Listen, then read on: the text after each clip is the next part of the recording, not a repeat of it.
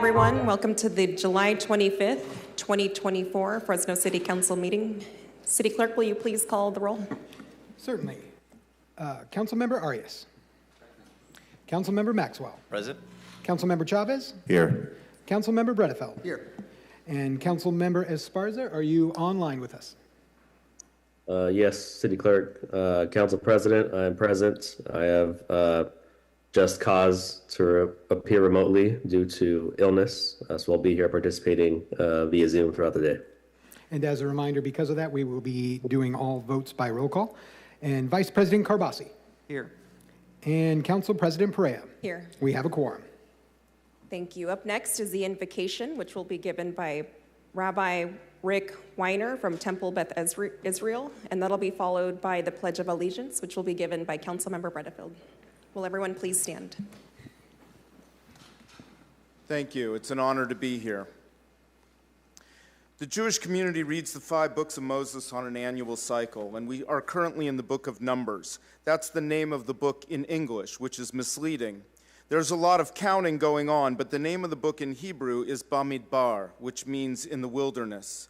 It is during our wilderness travels that we go from a community of recently freed slaves into a nation ready to return to and resettle our ancestral homeland.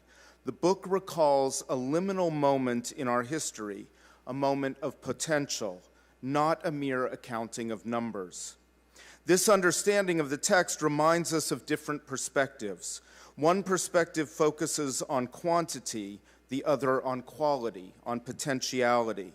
We can lead by focusing on the numbers, or we can lead by focusing on the potential of people. I appreciate the many moments I've watched our leadership here in this city continue to focus on our potential and nurture it. We come from a variety of backgrounds. May our diverse backgrounds and traditions continue to inspire each of us to seek the best in each other and the best for our city. May our sources of spiritual strength nurture our efforts and remind us to see and celebrate the divine spark in each of us. May we embrace the potential as we journey through the wilderness of our future and bring us to a time of peace and blessings for all. Amen.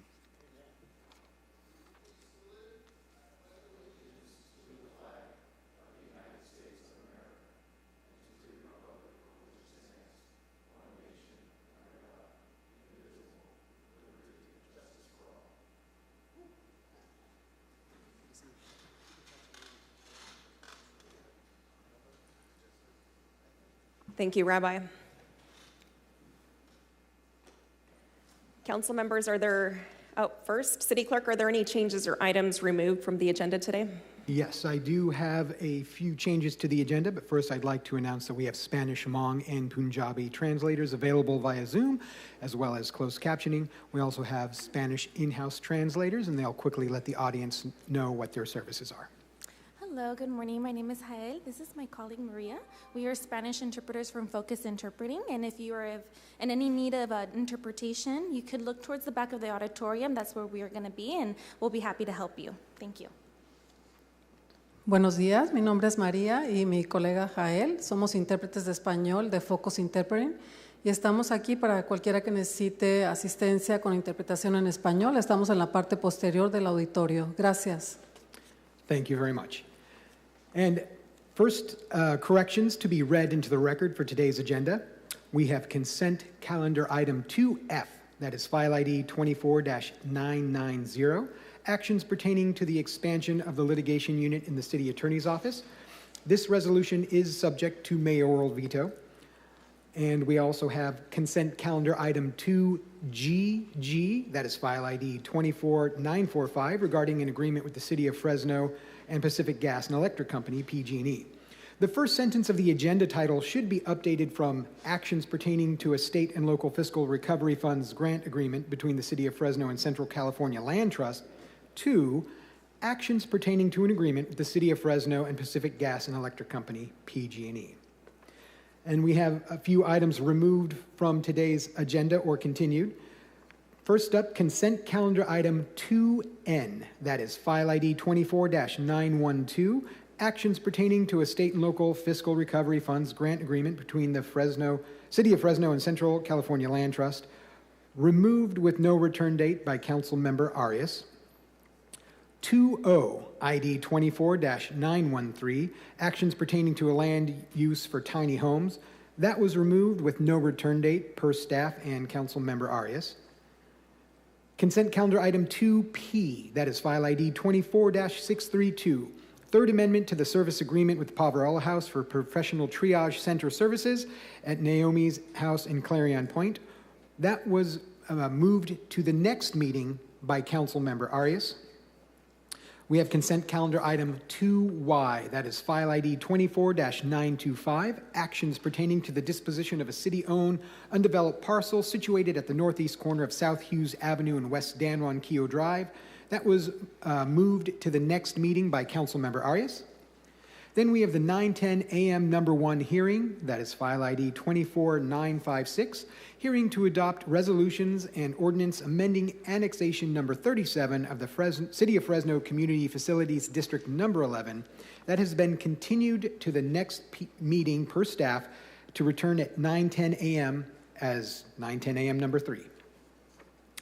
Items moved to the contested consent calendar for further discussion include 2F, that is ID 24990, actions pertaining to the expansion of the litigation unit in the city attorney's office. That was moved to the contested consent calendar by Councilmember Maxwell. Then we have consent calendar item 2S, that is file ID 24-934, actions pertaining to a permanent local housing allocation agreement between the city of Fresno and Carhunj. Moved to contested consent by Councilmember Arias. And finally, we have consent calendar item 2T, that is file ID 24-914, actions pertaining to the Fresno Police Department's technology contract with Axon Enterprises, moved to contested consent by Councilmember Arias. Those are all the changes I have received. Thank you, City Clerk. Council members, are there any other items you wish to remove, continue, or pull from consent for discussion? Councilmember Arias? No. Councilmember Maxwell? Councilmember Chavez? Councilmember Bredefield? Yeah, I need to recuse myself on item K because I own the stock, so I have to recuse myself. On consent, K. Is that it, Councilmember? All right. Councilmember Esparza? None. Council Vice President? None, Madam President. And I have none as well. Can I get a motion to approve the agenda as amended? Second.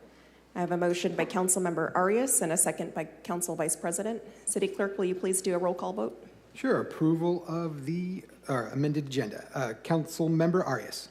Yes. Councilmember Maxwell. Aye. Councilmember Chavez. Yes. Councilmember Bredefield. Yes. Councilmember Esparza. Aye. Vice President Carbasi. Aye. And Council President Perea. Yes. Passes 7-0. Thank you. Up next is our one ceremonial presentation today. That is the Fresno Animal Center presenting the Pet of the Month. This is sponsored by the Animal Center Department. Thank you, Thank you, Council President. It is my honor today to be able to present the Pet of the Month, which is Jackrabbit, and I understand Jackrabbit earned that name because very, very wild. No, very, very playful, and but is a 1-year-old Chihuahua mix, and is extremely playful. Loves his back rubbed, and is extremely in need of a home. And so we're hoping somebody will take Jackrabbit today. You guys want to speak? So Fresno Animal Center tries our hardest to find the best outcomes for every single animal that comes into our facility. All of our adoption fees are waived. If you can't adopt, please spread the word about us and our mission. You can volunteer. You can also foster, which is free. We do offer free microchips to Fresno City residents.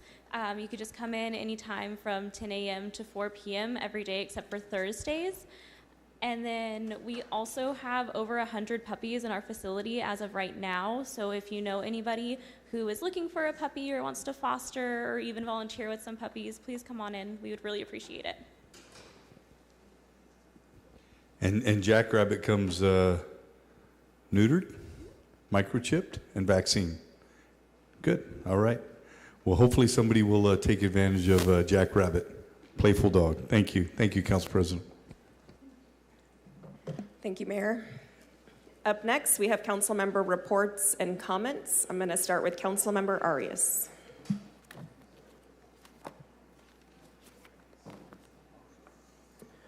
Thank you, Council President. Just want a quick reminder, we will be celebrating the official renaming of some major city streets to Cesar Chavez Boulevard. The celebration will happen at Friday at 3 p.m. at the Fresno Center. Thank you to the Hmong community for hosting us for this great celebration at the Fresno Center on Cesar Chavez Boulevard. Additionally, I'm sure some folks have heard the news around RHOP. I want to invite everyone who's interested in getting updates on the developments for the future of RHOP and Fulton Street to please provide your contact information to our office. If you speak today in person or via Zoom, feel free to drop your phone number, your email address, so we can notify you of the upcoming meeting. We want to make sure we hear from as many people as possible. Given that RHOP has a lot of vendors that just pop up and there's no permit requirement or registration, it's very hard to get a hold of people whose information we don't have to be able to contact them. Additionally, we have two critical specific plans that are receiving public input. The draft South Central specific plan that addresses a lot of industrial development in the southern part of the city is open for public comment, so please, I encourage you, if you have an interest in the industrial development of the southern part of the city and those neighborhoods, please provide your comment, as well as the draft specific plan that encompasses about 100,000 residents in the Tower District. That plan is out for public comment. Again, everybody loves the Tower District neighborhoods, the historical assets. This is a time for you to provide formal feedback as we develop a new specific plan for approximately 100,000 people in the center part of the city. With that, Council President, thank you. Councilmember Maxwell. Thank you, Council President. I just wanted to give a quick shout out and recognition to my Deputy District Director, Isabel Salazar. A lot of you may have worked or contacted or communicated with Isabel over the last 3 years. Next week will be her last week before she goes off to law school. She's going to be going to California Western School of Law in San Diego. She's one of my first hires that I brought onto my office and one of the best decisions that I've made. She's extremely competent and intelligent, but even more importantly, an extremely kind and compassionate person, which is a couple of traits that are sometimes lacking in this line of work. Her very first day was 3 years ago next week. We brought her on during our first Beat the Heat celebration over at one of our parks. It was triple digits. We were running around like crazy people trying to figure everything out, and that was her very first day on the job. And I saw how she reacted working with constituents, making sure that their needs were met. And over the last 3 years, she has served hundreds of constituents throughout District 4, making sure their needs were met, making sure that their quality of life was better. So we're really going to miss Isabel, and we wish her the best of luck in her future endeavors. Thank you for everything, Isabel. Thank you, Council President. Next, we have Councilmember Chavez. Thank you, Council Vice President. Just a couple quick blurbs. Want to thank the mayor and our One Fresno folks for the senior movie night program that they initiated. We were able to get the word out, and I believe we've had some good success with attendance for folks. And want to thank our partners over at Weagle. I believe City Manager, they said that they were extending the program, so appreciate that for them. And if any folks are interested, they can contact our city folks or my office. Will be able to give them some additional information. Also want to flag for folks, we were probably in the middle of one of the worst heat waves that we've experienced. Our cooling centers are open and available to folks if they need it. And we're also going to be working with some nonprofits on helping some of our seniors that don't have access to air conditioning at their home. We're going to be working on a grant to provide them with the small window units for them to try to brace this heat wave. Hopefully it's a short heat wave, but it doesn't look like it's giving up with that, but we'll be making some announcements in the next week or so. With that, Council President, thank you. Thank you, Council Member. Up next, Council Member Bredefield. Council Member Esparza, do you have any comments today? Yes, Council President. I'll try to keep it somewhat brief. Earlier this month, I had the pleasure of attending SemiCon West along with the mayor to announce our city's new historic partnership with an organization called SEMI, with Fresno EDC, the city of Clovis, Fresno State, and Silicon Farms. And this is really an exciting agreement. Many of you probably read about in the media already. It's going to bring a new wave of jobs, economic development to our region by attracting new companies and investments within the semiconductor industry. So very excited about that. I wanted to note that. I'm sure the mayor will have more to say. With respect to things happening within the district, our Parks Department and Neighborhood Watch will be hosting a movie in the park at Manchester Park next Friday, August 2nd. So bring your family out to enjoy Kung Fu Panda Part 4, beginning at 6:30 p.m. And lastly, each year my office hosts a Beat the Heat community event at Romaine Park that provides D7 families with an opportunity to cool down right before school starts and have fun. So this year we'll be hosting our 6th annual Beat the Heat on Wednesday, August 14th from 4 to 7. Again, that's down at Romaine Park. So invite families to join us to enjoy water slides, community resource booths, barbecue, and ice cream, of course. That'll be it for me, Council President. Thank you. Thank you, Council Member. Up next, Council Vice President. Thank you, Madam President. Just want to really offer kudos to Aaron Aguirre, TJ Miller, and the folks in the Parks Department for all their work getting the Pinedale Pool under construction for repairs, and also working with my office to host Water Wednesdays in addition to Water Fridays, so kids in the Pinedale community and around can stay cool during the summer. I also want to thank Pinedale Elementary for allowing us to host Water Wednesdays on their campus. Thank you, Principal Bowles. There was an amazing enrobing ceremony for Raj Singh Baheja, who was our former Chief Assistant City Attorney, and we wish him well as he starts his job as a Superior Court Judge in Fresno County. Also, more kudos, Employee of the Quarter, all the recipients, congratulations, but I especially want to give a shout out to Marisol Sanchez, who has been Executive Assistant for the City Council for a very long time, and she doesn't look a day over 20, so Marisol, that's on the record, but it's very well deserved. We can't function without you. And we had a birthday. He's actually my age now, Councilman Bredefeld. Congratulations, you had a birthday a couple days ago. So, welcome to the 40 Club. And I also want to give kudos to Governor Newsom for issuing an executive order this morning. Thanks to the grants pass decision, we are now able to do something throughout this state and the country really to help have a tool to deal with all the homeless encampments. This is a health and safety concern. There's really nothing compassionate about letting people be out there exposed to rampant drug use that's around them, or heat or cold. And I look forward to seeing what this city is going to do in order to address moving encampments, especially around sensitive use areas like schools, like in Pinedale, that we have in Northwest Fresno that continues to have issues. And that's my report. Thank you, Madam President. Thank you, Council Vice President. For District 1, I just want to start by thanking our public works crews. They're out there every day in my district doing concrete repair and street repaving, so a lot of good work is being done in our some of our oldest neighborhoods. And then welcome, Brandon. I think this is your first official day on the dais, so welcome, and look forward to working more with you. I want to thank everyone who had an opportunity to come out to our Movies in the Park series. That was a huge success, and we're looking to extend this into the fall. So if you are wanting to participate in an upcoming Movies in the Park, please keep an eye out for those upcoming dates. And I want to mention that we celebrated the grand opening of the VFW Post 8900 recently, so I had the opportunity to present a proclamation for their reopening.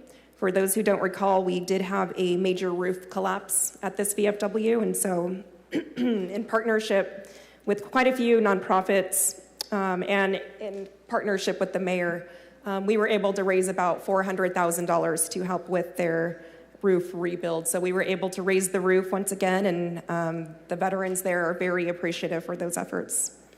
Lastly, I will be hosting my second annual backpack drive back to school event. That will be August 8th at Inspiration Park.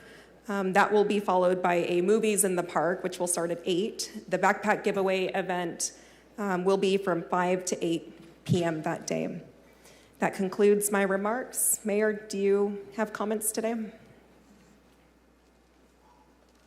Well, good morning, Mayor. Good morning. Thank you, Council President. Yeah, I want to just highlight a few things. A couple of them have been touched on, but a number of things that we're doing in the city of Fresno to help people beat the heat in this extreme weather pattern that we're seeing, and very appreciative of Producers Dairy this week. The Shahadi family donated 38,000 water bottles to the city of Fresno. We're distributing those at our 3 cooling centers, as well as our heart team are taking those out to some of our unsheltered population. But beyond that, we also have the 9 splash pads that are open in the city of Fresno, as well as our swimming pools. And again, the 3 cooling centers, one at Mosqueda, Maxey Park, and Ted C. Wills. And then Councilmember Chavez spoke about the partnership that we have with Regal 8 Cinema and the One Fresno Foundation. We have 1 month of free movies for our seniors in Fresno. They just have to show up there at Regal 8, and they can watch one of 3 movies that is more relatable, Singing in the Rain, Casablanca, and one other one. And the city manager is going to speak about the numbers. And by the way, this was her idea, and I'm thankful for that idea coming up. And then we, as Councilmember Esparza spoke about, we went to the Semicon West event in San Francisco, and it was huge. They had over 11,000 people that attended, people from all over the world, and people that are in the chips manufacturing and the ecosystem around semiconductors. And the MOU that we signed with Silicon Farms and Semi is something that will put us on the map in the city of Fresno and Clovis and the Valley to let people know we're open for business. Not necessarily in the manufacturing of chips, because that requires a significant amount of water, but in the other ecosystem of that. For every 1 job in manufacturing of semiconductors, there's 5 other jobs that are made, and we certainly want to take advantage of that. I want to thank our Economic Development Corporation, Economic Development Department for also attending. And then lastly, on August 3rd, Saturday, from 8 a.m. to 10 a.m., we once again will have the Mayor's Citywide Community Cleanup. People can go to beautifyfresno.org to sign up for that event. I don't know how many people we'll have, but we'll probably have somewhere around 1,500 people come out, various locations throughout the city to clean up. And then we'll have an after party from 10 to 12 at 10 a.m. to 12 p.m. at the Manchester Center. And that will conclude my remarks. Thank you, Mayor. City Manager? Yeah, just to follow up on the Cool Movies for Seniors program. So we actually just finalized the program last Friday, late afternoon. And as of yesterday, we've had over 200 guests attend the Regal Cinema in Clovis on Villa and Shaw. And we want to thank Regal for their partnership, and obviously the One Fresno Foundation. Because it's been so successful, Regal has agreed to extend it. We started with a 2-week period. They're going to extend it another 2 weeks. And so right now, while the movies are Strangers on a Train and My Favorite Year, then final 2 weeks will be Doc Hollywood and Strawberry Blonde. So these flyers are available from our office. If you all could help us push the message out to your constituents in your district, that would be greatly appreciated. And to give our seniors an opportunity to stay cool given the PG&E rates as of late. So thank you, Council President. Thank you, City Manager. At this time, we're going to move on to our scheduled hearings. Up first, we do have the 9:25 a.m. number 1 hearing. This is a hearing to consider a resolution of necessity for acquisition of APN 451-06481 to benefit the Blackstone McKinley BNSF grade separation project. The hearing will be held as follows. First, we'll hear from staff. We will allow the property owner to make a presentation if they wish to do so. I'll take questions from the council. I will open it up for public comment. I will close the public hearing, and then we will discuss and take action on this item. Good morning. How are you? Good morning. Good. Fine, thank you. Good morning, Council. Nancy Bruno, Supervising Real Estate Agent, Capital Projects Department. The item before you today is a hearing to consider a resolution of necessity for the construction of the Blackstone McKinley BNSF grade separation project to acquire fee title interest of assessor's parcel number 451-06418, owned by Eric Samuel Hanarkian and occupied by Eddie's Auto World. This hearing is to determine whether this parcel is necessary for the project. The city is willing to continue negotiations with the property owners, but in order to maintain the project schedule, the step in determining the necessity of this parcel for the project is critical. We've prepared a slide presentation for you today. The court portion of the process will come later if this resolution is adopted. Today, we are here to determine this parcel is needed and the project cannot proceed without it. The right-of-way acquisition process begins with staff or our consultants contacting the property owner and introducing them to the project and explaining how it impacts their property. Fair market value is determined through an appraisal. The owner is invited to accompany the appraiser to the appraiser's site visit to share information about their property that they feel may affect the value. When the first written offer is presented to the owner, they're advised of their right to obtain an independent appraisal of the property for which the city will reimburse reasonable costs up to $5,000. As part of the process, the owner and/or occupant of the parcel are advised that they may be entitled to relocation benefits and reimbursement of moving expenses. The city's relocation consultant works closely with them to determine the level of eligibility and assists in identifying a replacement location for their business if desired. During negotiations and title clearance, this process can go two ways. If the terms are acceptable to all, the agreement is signed and the city would proceed to close escrow and obtain possession of the parcel. If there are failed negotiations, title issues, or lack of participation in negotiations by the property owner, staff would recommend council consider an adoption of resolution of necessity, which is where we find ourselves here today. If council adopts a resolution for this parcel today, the acquisition will be referred to the city attorney's office, who will proceed to file an eminent domain action with the courts. Although staff has recommended a resolution of necessity for this parcel, the city is open to continuing attempts at negotiating an agreement with the property owner until the court action is filed. As part of the process, an order for possession will be requested from the court so the city may proceed with the project at this parcel. I'm going to invite you to give project specifics.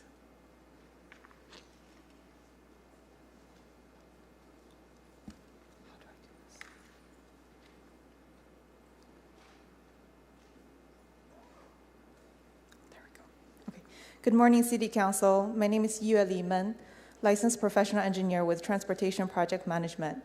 I will be providing a summary of the project, current status and schedule, and how the project impacts the parcel for this item. The proposed project will eliminate two existing at-grade railroad crossings at Blackstone and McKinley Avenues. As a result, it will increase safety, traffic flow, and operations. There have been 4 fatalities at these crossings in the last 10 years. With the construction of this project, the conflict between pedestrians or vehicles and the trains will be eliminated. This project would benefit the nearby community and visitors to the area. We have received project funding through state TIRCP, LPP grants, and local FCTA Measure C funds. Can you do next slide, please? This slide provides an aerial overview of the proposed project limits. The project would be separating the railroad from the streets. Both Blackstone and McKinley would be reconstructed under the existing tracks. This would create an elevation difference of about 25 feet at the tracks and about 14 feet at the Blackstone and McKinley intersection. Due to these elevation differences, retaining walls will need to be constructed. The parcel for this item is outlined in red, located at the southwest corner of the Blackstone and McKinley intersection.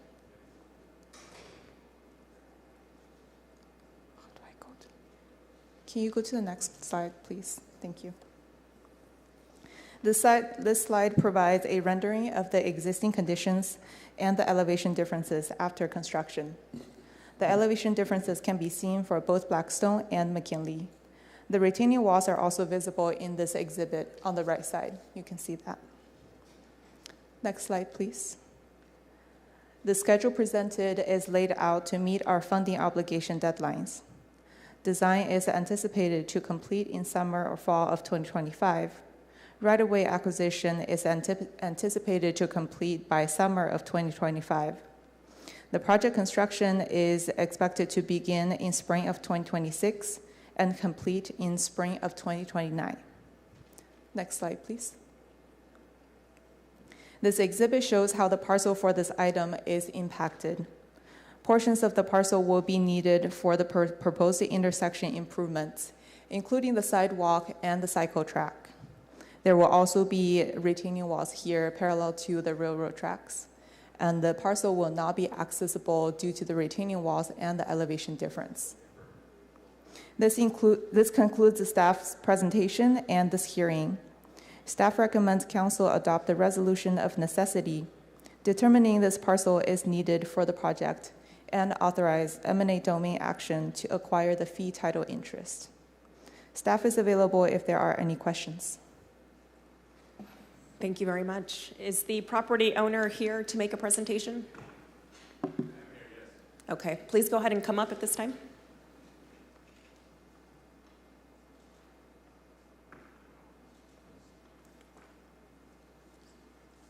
Good morning. Please go ahead and state your name, and then I'm going to give you up to 10 minutes to make your case. Yes, my name is Eric Hanarchin. I am the property owner of the 1585 North Blackstone Avenue. I've been working with Lillian Jewell on this. She's been helping me throughout the whole process.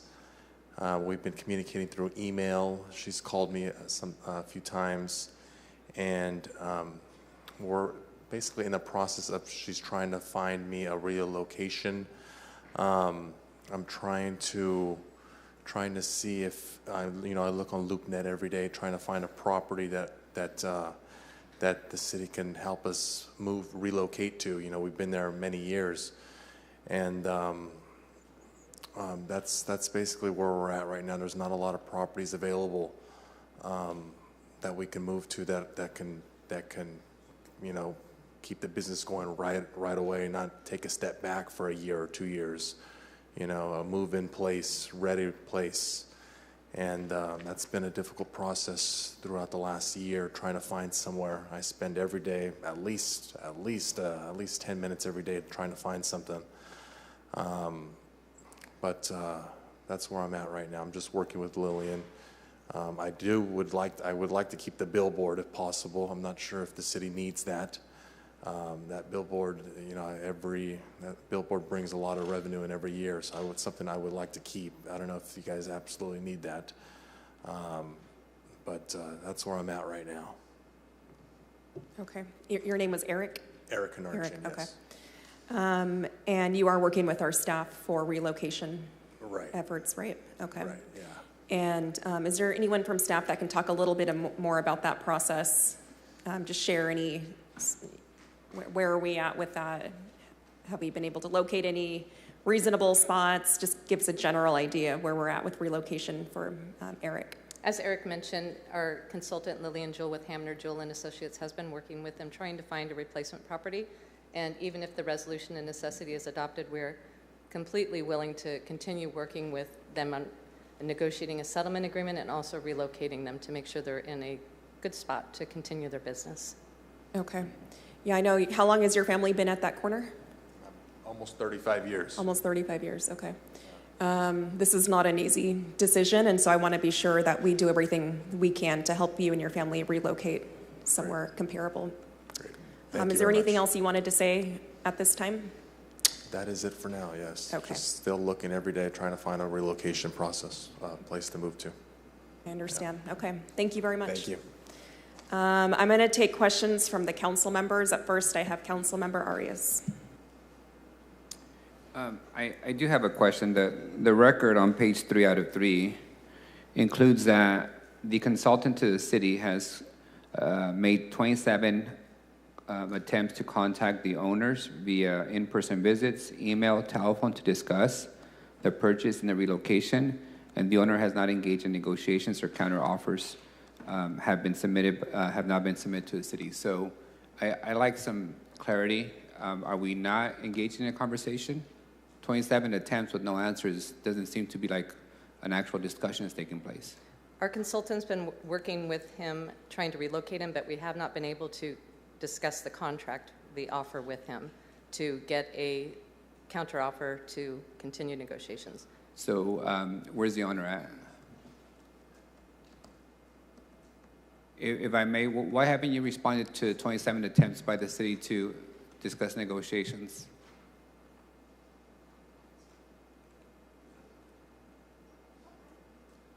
Yes, the offer that they have made me is very extremely low, and I did not like the offer. Understood, but why haven't you responded after 27 attempts to reach you and continue this discussion? I did. When they called me, I went over the offer with them. They did say I could get my own appraisal, and I've been in the process of getting that done. And so have you submitted a counter offer to the city?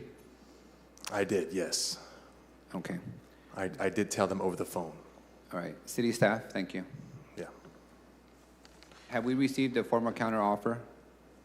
We have not received a formal counteroffer. Okay.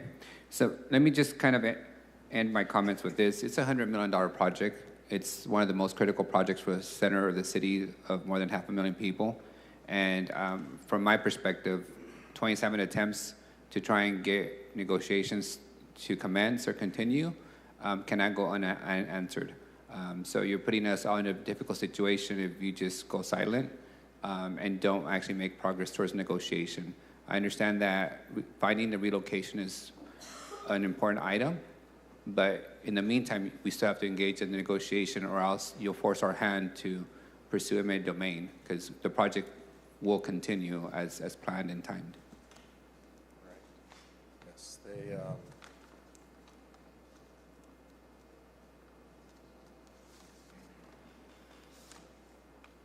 If those are any documents you have, you can give them to the city staff. They're here.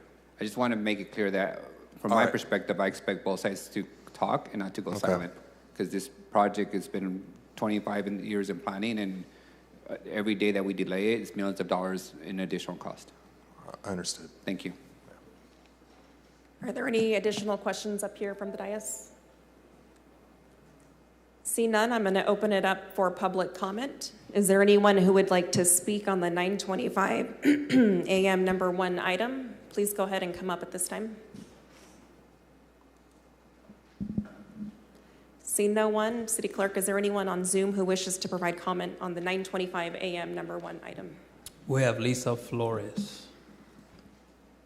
Good morning, you have 3 minutes. Good morning. I'm here to basically question how you can actually have a public hearing without adequately noticing the public. On Friday, I had a wonderful discussion with Todd, the city clerk, to obtain a copy of today's agenda in large print. To date, it has not been received by me in hard copy, has not been mailed to me.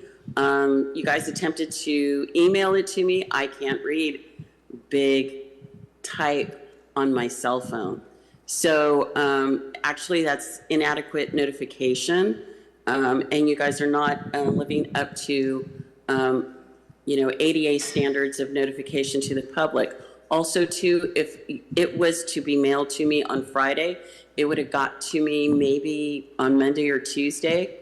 And since I'm not writing emails at the time because of my vision, because you guys screwed it up, for me to write something longhanded and to get in the mail to you would have been yesterday, and I would have missed the deadline for public comments on this item.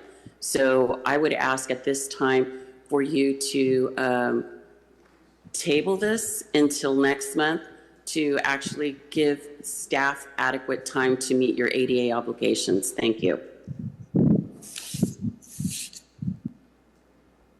There are no more speakers online. All right, I'm going to close the public hearing portion of this, bring it back up for council discussion and action.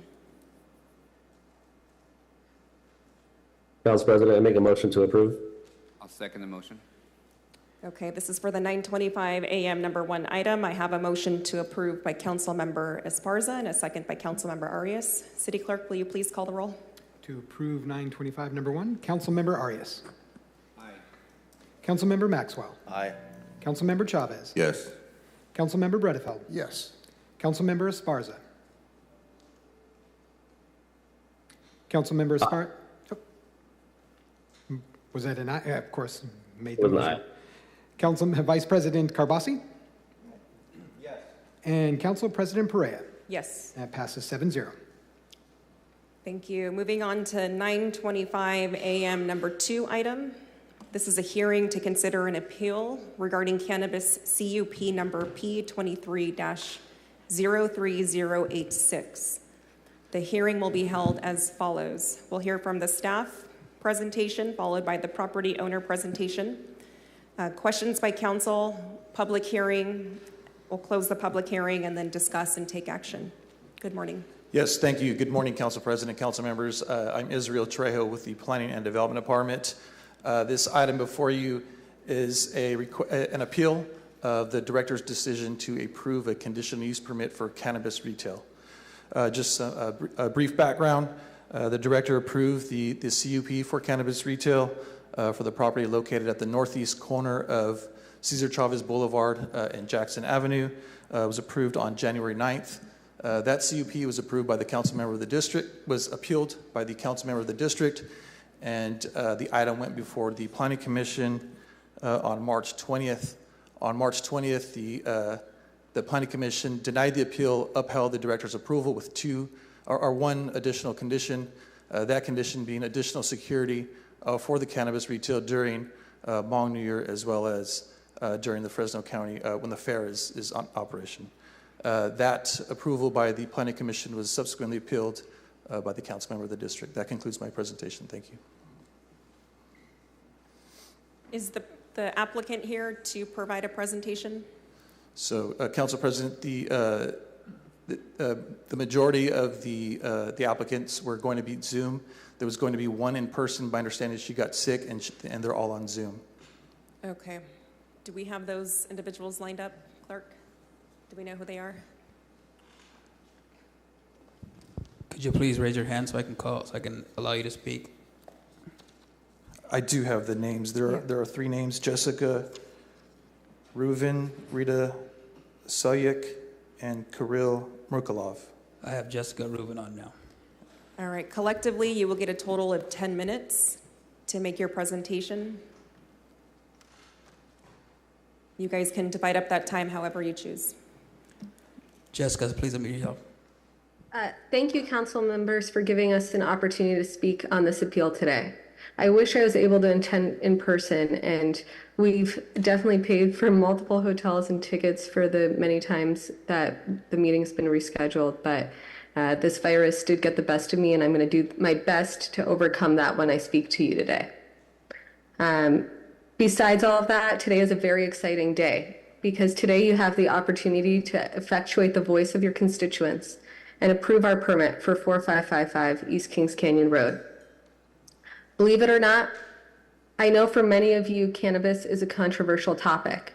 You worry about what impact it will have long term, whether minors will have access, and whether it will result in negative externalities like drug addiction and homelessness. Legal regulated cannabis has had so many positive effects on the local community. It created jobs, it provides safe and regulated cannabis products, generating revenue for the city, and providing its healing powers to help so many in pain. It also helps provide a safe, fentanyl-free product that is a huge issue that the city of Fresno is currently combating. And it allows for responsible companies like ours to really make a difference in our local community through philanthropic engagement and collaboration. But today, We aren't debating cannabis. The residents of Fresno already ended that debate 8 years ago when they voted to bring legal cannabis businesses to Fresno. We are debating whether this use is appropriate at the zoning approved site. We have signatures of over 100 residents stating their affirmative desire to have this use in the area, along with 3 written letters of support, along with the individuals who are here supporting us today. We have spent the last year giving every opportunity to residents to voice their concerns, and opposition is few and far between. Our company actually reached out to both individuals who voiced opposition at today's council meeting, and I'm happy to report that after speaking with resident Kayla of Villa Margaritas, she discovered her worries were addressed when she realized that the many stringent measures we have in place to prevent minors' access to the property and ensure that there is no diversion helped alleviate her concerns. We committed to maintain in-person relationships with every concerned resident to make sure that we'd be a good partner to the community, creating a positive environmental impact, keep cannabis away from the hands of minors, and provide meaningful access to compliant, regulated, and tested cannabis to whoever needs it. Our business will have no cannabis signage on the building, 24-hour security at the property, dual ID verification with the use of state-of-the-art technology, and armed guards with increased security during the Fresno Fair. We will also be making donations to the local community, including the Fresno PAL. We will give jobs to local residents and provide education and training opportunities in collaboration with local charitable organizations. I look forward to answering any questions that you have today and looking forward to you answering the needs of your constituents by providing meaningful access to legal regulated cannabis at this location to the many citizens who have been waiting patiently for this last several years for this approval. There are no more speakers online. Hold on, I have one. Margarita. Is that one of the applicants?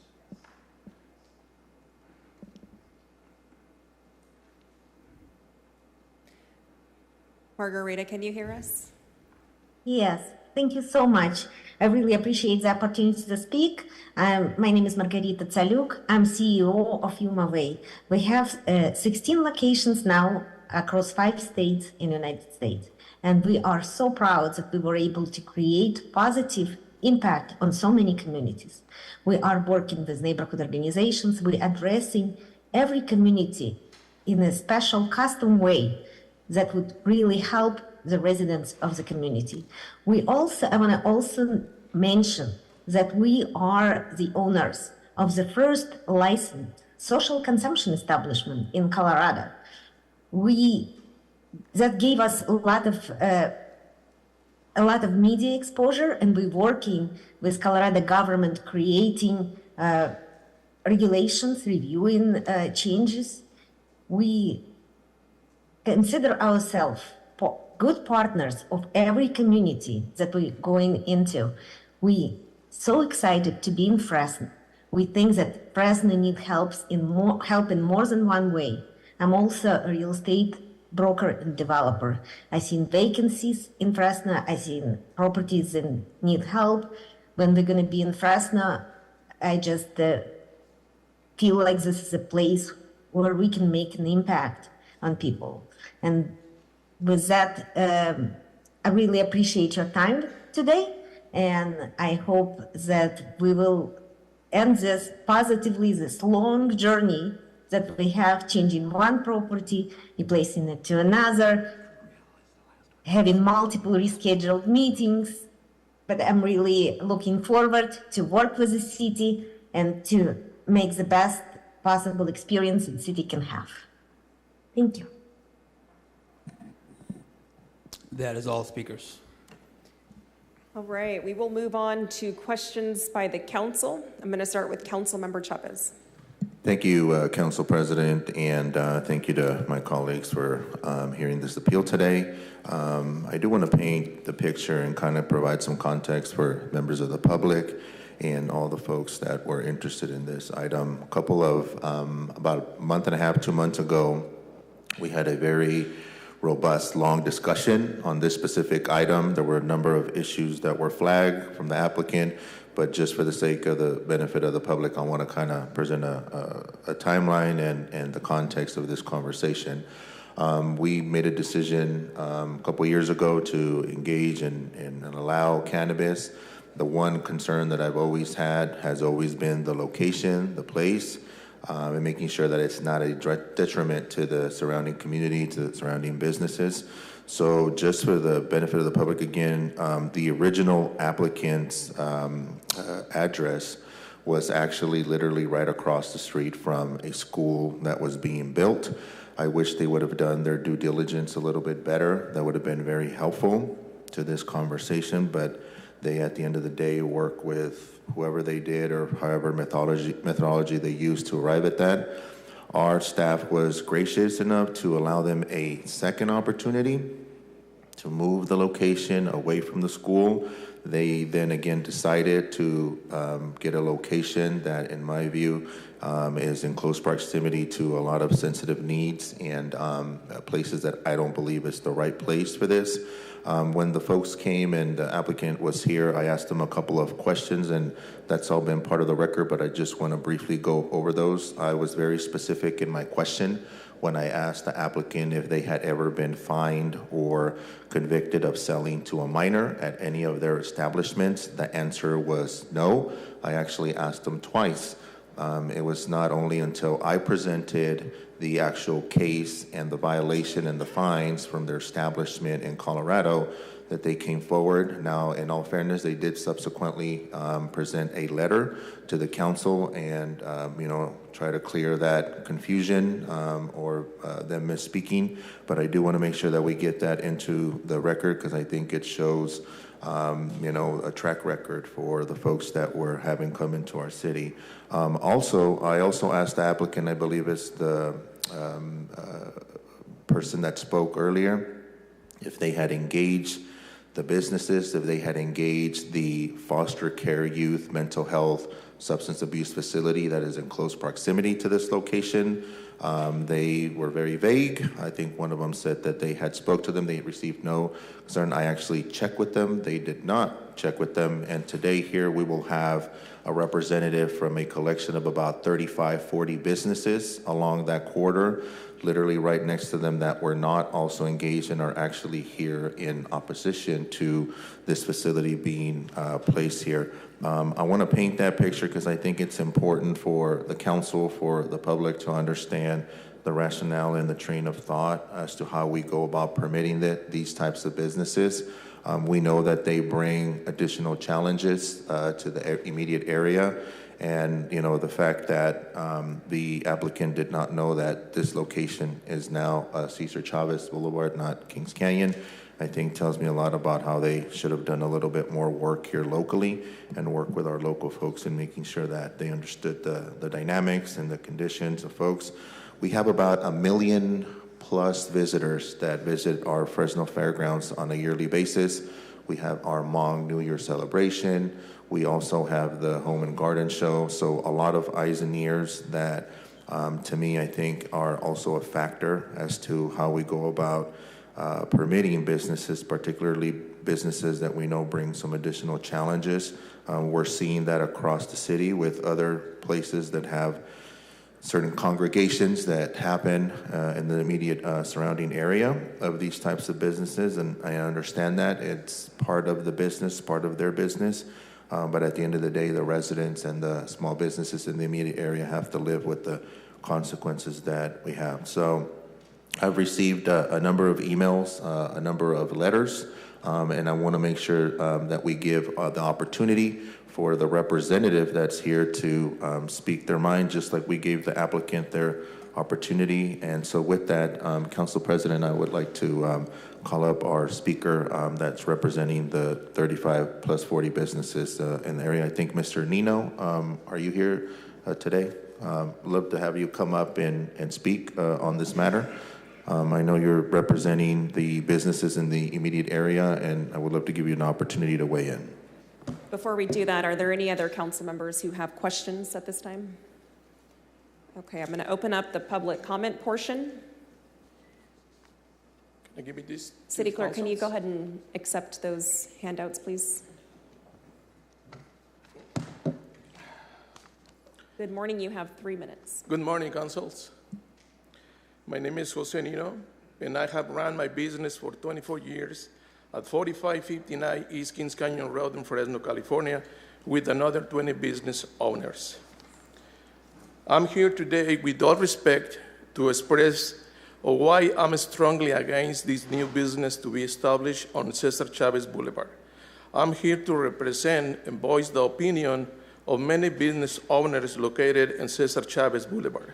I made a list of business owners close to this project, which I communicate my concern, and they as well are in disagreement on this proposal project and are very concerned about the negativity and crime rise it may bring if such project get approved.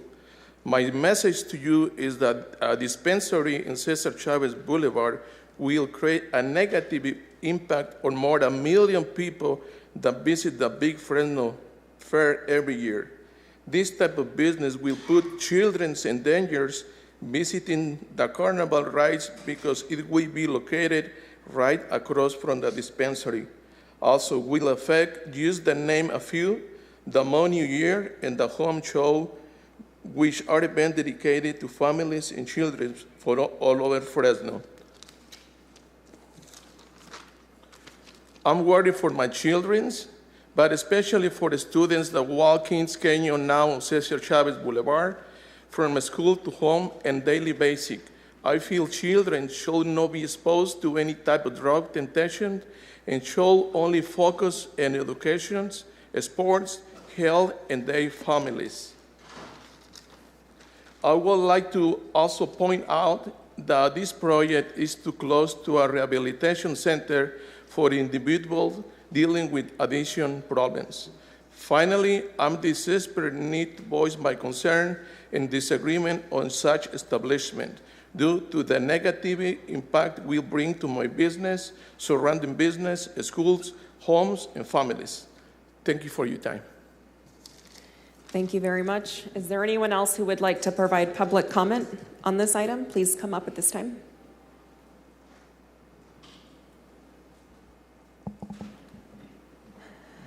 Good morning. Please state your name, and then you'll have 3 minutes. Seema, good morning. How are you?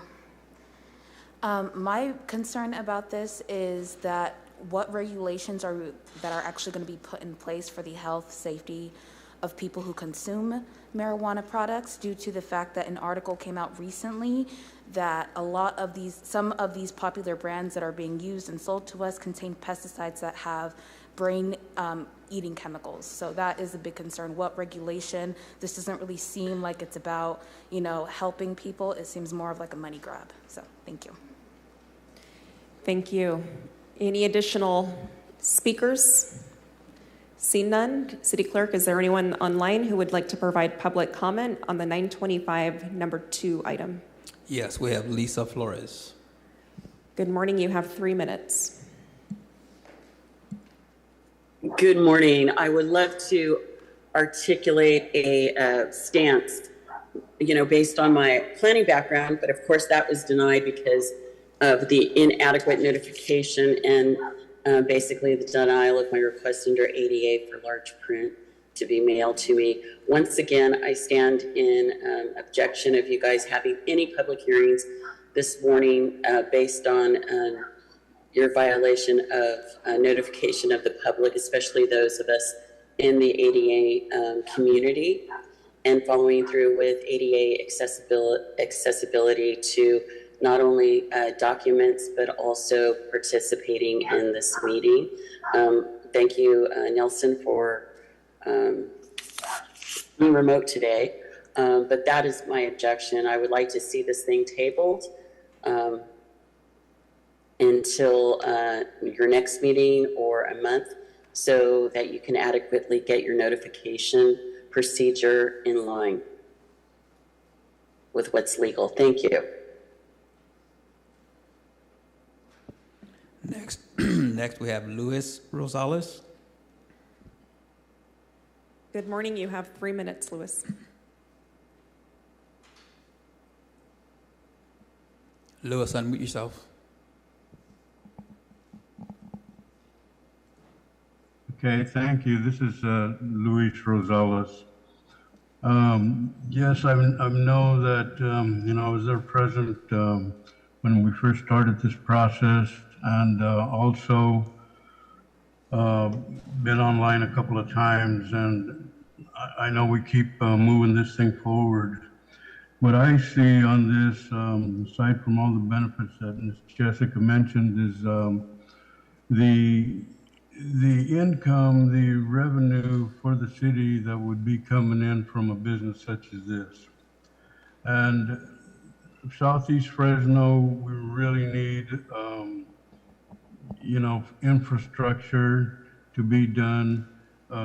Also, because they'll bringing in a lot of, tax monies for this, and I know a portion of it can be used for infrastructure in Southeast Fresno, which would be a great benefit. The other thing too is this company has almost committed to supporting a lot of the nonprofits in Southeast Fresno. And one of the main things is that Southeast Fresno, I know we're pushing for the formation of a cultural arts district, which would really benefit, Southeast Fresno, and that's something we look forward to, because a company like this can surely help out the nonprofits in the area. And also, I believe the applicant sent a map where they can actually be located, and also I'd like to know where the purpose of the cannabis applicant should be. Where should they be? They've done everything possible to secure a place, and they invest in a lot of safety and security. And I believe I know what the council is trying to accomplish here, but I think the sooner we can approve something like this, that would be great for the community, Southeast Fresno, and the city of Fresno in general. And also, I would like to, we pray that the council members will join Councilman Chavez in approving this permit for this company to go ahead and proceed. So it'll be a benefit to all. Thank you, Council President Perea, for allowing us to speak on this matter. Thank you. There are no more speakers online.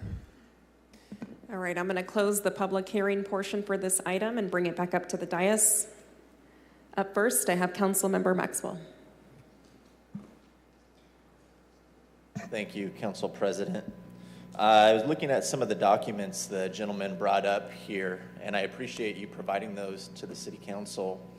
One of the charges I've been trying to lead in this year is helping ensure that working class families get paid an honest living for the work that they put in each and every single day, that they're getting paid fair wages, fair benefits, they're given the breaks that they're owed, state and federal law requires. But I'm seeing here that there is a class action lawsuit alleging the dispensary operator was not giving lawfully mandated breaks and paying employees for their time that they put in throughout the work week. Do you know anything about that, Councilmember Chavez? And can you speak to that? That's very concerning. I was flagged the same information you were, Councilmember Maxwell, by some of the business folks there that obviously did their due diligence, and they wanted to see who their neighbor was going to be. So I believe it's now a public class action lawsuit that was filed against this specific company. That is concerning. Obviously, we're discussing right now the CUP conversation, but I think for our city attorney and for our staff, as we go forward with these conversations, it would be important to flag these issues and make sure that what the expectation is of these companies. I did see that it was filed recently, Councilmember Maxwell, March of this year. And obviously, our city attorney now has a unit that will be investigating these types of issues, but I don't know if the applicant would like to answer any of that. But I do also share those same concerns, Councilmember Maxwell. I appreciate that. Thank you, Councilmember. And yeah, I see it was filed just this past March, so there's still a lot to be decided in the courts, but introducing a company here to Fresno that has those kinds of allegations against them are pretty serious and concerning for me. But yeah, we could have the applicant speak to that if that's something you would like, Councilmember Chavez. Would the applicant like to respond to those comments? I have Jessica Rubin. Yes, thank you for giving me the opportunity to respond to that comment.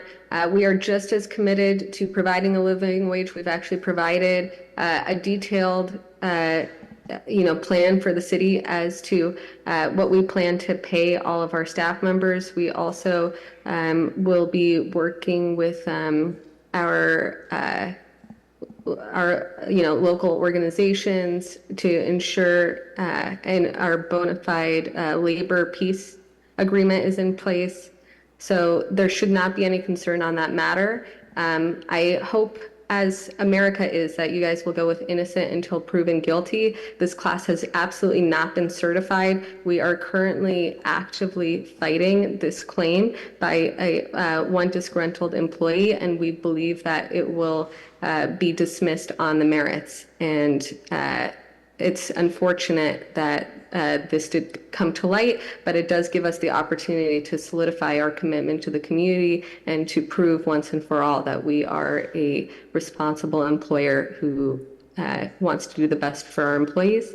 And I also kind of want to address that map that we have. So I am curious to hear out of the approved zone where the council might think that we should be located.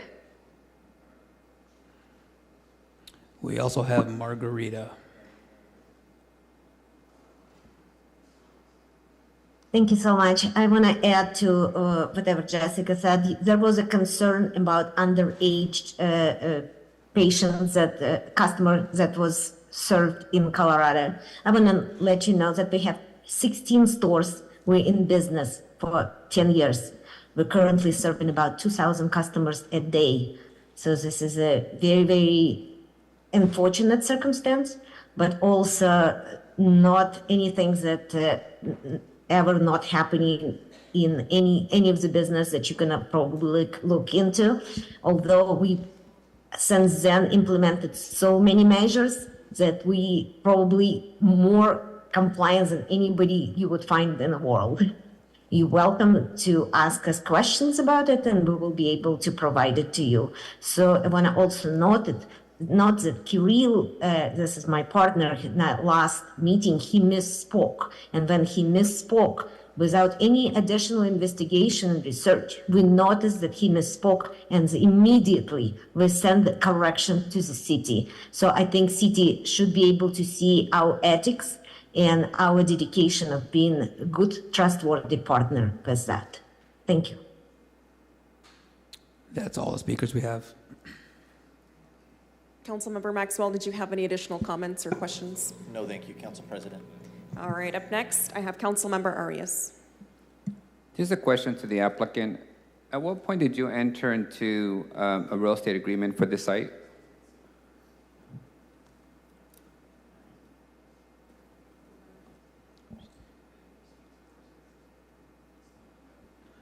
We have Jessica. I believe it was around a year and a half ago. I can certainly check the records. We've been in this process now for so long. It's been 3 years.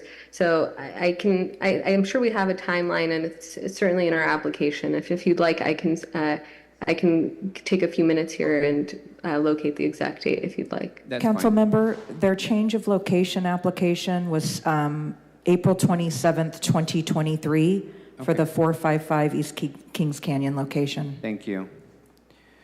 Well, I just want to point out a couple of things for the record. The applicants are correct that the voters of this city voted to approve us legalizing cannabis. but specifically for the city council to regulate cannabis. And that includes setting some rules and some expectations and a process in which the neighborhood gets to provide input and support or oppose these proposed establishments. In this case, the council took action, if I recall, on this particular matter, the first proposed location by this applicant was right next door to a new high school that was literally under construction. At that time, they informed us that they were unaware of that the school existed next door, even though it was under construction. Their second location is also in proximity to another high school. In both of those instances, the neighborhoods have rejected opening such an operation. In this latest case, the District 5 Community Oversight Committee voted to deny this location. What's also concerning to me is that in March of 23, this body voted to change Kings Canyon Road to Cesar Chavez Boulevard. At least a month before this application was submitted for relocation with the site. In January of 24, this application went to the planning director for approval. In March of 24, it went to planning commission approval. In each of those instances, this applicant had the opportunity to acknowledge that the road change had occurred, but more importantly, to spend some time in the neighborhood and to understand what neighborhood they were proposing to move into and what were the environmental, both built, and the demographics of that area. And it seems to me that they've completely failed for a second time in understanding our community, our neighborhoods, and our city. So for me, it gives me a pretty clear picture that if we can't trust an out-of-town company to do basic research, to engage with neighborhoods and the community after multiple opportunities, multiple suggestions, and multiple feedback from the neighborhoods of legitimate concerns, then they're just gonna present a lot more problems when and if they're actually operational in our city. And those are problems that are gonna take significant public resources to constantly have to address and redress with them. So what I have been very consistent on all the cannabis operations in my district, and my position has been very simple. When an operator is moving into an established neighborhood, it is on the operator to mitigate all the concerns that residents have. It is up to the operator to have community meetings. It is up to the operator to convince the neighborhood that the concerns are appropriately addressed in the proposal. And when the operator fails to do so, then it's a pretty simple decision for me. With that, I'll be happy to hear from the council member, but I, for one, have not taken a position to support a cannabis shop in proximity to a comprehensive high school, either under construction or one that's been in existence for more than 100 years. And anyone with good staff would be able to recognize that potential challenge for the city. Thank you. Councilmember Chavez. Yeah, thank you, Council President, and I appreciate the conversation with my colleagues. I want to thank the business owners. I want to thank the applicant, and just to kind of summarize everything, there's been a lot of conversation about some allegations, and in all fairness, we should let the court decide on the wage theft issue. It is concerning. Hopefully there's nothing there. But I think the challenge for when we engage in these types of ventures is obviously, the location that these are placed. We have similar conversations in our city with regards to liquor licenses. Applicants come up, we want to know what their track record is, have they sold to minors, what are their hours of operation. I think that's all fair game, but I think for me it's very simple, and I want to hone it into the conditional use permit conversation here specifically. With all the conversation, I want to make a motion to deny and overturn the decision of the Planning Commission to approve this CUP on the basis that, one, the conditional use permit cannot be made because of the project will be substantially adverse to the public health, safety, and general welfare of the community and detrimental to the surrounding properties and improvements given its proximity to the Fresno Fairgrounds, which is a location of community and family-oriented events, and therefore this site would not be appropriate. I'll second. Okay, I have a motion by Council Member Chavez and a second by Council Vice President Carbasi. This is for the 9:25 a.m. number 2 item. City Clerk, will you please call the roll?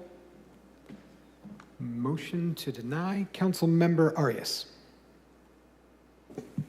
Aye. Council Member Maxwell. Aye. Council Member Chavez. Yes. Council Member Bredefeld. Yes. Council Member Esparza. Aye. Vice President Carbasi. Yes. And Council President Perea. Yes. 7-0. All right, we're going to move on to, I'm going to take a 10 a.m. scheduled appearance by Fernando Elizondo to discuss the use of recycled water at Roding Park.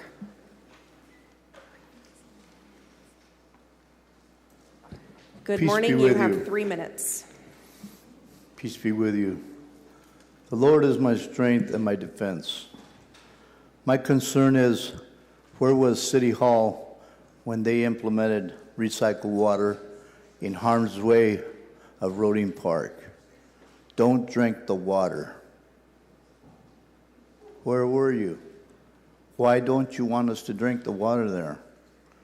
Don't you know that the dogs, the pets, children can't read the signs? I went and did my research. I went to Woodward Park. You didn't change the water over there. But then again, that's a different category of people. They wouldn't allow it. I want to know, why wasn't this notified before you implemented?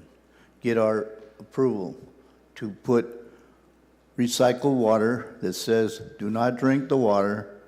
Why don't you want us to drink the water? People go there, it's an amusement park. It's in harm's way. The children always have to come first. They're the future. People need to know why you can't drink the water there. So I want to know, where was City Council on this major concern? Where were you? How come you didn't notify the public? Why didn't you get the vote from the public to allow that to happen? And like I said, if you're going to do it in one park, why can't they do it on the north side of the park? Mr. Benefil, would you have allowed that to happen at your park over there at Woodward Park? I don't think so. But anyway, my 3 minutes are up. Everybody else gets 10 except for Elizondo. But that'll be another matter we take up in the future, because I have civil rights, and you guys violated my civil rights. We'll take that up in another, but it won't be 3 minutes. It'll be forever. Thank you. Don't drink the water. Thank you, Mr. Elizondo. City Manager? You know, normally I don't respond to public comment, but I think it's really important to put on the record that it's a very common to have potable water for drinking and recycled water for watering turf.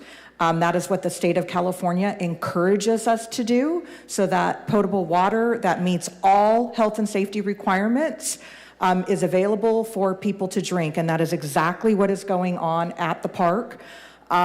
Not all of the city has access to recycled water, but everywhere where there is recycled water infrastructure available, we use it as a way to save our potable water for drinking water, because that's what the state asks us to do. So I want to make it crystal clear. All of our drinking water in the city of Fresno meets health and safety standards that are imposed upon us by the state and federal governments. Wherever we have recycled water available for watering turf, we are meeting all local, state, and federal requirements. I want to put that on the record. Thank you, Council President. Thank you for clearing that up. If I may, Council President, I just also want to echo this and make it very simple for folks. Roding Park has two sources of water: recycled water for the landscape and drinking water for the fountains, including for the dog park. The dog park has drinking water for the dogs. So that's the same thing for the zoo. The zoo has recycled water for the plants and drinking water for all the animals and for all the fountains. So that is the common practice, and that's what we're going to continue doing. Thank you. And I have a 10:05 a.m. scheduled appearance by Carol Goyburn. Carol, are you here with us today? Good morning, Carol. Yes, you have the floor. You have 3 minutes. Okay, thank you. Can I give him to give these to you? It's the proclamation. Okay. That's fine. Thank you. Good morning. I intended to use my time scaring you about thermonuclear war. And while some of you might need that, I think it better to get to the point. I have with me a proclamation signed by 169 people who believe they have the right to live in a peaceful world free from the threat of nuclear war. Each of these people represents a family, a group of friends, co-workers, fellow worshipers, and so on. And they too, I suspect, want the same. So please resist the urge to dismiss 169 as insignificant. This proclamation is also going to Padilla, Butler, Costa, McClintock, and others. It should be going to every elected rep in the state, including the governor. And whether you listen to me or not, you will listen to the blast of a thermonuclear warhead. And that, my lovelies, doesn't care if you're rich, poor, liberal, conservative, gay, straight, black, brown, white, young, old, and so on. I suspect all of us want to believe this country, including this city, has leaders who are acting in the people's best interests, but in reality that isn't true. If it were true, there would be far more happy people living happy lives, and the threat of nuclear annihilation wouldn't be looming over our heads as it currently is. And how do I know that's true? Simple. It's the scientists. Currently, the doomsday clock is positioned at 90 seconds to midnight, not 90 minutes, 90 seconds. In 2010, it was 17 minutes to midnight because of START 2. If only we could go back to 2010 time. Should nuclear warheads strike anywhere, not just here, life as we know it is over. Civilization will be wiped out. Survivors will be on their own. And how do I know that's true? A recently published book by Annie Jacobson is sweeping through the country, in which her prologue, please, 1 more minute. You have 1 more minute. Yep. Explicitly details ground zero should one of these hit the Pentagon. So the alarms are sounding. No one, and I understand people don't want to think about nuclear annihilation, but this monster is awake. Once again, it needs to be put back to sleep. So that's why I'm here to introduce myself, to help you, to educate you, inform you, do whatever I can to help all of us here in Fresno raise our collective consciousness about this imminent threat. So that's really all I'm here to do. Thank you, Carol. Help us out. Okay. Thank you. All right, up next, we have our 9:30 a.m. item. This is a hearing to consider a resolution of necessity for acquisition of parcels APNs 446-23237S and 446-23241. Similar layout for today. It'll be the staff presentation followed by the property owner presentation. Questions by the council will open up the public hearing and then close it, and then we will discuss and take action. Good morning. Good morning. Excuse me. Good morning, Council. Nancy Bruno, Supervising Real Estate Agent, Capital Projects Department.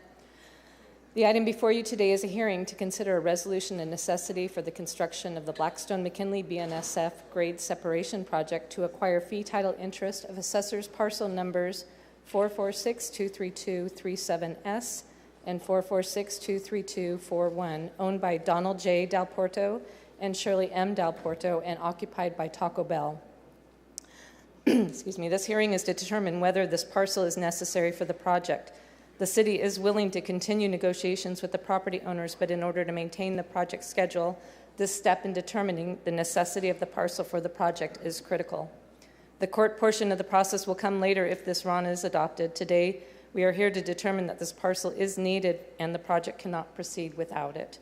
Staff have prepared slides to familiarize council and the public with the right-of-way acquisition process, as well as provide information about the project and the impacts for the specific parcels.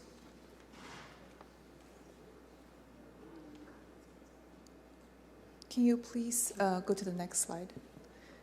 Good morning, City Council. My name is Yue Limen, licensed professional engineer with Transportation Project Management.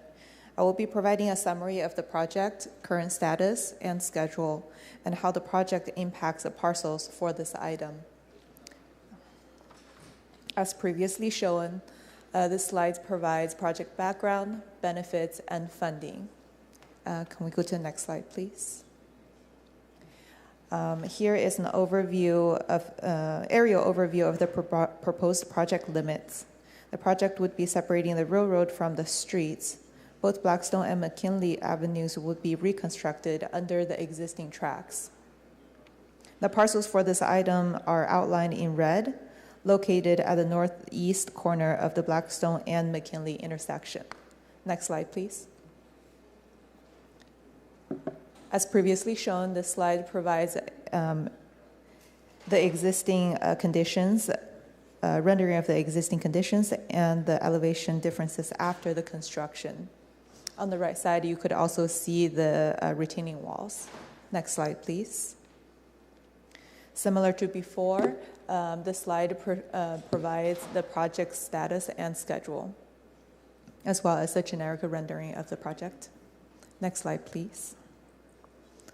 This exhibit shows how the parcels for this item are impacted. Portions of the parcel will be needed for the proposed roadway improvements. There will be retaining walls shown in brown along Blackstone and McKinley Avenues to support approximately 9 to 15 feet of elevation difference. The retaining wall footprint will also affect the integrity of the building and its foundation. The existing driveways will not be accessible anymore due to the elevation difference. This concludes staff's presentation and this hearing. Staff recommends council adopt the resolution of necessity, determining this parcel is needed, the parcels are needed for this project, and authorize an eminent domain action to acquire the fee title interests. Staff is available if there are any questions. Thank you. Council members, are there any questions at this time? See none, I'm going to open it up for public comment. Is there anyone in the council chambers who wishes to provide public comment on the 9:30 a.m. item? Please come up at this time.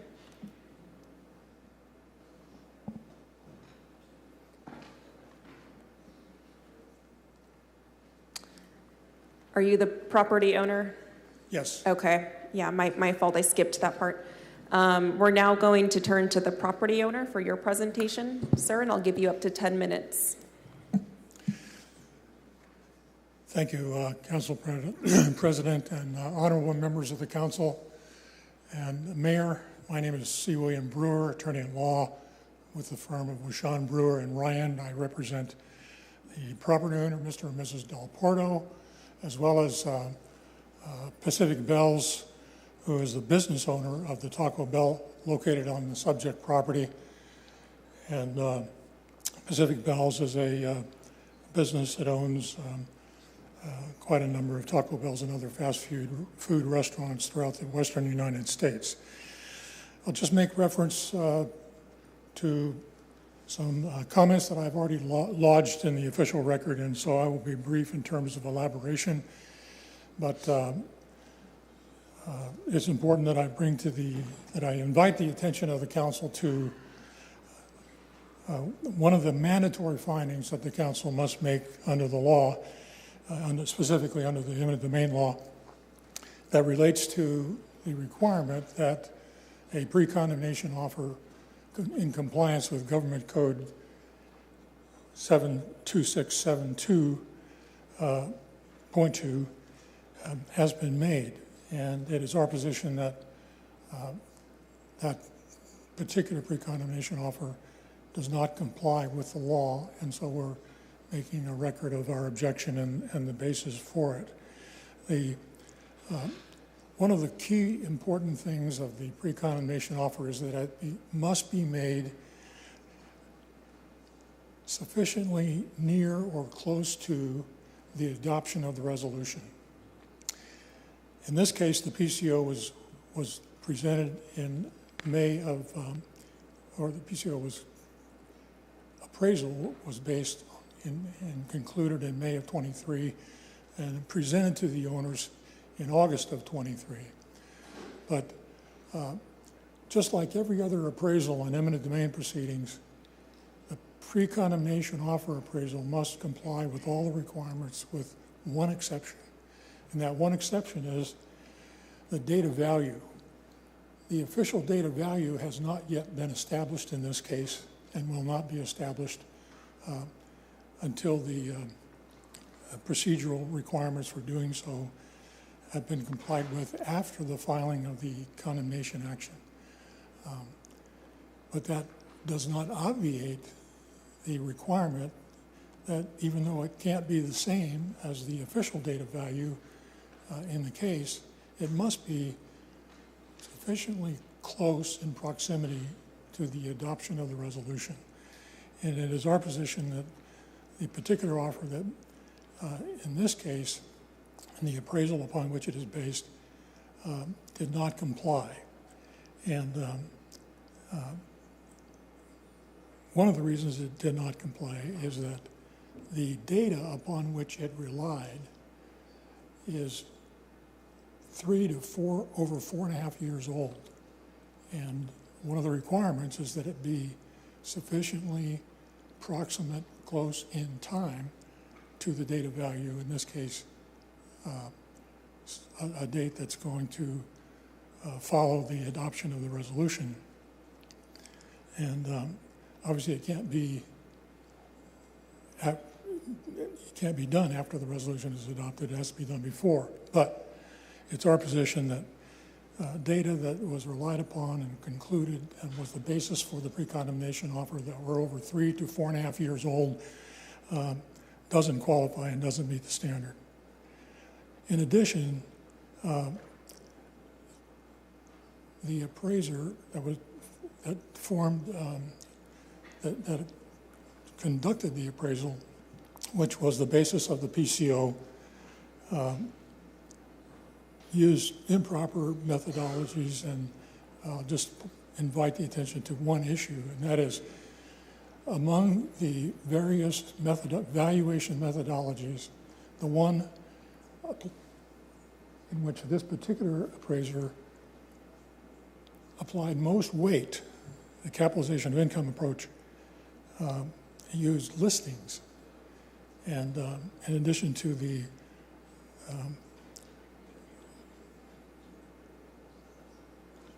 out-of-date issues, it's not proper to use listings instead of actual sales.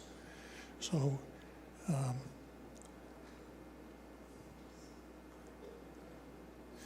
having made that further qualification, thank you very much for allowing some time for the owner to present it. Thank you very much. At this time, any questions by the council before I take it back out to the public? I do have Councilmember Arias. one question, Council President. If I can get our legal counsel, I was trying to follow the applicant's argument. Can you summarize it for me in layman's terms and provide me an answer on whether you believe that his argument? Council, we were just discussing that, and we had a little bit of trouble following as well. We would like to provide you after, if you'd like a break or whatever, not in public, what we think about what the applicant just said. Okay. I know that there is an interesting factual issue that maybe staff could speak to in regards to whether or not we've been allowed to physically appraise the property, and I think that might inform your decision. Perfect. Staff, can you address that? Have you had the opportunity to inspect the property and conduct an appraisal? We were recently allowed access to the property to conduct an appraisal. We were not, the first appraisal was done from the street because they would not communicate with us. Okay. Do you have an appraisal complete? Yes. What is that appraisal? I don't have it on me. Okay. Thank you. And you're recommending we move forward at this Yes. point? Thank you. We're willing to continue communicating and negotiating with the owners. Of course. This is not the end of the conversation, Correct. in a sense. And council member, just from a legal standpoint, we too are comfortable with moving forward based on everything that we've seen up until today. Okay. Thank you. At this time, I'm going to take it back out to the public again. Are there any additional members of the public who would like to provide public input on the 9:30 a.m. item? Please go ahead and come up at this time. See none. City Clerk, is there anyone on Zoom who wishes to speak on this item? Yes, we have Lisa Flores. Good morning. You have 3 minutes. First off, I'm sorry I have to be redundant, but it is what it is. I'm objecting to you guys having any sort of public hearings this morning due to your violation of my ADA rights and noticing the public, the disabled public, and access to documents and timely responses to those requests. Also, too, it just seems like the city has a lot of procedural issues that they keep messing up on, and you guys might want to slow down your process a little to make sure you get it right the first time. Thank you.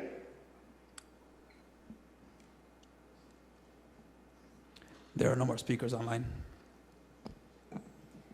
All right, I will close the public hearing for this item and bring it back up to the dais for discussion and action.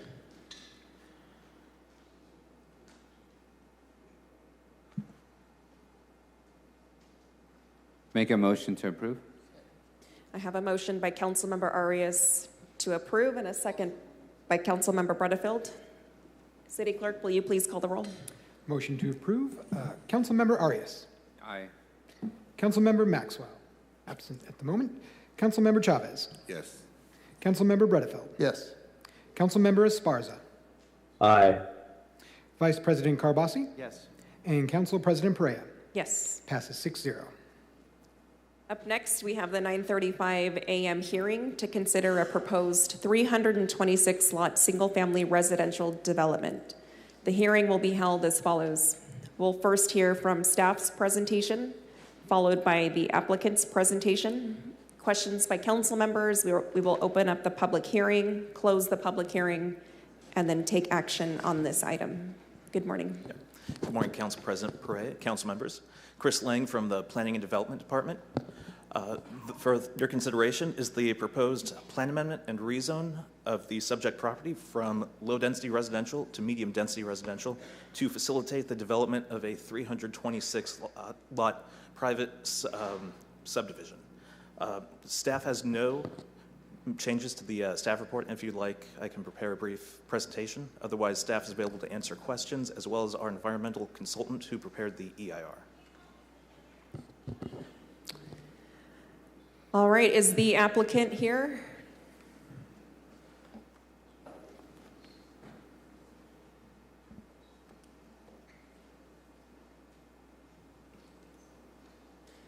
Good morning. I'm going to give you guys up to 10 minutes to make your presentation. I think I can do it in 2. Perfect.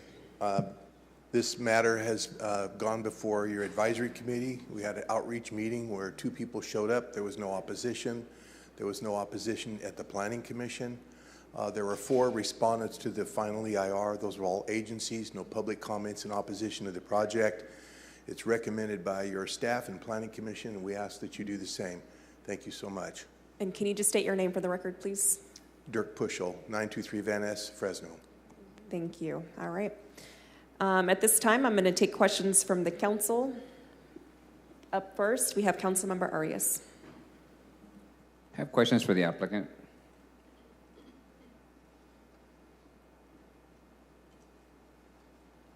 Am I reading your application correct that the 326 housing units would be accommodated with the 11,000 square foot park?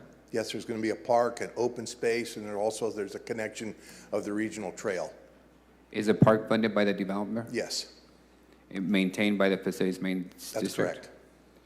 And there's also an open space area, Councilmember Arias, with a pool and other open space areas. Thank you. What's the, if you can explain to me in simple terms, what's the reason for the change in density? The existing density was not high enough, and it's really consistent with the state mandates to increase densities. So we slightly increased densities, again, consistent with landscape of choice, the policy that your council adopted some years ago. And that's why staff and all the neighbors were supportive of the project. Slight increases in density. How many more units are you going to able to accommodate given the higher density? I think they're about... Is it one? Yeah, I want to say, two? no, maybe 150. Okay. I'm guessing, and I don't have the exact number because this question's never come up before. And the way you're getting there is by smaller yards, correct? Well, that's one of the yes, that's right. And there's also a planned development permit that allows us to avail ourselves of different development standards. Got it. And just from my understanding, you're looking at single homes? Yes, single-family homes. What's the average square footage of those homes? I'm going to say they're probably around 1,500 to 1,600. Okay. Thank you. Those are all my questions. Absolutely. I have no one else punched up, so I will now take it out to the public. Is there anyone in the chambers who would like to provide public comment on the 9:35 a.m. item? Please come up at this time.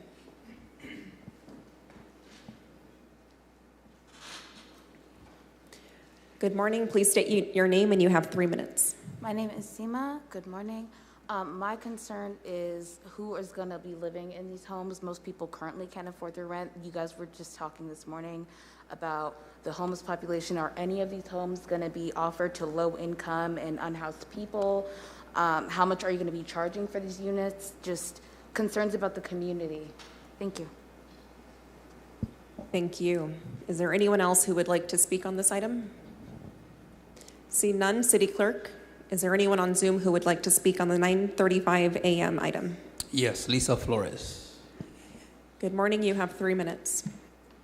Once again, I object to you guys having public hearings without adequate notification to the public.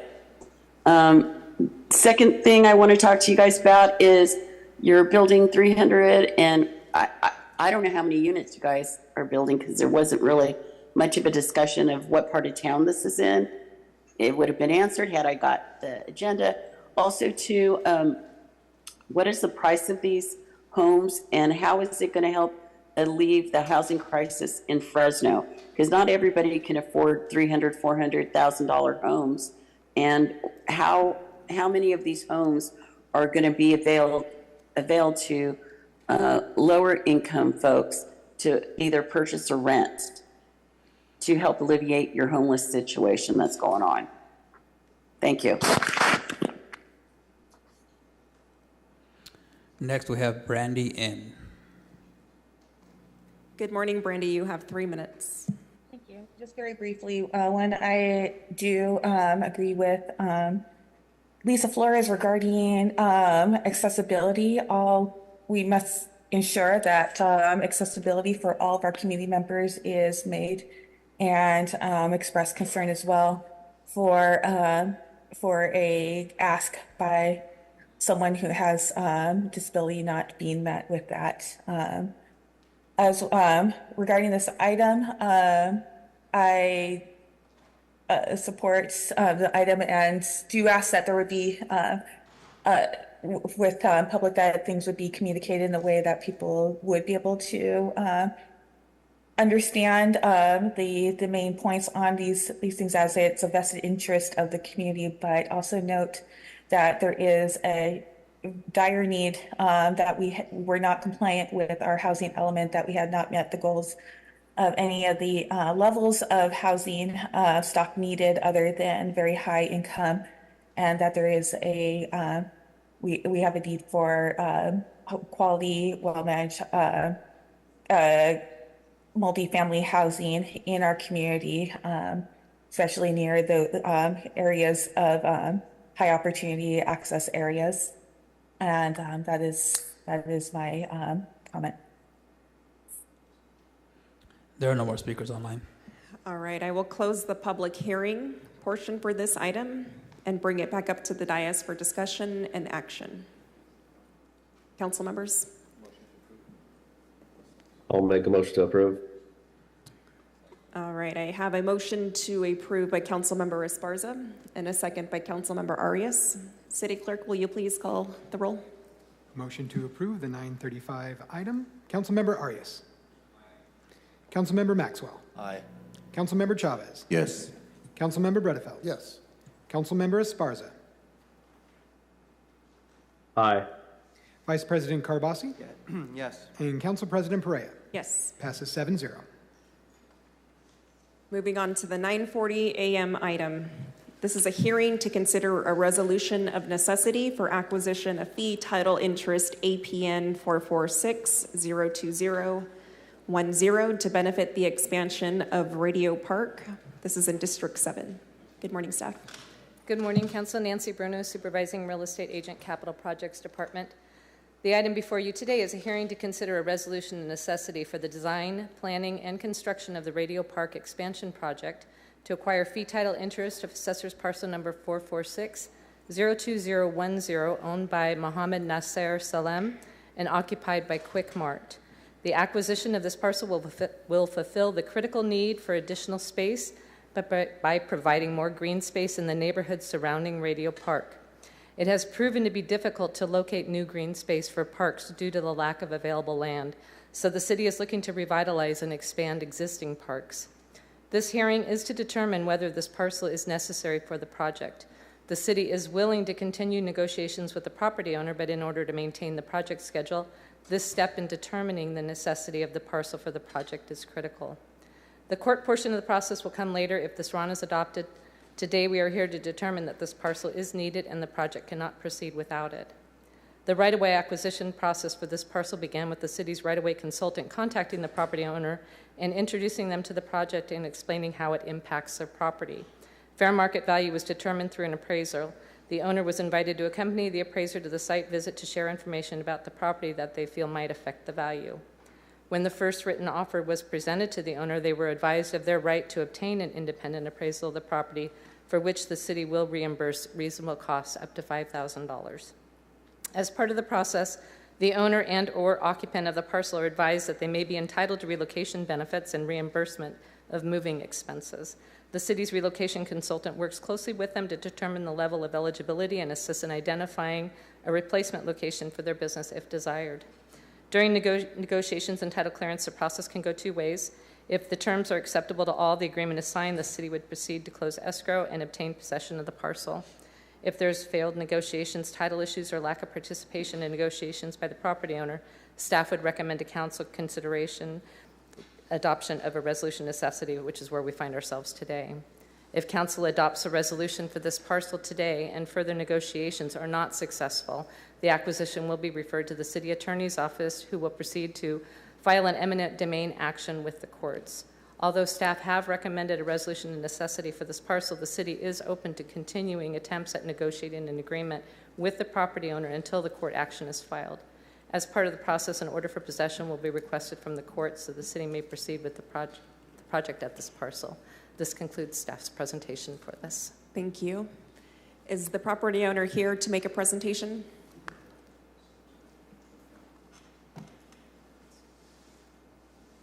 Is the property owner on Zoom by chance? Yes, we have Richard Conway. Okay, Mr. Conway, you're going to have up to 10 minutes to make your case. Good morning.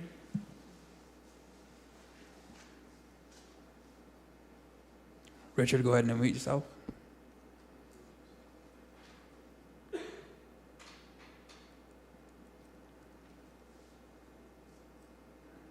Richard?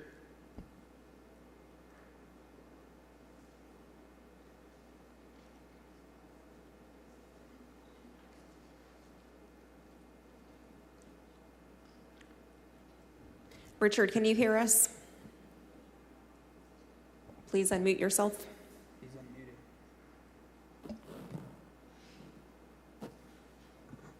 Doing a quick mic check for the team in the back.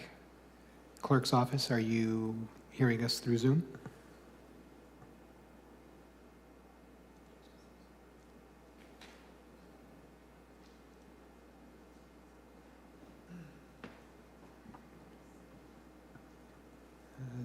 I'm just doing some background audio here real quick. Mr. Conway, if you can hear us,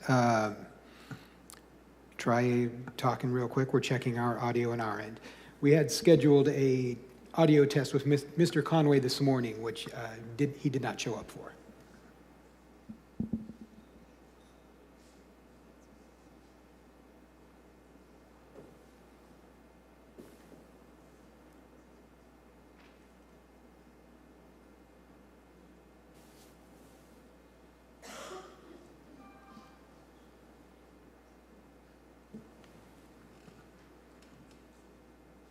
Looks like checking real quick with our CMAC team.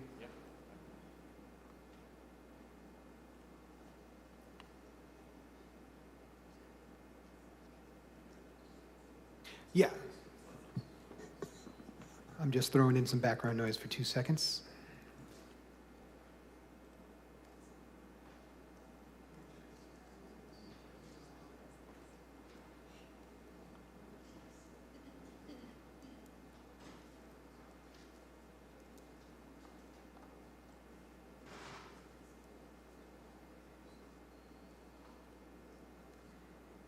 I'm going to call for a 3-minute recess while we confirm our connection with CMAC. Thank you for everyone's patience.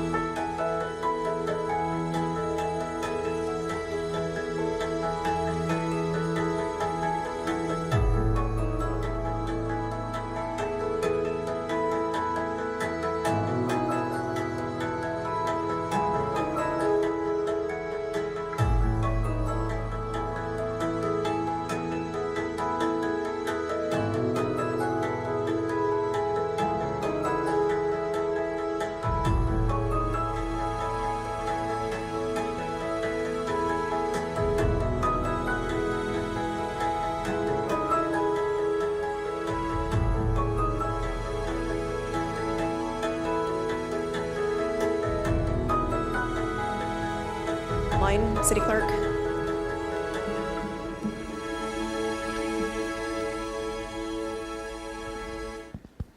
Yes, Richard, go ahead.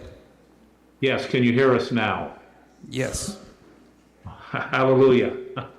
We had a few technical difficulties. First of all, members of the Fresno Council, thank you for giving us a few minutes to explain what Mr. Salam's position is. The screen is starting to look fuzzy. Can you continue to hear us? Yes, we can. Terrific, thank you. Our office does represent the Salam family in connection with this particular matter, and I would like to share with the council a couple of sentiments that I think they should consider prior to adopting a resolution of necessity. Initially, the Salam family owns not only the real property, but also the quit mark that is located therein. They've had that business for approximately 7.5 years.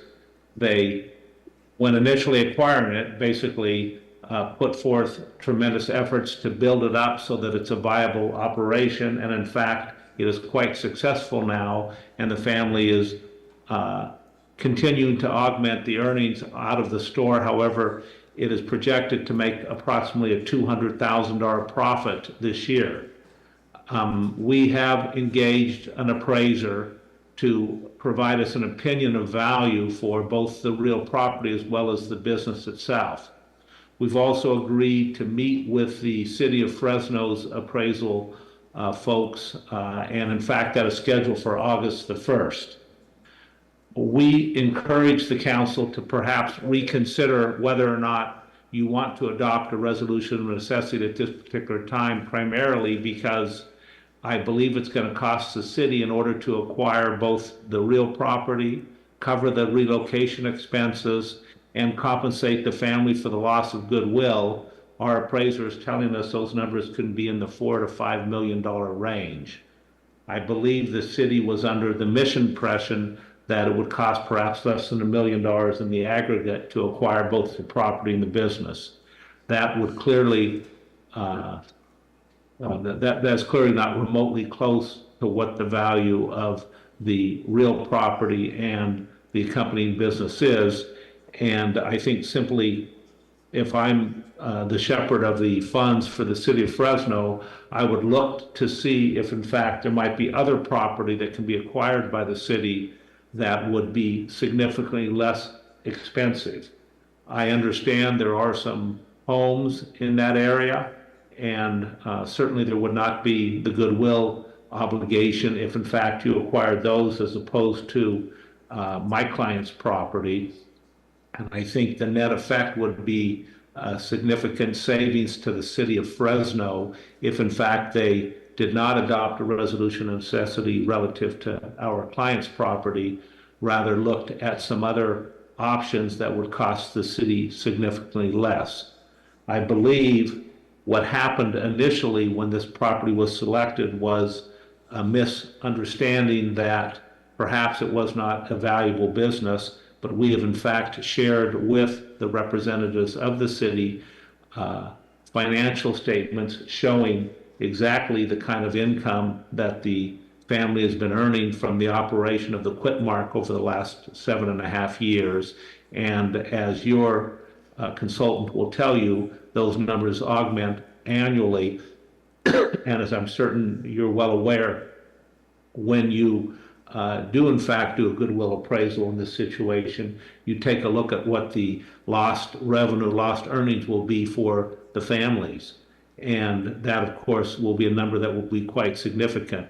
We have looked at some other properties, and to acquire a business that would be in the same general condition as our client's real property and also has the economic return analogous to what our client currently is experiencing, it looks as if, as I said a moment ago, it's going to be in the $4 to $5 million range, which is multiple times higher than I think the city was anticipating in this particular situation.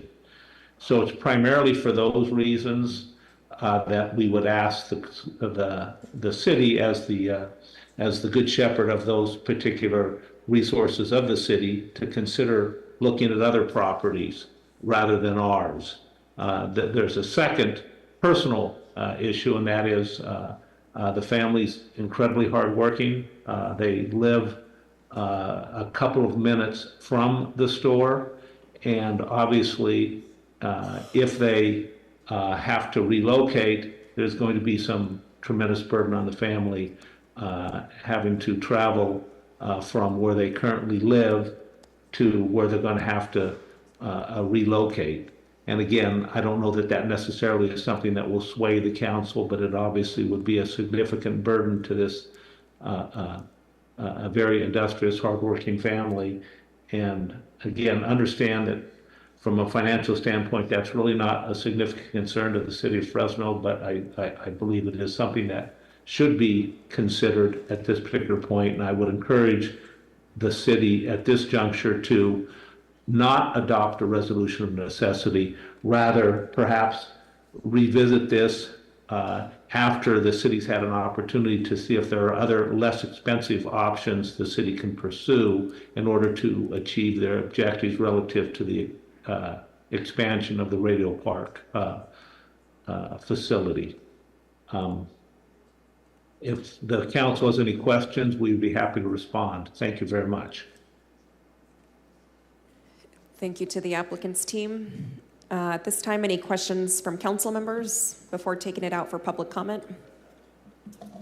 See none, I'm going to open up public comment. This is the 9:40 a.m. item. Is there any member of the public who wishes to provide input on this item? Please go ahead and come up at this time. See none. City Clerk, is there anyone on Zoom who wishes to provide comment on this item? Yes, Lisa Flores. Good morning. You have 3 minutes. Once again, I just want to make it very public that you're in violation of public noticing and violation of ADA. And you should not be having any sort of public hearings. And with that acknowledgement, thank you. There are no more speakers online.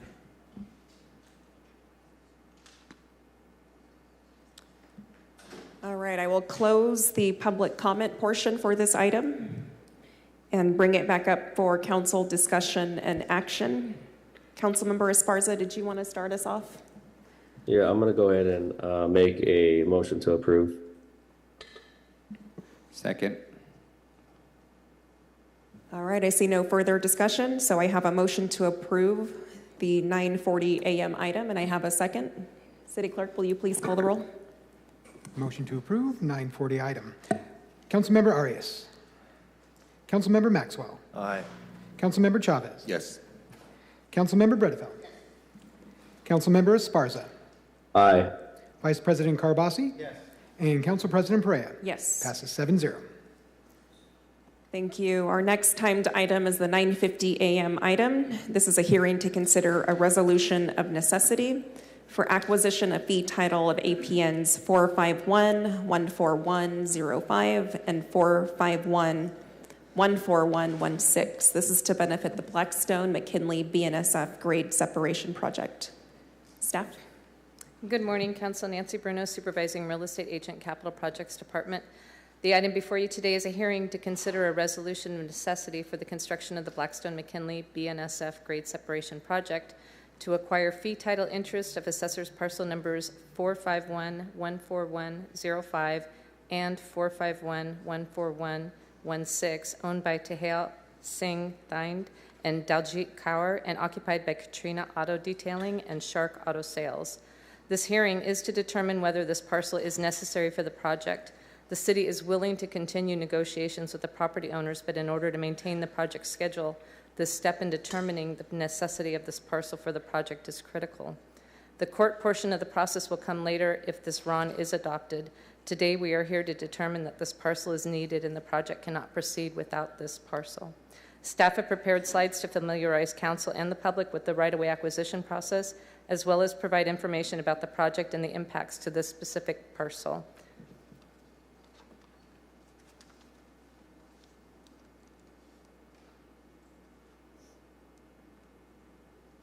Good morning, City Council. My name is Yue Liman.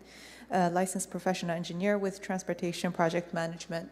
I will be providing a summary of the project, current status, and schedule, and how the project impacts the parcel for this item.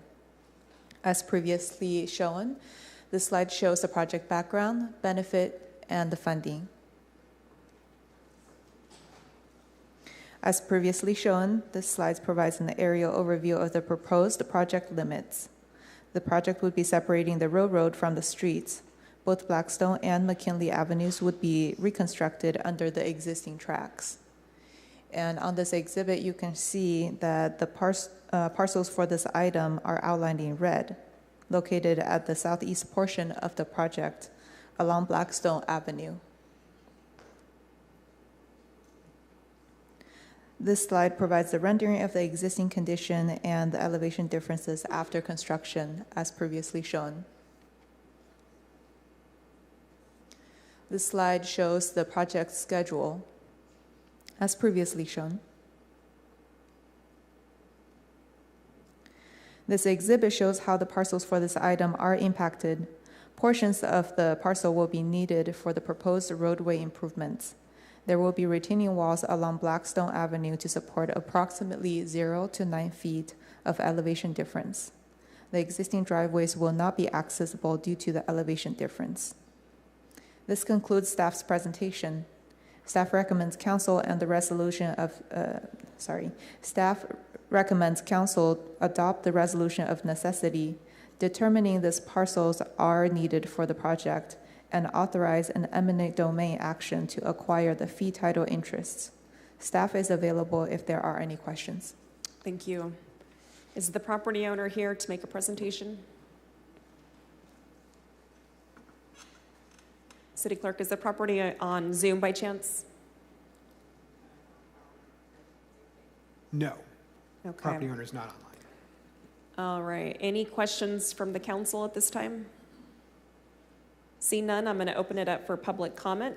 Is there anyone in the council chambers who would like to provide public comment on the 9:50 a.m. item? Please go ahead and come up. Good morning. Please state your name and you have 3 minutes. Good morning. My name is Seema. I've heard a lot about this project and this parcel this morning. And while you guys seem to be eager to approve this project, you don't really seem eager to help the small businesses it's affecting. 3 years of construction, how is that going to affect the people that live there, the communities, their ability to commute and get to work, their ability to be able to comfortably live in the area where they've resided for years? So that is a major, major concern. You guys are representatives of the community, yet you can seem to continuously vote against their interests. Thank you. Thank you. Are there any additional members who would like to speak? Please come up at this time. Seeing none, Clerk, is there anyone on Zoom who would like to provide public comment on this item? Lisa Flores. You have 3 minutes. Once again, you guys are violating your public notice requirement for those of us with ADA. Second, it seems like every single project you have regarding this Blackstone project that there's not a lot of discussion going on and a lot of the landowners are not willing to talk. And when you have that many landowners not engaging, that tells me it's not a them problem, it's a you problem. And so I'm wondering, how is the city, and this question goes to Georgianne White, how are you going to create a more positive communication with your staff and the community and affected property owners so you could get this project moving along versus having property owners, have to hire attorneys? Because there's a win-win here, guys. And it just seems like the city just doesn't want to reach out and really work in good faith. Anyway, thank you for your time. There are no more speakers online. All right, I'm going to close the public hearing and bring it up to the dais for discussion and action.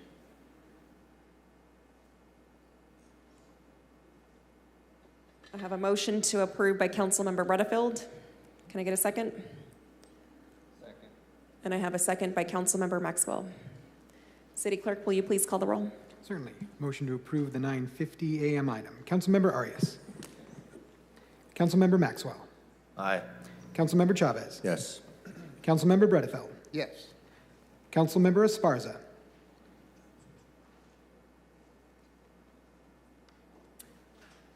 Councilmember Esparza, 9:50 a.m. item. Looks like he stepped away. Vice President Carbasi. And Council President Perea. Yes. Passes 6-0. Okay, that concludes our timed items for this morning, so we're going to move on to the consent calendar. Do any council members wish to register a no vote, abstention, or recusal on any consent items? I already have Councilmember Bredefield's on record. Is there anyone else? Councilmember Maxwell? Yes, Council President, I will recuse myself on item 2Q as in Quincy because of the project's proximity to my primary residence. All right, that is 2Q. Any additional recusals? Is it the right one or 2S? It's 2S. I may have read the wrong item into the record, Council President. It might be 2S as in Sam and not Q. Okay, Councilmember Maxwell is requesting to recuse himself from 2S. 2S. That's yes, stated for the you. record. Thank you.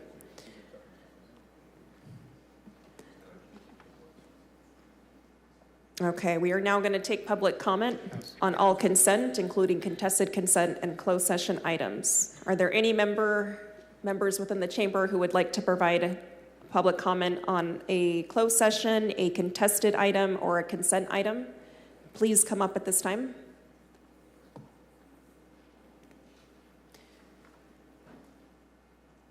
See none. Is there anyone on Zoom? There is no one on Zoom. All right, this will be quick. Is there a motion to approve the balance of the consent calendar? So move. A Second. motion by Councilmember Maxwell and a second by Councilmember Arias. City Clerk, will you please call the roll? Motion to approve consent calendar. Councilmember Arias. Aye. Councilmember Maxwell. Aye. Councilmember Chavez. Councilmember Bredefeld. Yes. Councilmember Esparza, not with us at the moment. Vice President Carbasi. Yes. And Council President Perea. Yes. Passes 6-0. Okay, we're going to go on to contested consent. Up first, I have item 2F. This is actions pertaining to the expansion of the litigation unit in the City Attorney's Office. This was pulled by Councilmember Maxwell. Thank you, Council President. City Attorney Andrew Jans, this is something that your office and my office have been working on over the last couple months. I just wanted to ask you some questions to put some of this information on the record. Can you remind me how much money is going towards the effort of hiring a wage theft unit within your office? Yes, thank you, Councilmember Maxwell. The amount is $720,000. That's over a one-year period from the state of California. Okay. And can you explain for the public's edification how that money will be spent? A little bit more information on today's agenda item. Yes, sure. Thank you. The items are exclusively to be spent on new positions to prosecute wage theft, and the positions that we've outlined in our grant application to the state include 1 senior deputy city attorney, 1 deputy city attorney, 2 city attorney investigators, 1 legal secretary, and 1 paralegal. And we think that these are sufficient positions to carry out the mission that we've been directed to carry out by council. Okay, and these will be full-time positions? These are full-time positions, and these aren't positions where we are using state dollars to supplement existing positions. These are brand new positions. Okay, and are these dedicated positions, or will they be assigned to other duties within your office? We expect them to be very busy, just given some of the conversations that you and I have had in the community with community leaders and such. So they are dedicated to this position. Obviously, if they have some downtime, we could assign them some minor projects to assist other attorneys, but the intent is to have them 100% focused on wage theft. Thank you. And can you talk about a general timeline that we're working with here to bring this unit on board and begin intake process? Sure. We're looking at a launch date of August 1st, which is less than a week away. We are in the process of interviewing folks for these positions. One thing that we have to remember is that the state hasn't, they've said that they're going to give us the grant. We haven't actually received the funds yet, and so we're being cautious to wait until to make any job offers or anything like that until we receive the state funds. Okay, thank you, City Attorney. I appreciate your proactiveness in seeking these funds. It's my understanding that the City of Fresno actually received more money from this grant than some cities in California larger than Fresno. Is that correct? Yes, thank you. That is correct, Council President. I have to thank you for your leadership on this. We wouldn't be here if it wasn't for you. Okay. I just want to put in the record again that City of Fresno is very serious about this issue. We are proactively seeking funds to hire a team dedicated to prosecuting wage theft here in the City of Fresno. We're not going to take this lightly, as is evident by this item on today's agenda, so I will proudly make a motion to approve this item. I have a motion to approve item 2F by Councilmember Maxwell, seconded by Councilmember Butterfield. City Clerk, will you please call the roll? Certainly. Motion to approve 2F. Councilmember Arias. Councilmember Maxwell. Aye. Councilmember Chavez. Councilmember Bredefeld. Yes. Councilmember Esparza. Aye. Vice President Carbasi, absent at the moment, and Council President Perea. Yes. Passes 6-0. Up next is item 2S. This is actions pertaining to a PLHA agreement between the City of Fresno and Carahan LLC for the construction of a multifamily senior affordable rental housing project. This was pulled by Councilmember Arias. Thank you. City staff, I know you provide us memos whenever you do an RFP, a request for proposals, or a notice of funds available. And based on those memos, I don't see this applicant having responded to those requests for proposals or notice of funding availability. Is that correct? That's correct, Council Member. Thank you. Other question, the proposed units that would be affordable, is it 80 percentile AMI? 80% area median income. Thank you. Eight units, Council Member. 8 units, thank you. Who is the applicant? The LLC seems to be, I know I looked it up and I found a history of it being suspended, it being fined, it being in good standing. So who is the actual people that we're doing business with? Yeah, so the LLC is comprised of 2 members, 3 I believe actually. So it's Mr. Shea Bakeman, who's here in the audience. If you'd like to speak to the history of the LLC, I'd invite him up to do that. His father as well. Okay, thank you. I do have questions for the applicant. Sure. Mr. Bakeman?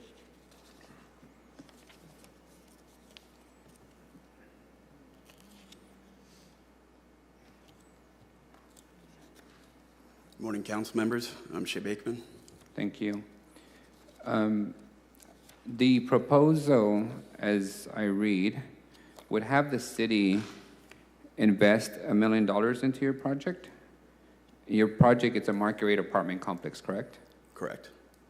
And it also calls for you to invest, or your principals to invest less than $1 million into the project, correct?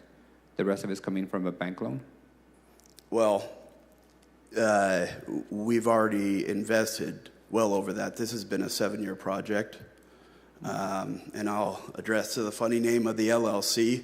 It was a partnership with a gentleman, John Ohanian. He'd been around in Fresno for a long time, and Carahan was actually named. It was where the Irish and the Armenian met together, and it was a Stonehenge of Armenia. And so that's where the name came from that. Okay. I don't know where the suspension or any of that is, but unfortunately, Mr. Ohanian had passed away, and so that has delayed the project for some time. Okay. It's in the Secretary of State website. Secretary of State. It has a history of being suspended. I think it's currently in good standing, but it has a history of being suspended and fined. Got it. With that, you're proposing, based on your project budget here, that you would make 1-bedroom units affordable in the amount of $1,300 for 1 bedroom for senior citizens? The 1272? Yes. That number, that's what we were advised from HUD, what the standard rental rate was. And I also want to make sure you understand that with these units, all utilities are included, all appliances are included. There is a large backyard with a patio, and there are multiple amenities within that number. And your two-bedroom is $1,600? Yes. Okay. Thank you. I did Director, is it accurate to describe that we have more requests for funding for affordable housing projects than we have funds for? Councilmember, that's always the case. Do you know how many outstanding requests we have now that we have not fulfilled for? We have 7. And those are full affordable or a combination of market rate and affordable? It's a mix. So some are full affordable, some are 30 and 50% AMI? 60, 80%. 60, 80%. Yeah, we don't have a lot of 30% AMI units that we are able to consider. You're welcome. You know, we're about to, the governor just announced today that he's taking a new position on addressing homelessness across the state. The city council is about to do something similar. The county of Fresno is about to do something similar. And there's a great need for affordable projects across the city. And I'm trying to assess what's the return on investment and what is the need for the units that are being proposed. So I did a quick search, and there's hundreds of units available that are two-bedroom in the city for $1,600 that currently exist and are vacant. There's a ton of units, similar numbers, across the city, in Fresno and Clovis, north, southern part, central, one-bedrooms under $1,300. So this seems to me like this is a great market rate project that $1 million of our limited resources could be better used for a project that responded to the NOFA or RFP and a project that is either more affordable given the significant population. I mean, if I'm looking at a senior citizen who's in our income levels, their full Social Security check is probably $1,200, $1,100. Yes, my mom's is $850 a month. I find it hard to believe that we as a city would be funding a project where $1,300 would be affordable classification for a senior citizen on a fixed income. So I'm not in a position to be supportive of this project. I think there's plenty of other projects that would give us more affordability, both in monthly rents and for more units than 8 units in a market rate project that I understand is going to be constructed with or without our support. I understand, Councilmember. Thank you for those comments. Would it be helpful to you to hear sort of the merits from staff's perspective that resulted in us bringing this forward for your consideration? Now, from my perspective, I have the privilege of being able to see all these projects that could come before us, and I'm very familiar with the merits, and I know that the ones that have responded to the RFP and the NOFAs have even far more merits in terms of the amount of units that they would produce and the amount of funds that we're committing. Just to give you an idea, what I also looked at was the percentage of construction costs here. The $1 million represents approximately 20% of the whole construction project. I've never seen us provide 20% of a full construction project for any project, much less a market rate project that would be built with or without city assistance. So those are my hesitations. Again, there's a huge demand for our limited resources, and I would have been far more comfortable if this was a result of an RFP or a NOFA that came through, where they were able to be compared to other projects that are asking for the same amount of resources. So that's what I'm used to, and that's why I'm not in a position to support it today. Thank you. Councilmember Chavez. Thank you, Council President. Phil, I would be interested in kind of hearing the background on this. I mean, quite honestly, it would have been helpful to have a little bit of outreach before we came to the item, but for whatever reason, that didn't happen. What was the rationale behind not having the applicant go through the traditional request for proposal NOFA process? Sure. Thanks for the question, Councilmember. So this is a project. Mr. Bakeman approached me probably a year ago, approached staff about a year ago, presented the project and said, look, we're working on this. We're trying to find the right funding source. So at the time, we were working on a partnership with United Way Fresno and United Way Los Angeles on what would ultimately be really below market financing for projects like this one. That project or that financing structure or product did get off the ground, but ultimately this project didn't end up, when it all finally got washed out in the end, the product that United Way Los Angeles ultimately provided for our community did not fit for this project. In other words, this project didn't meet the final criteria that were ultimately determined by United Way Los Angeles. So it was still projects. We went back to the drawing board, like we do with not only this project, but with many affordable projects, many developers that approach us every day, every week, and want to talk to us about their proposed projects. So we had a similar conversation with Mr. Bakeman. This project has sort of continued to move forward, and as Mr. Bakeman has tried to find the right financing mechanism, ultimately, by the time that Mr. Bakeman made that decision, we had passed our NOFA deadlines. Part of that was just a result of continuing to see construction costs increase and, more recently, financing costs increase. So when Mr. Bakeman had ultimately determined that he was going to move forward privately, at that time, financing costs increased pretty much overnight. So back to the drawing board, we had this conversation, but by then, again, as I stated, the NOFA deadline had passed. So, council member, we decided to bring this forward because we believe that the project has a lot of merit for a number of reasons, and there's no regulation, or there's nothing in our municipal code, and there's nothing as it relates to our state funding source that requires a NOFA, and so there was no reason that we couldn't bring it forward for your consideration. No, and I appreciate that information. The part that I think for me is a little bit concerning was that we didn't go through the process. I mean, as you said, Phil, we have dozens of folks that are building right now in the city of Fresno, and every time we always refer them to the process. We say, hey, go talk to our folks. They have a timeline, they have a process in order to ensure that everybody has equal access and is on the, level playing field, so to speak. The kind of similar comparing it to a sole source, right, where you have a project that you come and say, well, this person fits what we're trying to accomplish, but then are we setting precedent for other folks to come and kind of, leapfrog that process and just come and say, I have a project that aligns with your goals, but I don't want to go through the process of NOFA and all that. I think that's the only thing that I'm having a little bit of trouble with. 28 units, I believe, 8 of them will be affordable. Is that correct? 8 of the 28 will be affordable. And of those 8 units, are they specifically for seniors, or Yes. is it just everybody? Senior citizens, 80% of the area median income. So what would be the average price of a monthly rent for those units? Sure, it's the same as any other project that this body has approved that was that included 80% AMI units, which is $1,272 for a household size of 1. So 1 bedroom?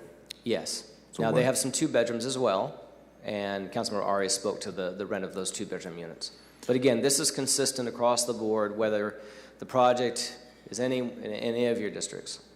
And what would be the market rate cost of the rent for the other units that are in the complex? So some of the units are different because they have a larger patio and we have a cover that's going over them.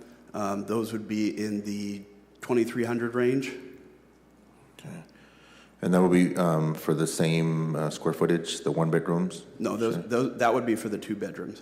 So the only 1 bedrooms are the affordable ones? Correct. So it would be 6 of the 1 bedroom and 2 of the 2 bedroom. 2 bedroom. Okay. Okay. All right. Those are the only questions I had for our folks. I want to hear what the conversation is from our colleagues. Thank you. Thank you, Councilmember. Up next, Councilmember Bredefield. Yeah, has this ever been done before with the not doing the NOFA? Yes, it has. How many times? I mean, how common is it? In recent history, I know this body approved the McKinley project, so the project on McKinley and Blackstone, the Lingo project in this manner, and that would be the most recent project I can think of. Okay, so that didn't have that, and as I recall, that passed 6-1. Yeah. And so it has happened. The question for me, you said there were merits to this project. I would like to hear what the merits are. Sure. Council member, the reason that I decided to bring this project forward for your consideration is because of a few things. One, I want to speak to the location. So, council member, this is in your district. As you know, we don't have a lot of affordable units being built in your district. We have some. Currently, the only active project we have in your district is the Avalon Commons project, which is the Fresno Housing Authority project on Chestnut and Alluvial. And so the opportunity, we're mandated by the state of California, as you well know, to develop as many affordable units as we possibly can citywide and to make sure that we're building as many of those in high opportunity neighborhoods. Your district and a couple of other districts, according to our CTAC map, deems those communities as high opportunity, high resource neighborhoods. So this was a unique opportunity because we don't have many projects in your district, just the one that I mentioned. So the location was very important for me. The presumed benefit of senior citizens. And so, as we know, according to HUD, senior citizens are a population that is presumed to be low income. Whether or not all senior citizens are, we know that's not true, but HUD views it that way. So we felt that there was an opportunity to leverage not only the 8 units, but to see other seniors be able to live there that probably would benefit as well. We thought it was important that the project was being constructed now. We don't have projects that I bring forward to you ever that are breaking ground within 2 weeks. This project is breaking ground in 2 weeks, and they'll be finished by the end of 2025. Again, it's a very unique circumstance, and it was an opportunity that I thought was very important to bring forward for your consideration, as opposed to passing on it, simply because we had not released a NOFA more recently that they could have responded to. Further, as it relates to the economics of the project, the cost per unit for the entire project is well below what we see for other affordable projects. It's $397,000 a unit. As you know, our affordable projects typically today that I bring before this body are on average around $580,000 a unit. This is $397,000 a unit. And then I would just add, we are only supporting 8 units, 8 of the total project, which is 28. When you take our $1 million investment and you do the math and you ask, which is what we've done as staff, which is, again, one of the reasons I brought forward, we're investing about $125,000 per unit. When you compare that to other projects that we've supported, like the Sarah's Court project or the Avalon Commons project in your district, I mean, we still only support, in those 2 instances, for example, and this is typical, 11 units of the total project. So we are financially supporting 11 units in those 2 examples. And again, this is very typical. So when you do the math there, Sarah's Court was $727,000 a unit that we invested. We look at the Avalon project, we supported at a level of $545,000 a unit. Again, our investment here is $129,000 a unit.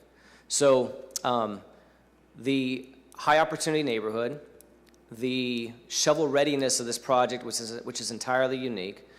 It's an infill project on board and cedar, which is always difficult to develop. Our level of investment and the cost per unit for the project, for all of those reasons, we felt like it was really an important project for you to consider. Well, I agree. I mean, we have a tremendous need for all kinds of housing, certainly with senior citizens. As you mentioned, it's ready to go. It's an infill project. When you look at the cost per unit, and I've seen them as high as in the 700,000s, which I've always, I tend to vote no against all of these because they become outrageous. This is certainly not as bad as that. I mean, I think it should be something easy for us to support as we're all trying to find housing for people who need it, and we're in a housing crisis. The NOFA thing, I understand the concern, but it has been done, and it's been done by where council supported it. So I think to be consistent, we ought to, support this project as well. Would you, Councilmember Arias, would you be willing to hold off? Can we hold this off for a couple of weeks to address maybe more concerns that? Phil, just to clarify, I just did get clarification because I had been asking staff. It sounded like folks had questions and hadn't had an opportunity to meet with the developer. At first, we thought that the entitlement expired next week, but we just learned that there is one more 180-day extension available on the entitlement. So about an hour ago, I thought today was the drop dead, but this could be pushed to a future meeting. Would you be willing to? Here are my concerns, Okay. Councilmember Butterfield.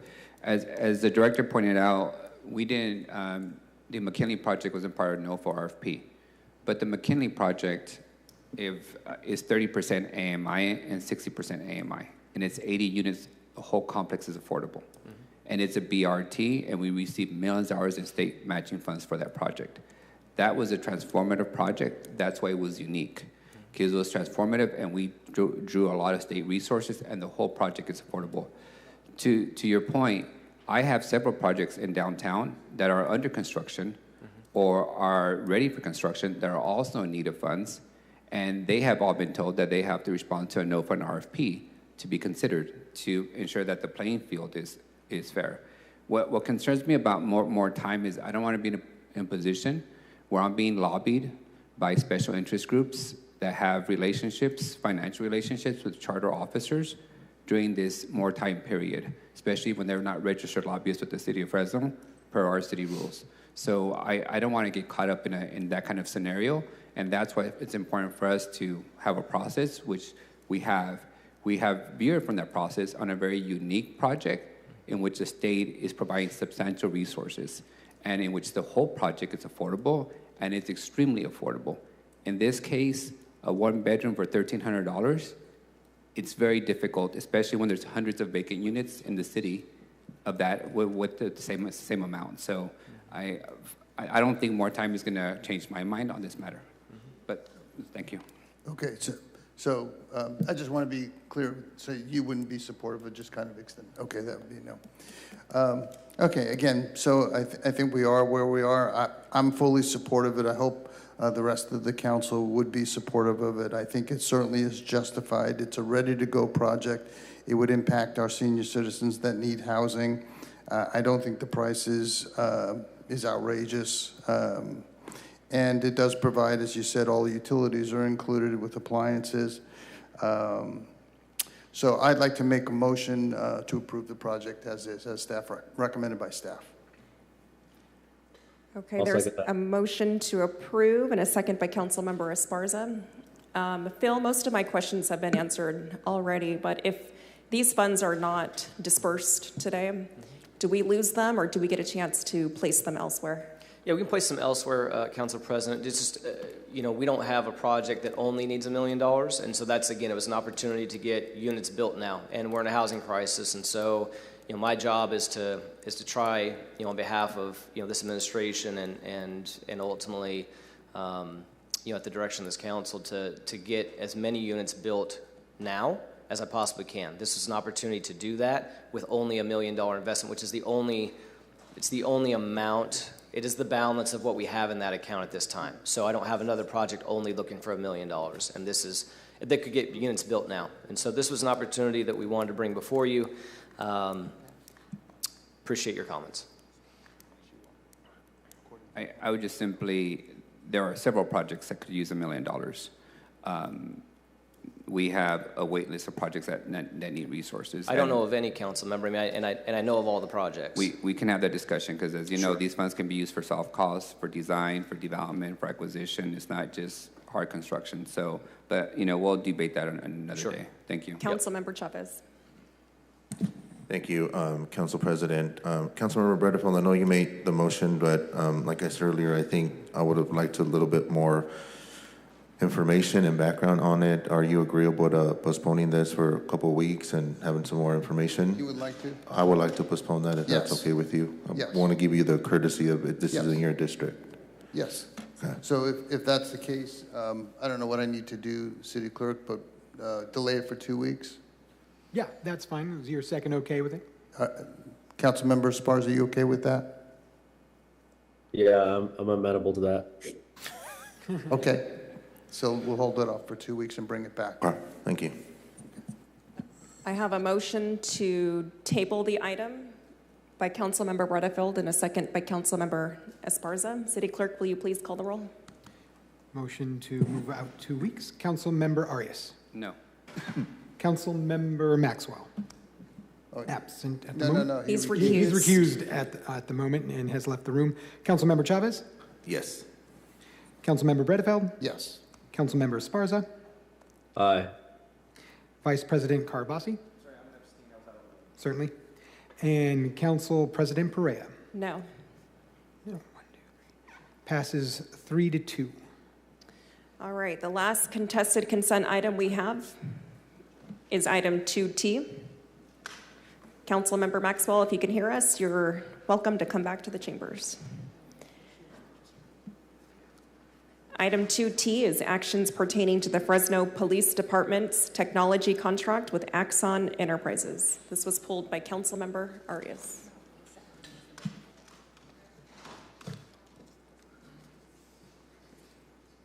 Good morning. Good morning, Chief. Councilmember Arias, you have the floor.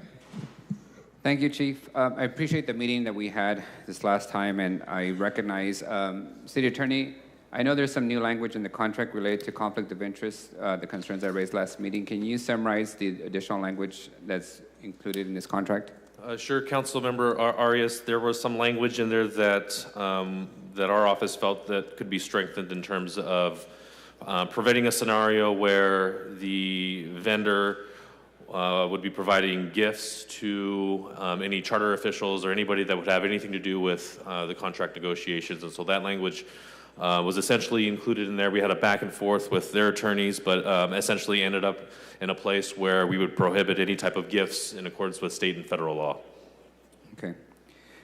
Chief, I have to acknowledge ignorance to the scope of this contract from when I initially saw it.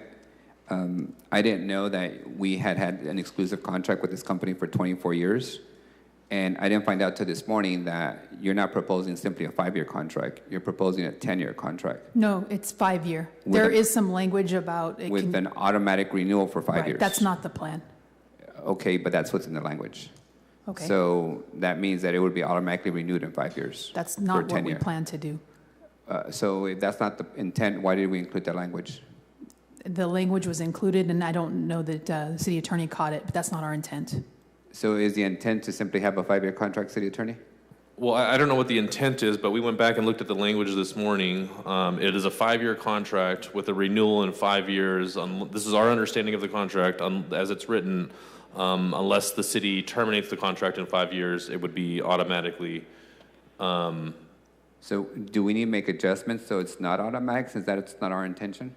No, I'd like to proceed, obviously knowing that we plan to terminate it at the end of the 5 years and then renegotiate. And there's some different things that we'll need to renegotiate for different reasons at that time. So if I make a motion to approve just the term of 5 years, then that's clear that there's no automatic renewal, right? I'm sorry. May I make a suggestion? Mm-hmm. That it be a 5-year contract and any renewal would have to come back before this body? It would not be an automatic 5-year extension after the first 5 years. That would work. I mean, obviously, you would approve it today. If you did, they would have to agree to it. If they didn't, this whole item would have to come back at the following meeting. Okay, thanks for the clarity. Now, to my questions on this contract, as I read this contract in detail, I came to realize that essentially we don't seem to have the City of Fresno Police Department. We have, by default of this agreement, the Axon Police Department. They essentially control every component of our police department apparatus.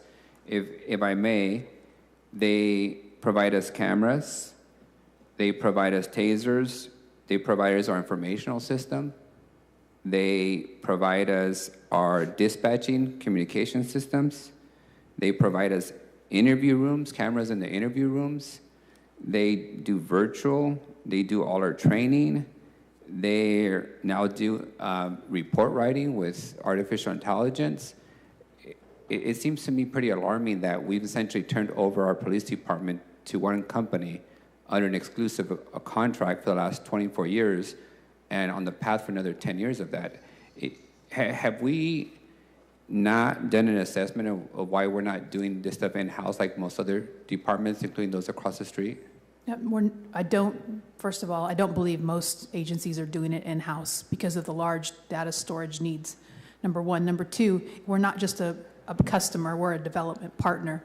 And that's why we've realized so many savings to the tune of about $19 million. So do we own any of the proprietary? Yes, page technology? 12 of the contract talks about the data is ours, everything that we have in the storage. As far as the technology, no, we do not own that. I understand that we own the content that we create, Okay. but my question is, if we are a development partner, as you suggest, do we get any royalties from the software? And do we own any of the proprietary rights to the technology that we are developing and testing in this partnership?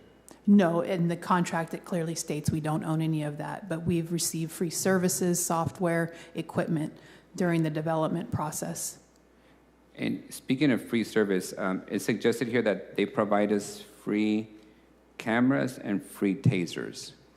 Isn't that baked into the contract for compensation? Because let me say it this way. If we didn't sign the contract today, would we still get the free equipment? We have been getting a few extra free. We have 556 cameras we pay for. As we expanded, they allowed us, without going under a new contract, to have about 100 new cameras. We've been using those free of charge. And now the time has come to square up with them and actually purchase cameras for expansion and pay for what we've actually been using. So it's not free because ultimately we're paying for it in the back end, right? We're squaring up our cost. I don't think so. When I've looked at the other contracts and other information, what they're doing with other agencies, I still believe with every fiber of my being that we've squeezed every drop of value out of our partnership with Axon. What I'm struggling with, Chief, is this. I'm buying a refrigerator at home. Mine broke.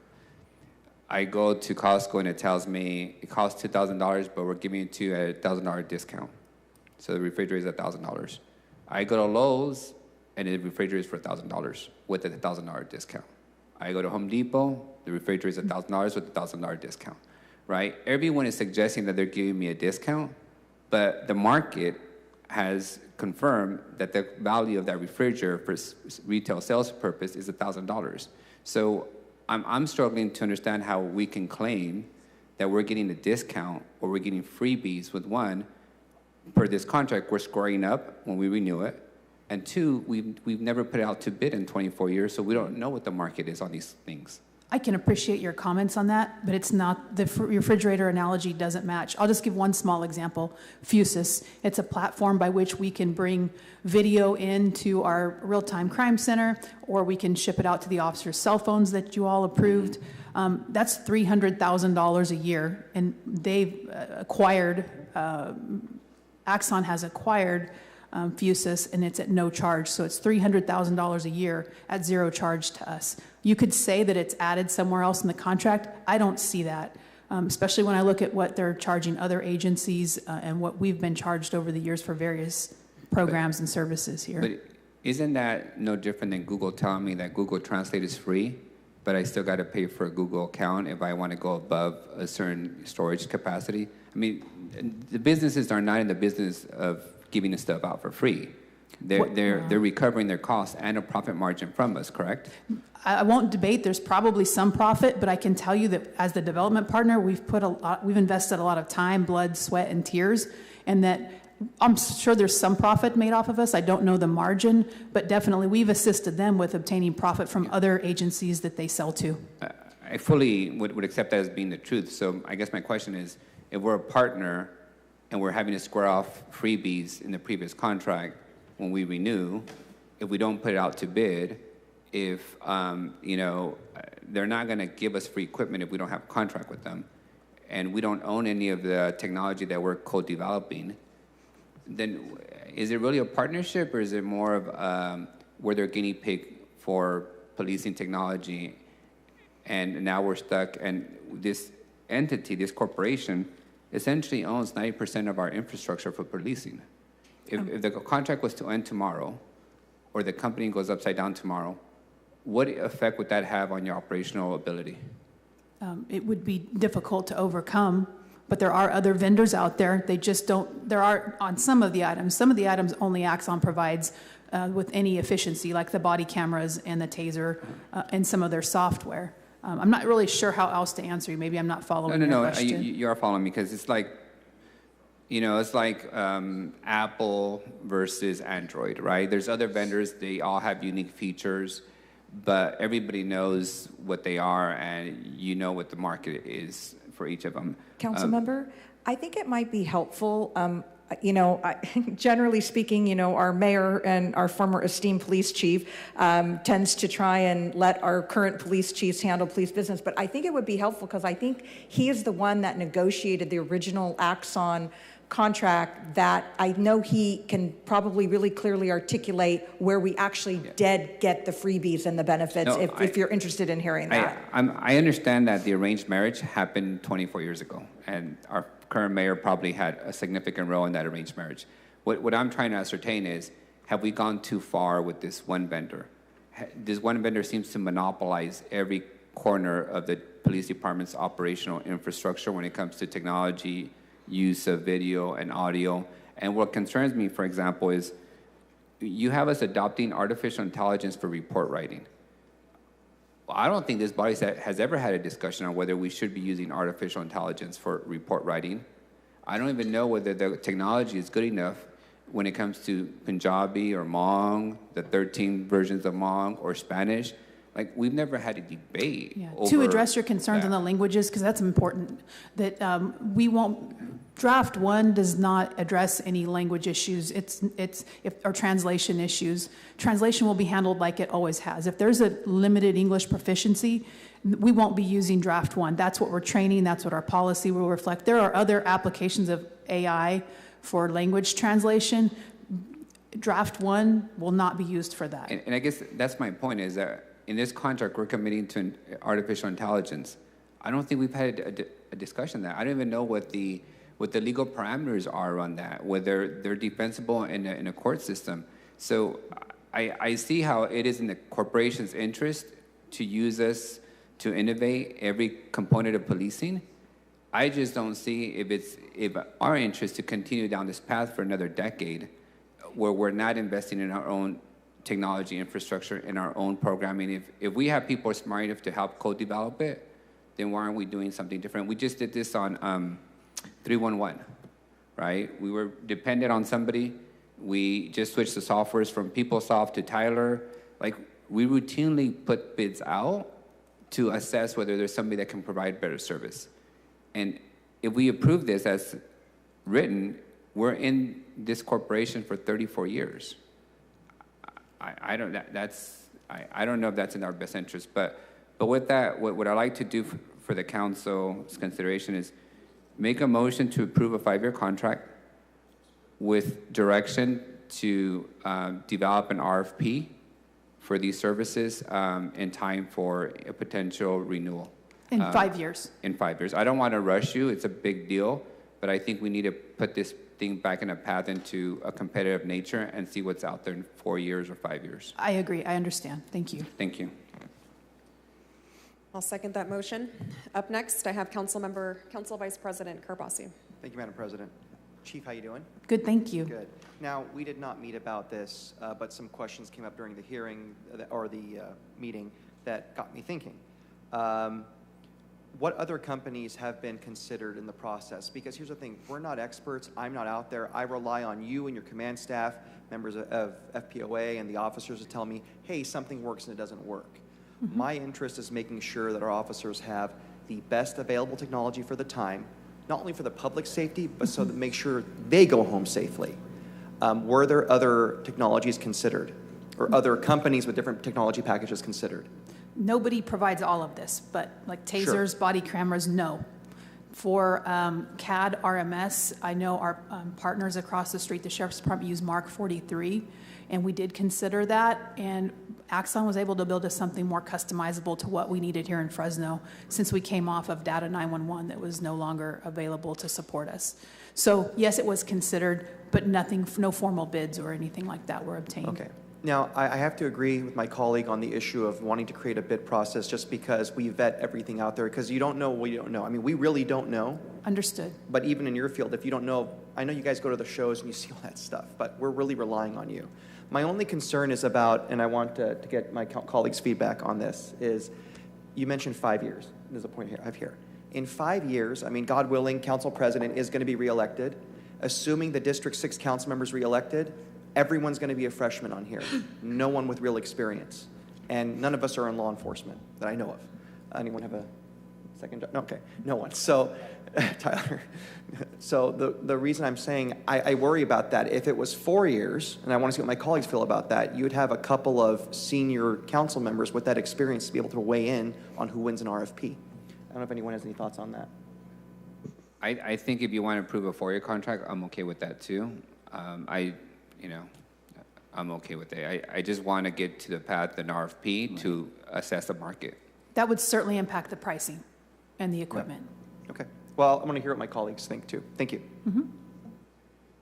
Up next, I have Councilmember Maxwell. Good afternoon, Chief. Appreciate Hello. you being here today. I just want to address a couple of things that have been mentioned in this line of questioning. When it comes to the AI-generated report writing, I assume that doesn't get submitted automatically and that officers and staff will have an opportunity to review it for accuracy before it's submitted and stored. Is that correct? Thank you for asking. Yes, actually the officers are, I want to say forced, but they're required to review the entire thing. And in fact, Axon inserts language inside brackets that has to be addressed that requires the officer's observation to be added. And if they don't address those bracketed sentences, it will not be accepted and they can't submit it for a supervisor's review, which is the second layer of review. Yeah, I would just assume there would be extensive review of these reports. Yes, and Fresno PD has a very proprietary format that we use for our reports. The officers only get a summary from draft one. They have to make that fit and add their headings and their different subheadings and so forth to make it an actual complete report that fits our policy. And from a management perspective, I assume this is pretty huge. If we're able to save officers and staff a lot of time writing reports, we could probably have them doing their job in the field. Yes, other agencies have reported up to 50%. We're still waiting to see what those metrics look like here, but we would love to be able to cut overtime on report writing and more importantly, give the officers more time to engage with the community, even just a few more minutes during their shift that they can get out and make contact out of their car, which I know has been expressed by Mr. Arias is a very important endeavor. We'd like to see that. Important to all of us, and 50% is pretty significant, even if it wasn't that high. Right. Even if it was just half that, that would be pretty significant. I agree with you. I have not spoken to any officers about that, but I have spoken to civilian staff and I-Bureau that seem pretty excited about the potential of that technology. I think that we are a younger council. I think we need to embrace technology. I think we need to streamline government. If this is one of the tools that allows us to do that, you have my full support. You talked to Councilmember Carbasi about how some of these services that Axon provides are indeed offered by other third-party vendors, but nobody besides Axon seems to be willing to provide all the services we need, to exclude some of the ones that we don't, and to give us a really good price on it. So I am supportive of the 5-year. I think Axon Technologies is a great partner given the tools that they're willing to give us for such a great price. So I want to support whatever Chief's recommendation is today with all due respect. Yeah, I wholeheartedly believe that we have gotten an immense amount of value out of our partnership, and I understand it's still a large dollar amount, but some of the value just estimated, and I think it's greater, but we tried to be conservative. The savings over 19 million is greater than the value of the contract. Right. And that Taser 10, the de-escalation that it can provide for before force is increased, if we can save one life with that new technology, it'll make the entire contract worth it. Motion to approve as written out here in my agenda, Chief. Motion, okay. Okay, so the motion, to be clear, is to award a 5-year agreement and to go out to RFP after that 5th year, or prior to that 5th year ending. Good. Okay. Councilmember Luis Chavez. Thank you, Council President. Thank you, Chief. Welcome. I think it's like your second official time here as Chief, right? This is trial by fire, no pun intended. It's been quite an education, and I actually do appreciate it. I've learned a lot through this process and how your perspective is different sometimes than ours. I think you're doing a great job. Thank you. I've told you this before. Just a couple of questions along those lines. I think one of the reasons you're seeing a lot of engagement from my colleagues is because I think oftentimes we talk about just inherently public roles and the public trust that we have, particularly for law enforcement, right? And we're under the umbrella of privatization and, partnering with private sector companies that, like you referenced, make the job easier and more effective for our police officers. But I guess the questions I have with regards to AI, because it's so new, quite honestly, I'm still trying to figure out how to use that and how is it effective. With regards to the legal exposure and for our city attorney's office, and maybe you can help the council or myself understand this, whenever there is a police officer's report that is generated, you mentioned earlier that the police officer is responsible for making sure that everything that occurred is documented.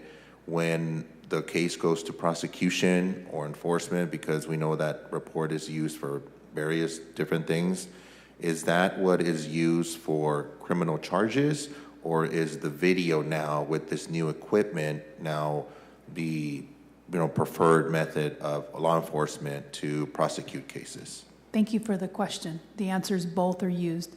The best thing about the AI-generated reports, and that might be a misnomer, AI-assisted is actually what it is, and the officer writes a large portion still into the police report, is that there's always a record of truth. And the record of truth is the recording. The recording is used to create a transcript, and then AI is used to create a summary or a narrative from the transcript. So that's one of the beautiful things. The court can use both, and we're working with the DA's office as this progresses because they want to be comfortable with it as well as time goes on. So we're incrementally introducing the draft one report writing, but there is always a record of truth, and that is always available. That's actually very helpful, because I think on my end, we'll leave the law enforcement role and duties to our law enforcement folks. But on my end, as a policymaker, as you know, we have a high number of lawsuits oftentimes, right? Whenever there's a police officer involved, shooting or an incident or anything like that, as we're approving this, I don't want to be in a space where, because we used some new innovative technology, somehow that exposes us more, or the liability is there for potential lawsuits, because attorneys are very good at using every tidbit of information and then using that to leverage things for their clients, which is their job. And I want to make sure that we're not exposed. So I think, City Attorney, I would like a memo on what the implications are of AI-generated or assisted reports and what that could mean for potentially later in the future, so that we're not stuck in that space where, hey, maybe we shouldn't have used this technology. Maybe it should be, 50% officer, 50% this equipment.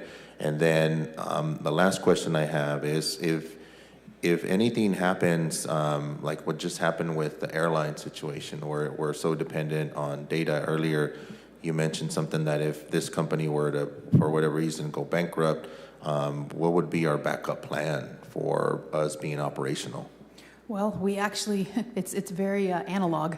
We do it occasionally when we lose connection due to IT issues, not Axon necessarily, but a connection with the firewall we had recently. Dispatch goes on cards, and every district station has an emergency box where they can resort to paper. This is the last resort. Axon's been very attentive. Anytime there's a problem, they have a team of people, engineers around the world, that work to resolve it timely, because they know how important it is to keep public safety up and running.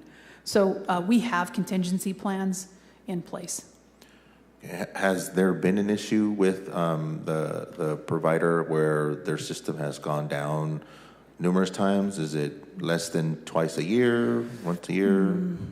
No, I don't know the number of times, but it's been very short duration. Any time that there's been a hiccup, maybe a new release and an issue, and they immediately work to resolve it. And the only long-term outage we've had has been related to the city's firewall, and that was also resolved within 24 hours. Okay. All right. Thank you for that, Chief. Appreciate it. Thank you, Council President. City Manager, did you want to clarify something? I did. I just want to make sure with the motion on the floor and reading the contract language, Chief, first of all, Axon would have to agree to the revised term. The way that it's written, if it was only for 5 years, or I don't know if this is the attorney or chief, is the price that we've been given based on the 5 years with the automatic renewal, so assuming 10 years, or is the price based on the 5 years? Because 5 years. Okay, so we're okay on the price. If we just go for five years, it's the same price, we're okay? Yes, we made that very clear to them that the city's not interested in a contract beyond 5 years. Okay, I just wanted to clarify that. And we agree with that. Okay, thank you. Thank you, Council President. Councilmember Arias. I just had one final question, Chief. As I read the contract, I noted that the gun holsters, when they are taken out of the holsters, now that operationalizes a camera, correct? It will, yes. It will. So our current policy right now, if I recall correctly, is that officers are required to turn on their cameras during an incident. Yes. If they don't, they get written up, correct? Different incidents require it, but almost anything that would require the presentation of their firearm would require a report. Correct. And if they don't, they get written up, correct? They can face discipline, yes. So if we're now going to depend on the technology to turn on the camera and the technology fails, do we still write up the officer? Well, many times the officer won't be drawing their firearm. They'll have to manually turn their camera on, as we've always done. I can't think of the name of it right now, but the technology that allows the camera to be turned on with the drawing of the weapon is only for those situations, not obviously every case. Maybe I'm not following your question. I guess what I'm saying is, according to the contract, one of the benefits is this technology that would automatically turn on an officer's camera when he draws his weapon. Our current policy is that if you don't turn on your camera, okay, I understand. you get written up. So if the technology fails, is the officer still liable for not manually turning on his camera, even though he might have assumed that it automatically went on? And therefore going to be disciplined? We would require an investigation to determine the reason. There's other evidence that we could look at to see if it truly was a malfunction or something else. Let's assume it is a malfunction of the technology. It's a shooting that leads to death. It's $1 million liability to the city like most shootings are. Is the officer going to be written up for not manually turning on his camera and depending on the technology to work automatically? It's speculation, but in most cases, no. If we could establish it was a technology defect, correct, and that they didn't have a safe opportunity, they weren't aware to turn their camera on manually. But it would be definitely a case-by-case basis. And would that require discussions with the union and what they call, what's the term, meet and confer? Would that require a meet and confer to us to change the policy? There's no change in working conditions, in my opinion, so no. Okay. Those are the things I want legal counsel to work through, because I know we're going to be litigated when an incident happens based on there not being any video evidence. If the camera malfunctions because of the technology, right now it is essentially the responsibility of the officer. Correct, and it still will be, because they should have the camera on long before they draw their firearm. Yes, but if it doesn't go on and if they don't put it on, that's what I want to be considerate of. So. Okay. If you guys can provide us some feedback, and it might be worthy of a workshop to see. Listen, I'm under 60. I appreciate new technology, but it also there's a huge debate around artificial intelligence and the fact that there are no rules in the industry of artificial intelligence. And I think some of the rules are going to come as a result of liability and lawsuits, and I want to avoid as much as we can from that end. Yes, and we'd love to demonstrate for any of you any of these programs. Perfect. Thank you, Chief. All right, Chief, I have no one else punched up. I think I'm not the youngest one up here, but I may look the youngest up here, but I think I too would like a workshop just on AI and how we're integrating that into our city operations, just to be more aware of that. I'm going to be supportive of today's item, but I do also support my colleagues' recommendation for going out to RFP. There's a lot of feedback, Clerk. Just to make sure that after the 5 years, we are still getting our best deal possible for And the city. for the record, whether it matters, I agree that that's a wise choice at the time. Thank you. I do have a motion to approve by Councilmember Arias. I seconded that. City Clerk, will you please call the roll? Certainly. Item 2T, Councilmember Arias. Aye. Councilmember Maxwell. Aye. Councilmember Chavez. Councilmember Bredefeld. Yes. Councilmember Esparza. Aye. Vice President Carbasi. Yes. And Council President Perea. Yes. Passes 7-0. Thank you, Chief. Thank you all. Okay, we're going to break for lunch, and we will be back at 1:30. Let's make that 1:45.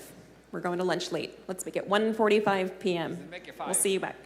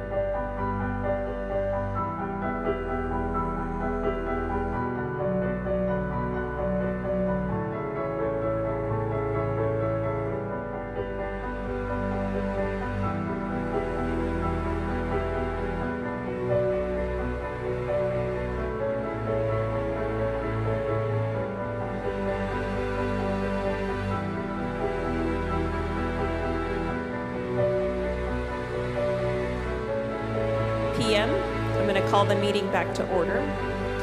I believe we have a correction that needs to be read into the record for item 2S. City Clerk? Yes, thank you very much. 2S, that is file ID 24934, action pertaining to a permanent local housing allocation agreement.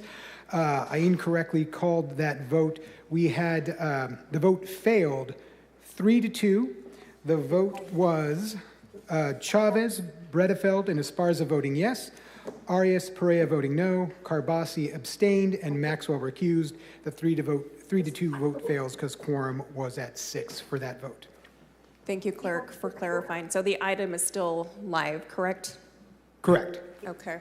City Manager? Council President, the staff requests that we pull this item and will return in a couple weeks. Okay, that's item 2S. And we did, the developer is requesting that as well. Thank you. Okay. Next on the agenda is item 3A. This is the workshop, City of Fresno Retirement Systems. City Manager? Yes, staff is also requesting to pull that item as well. Understood, thank you.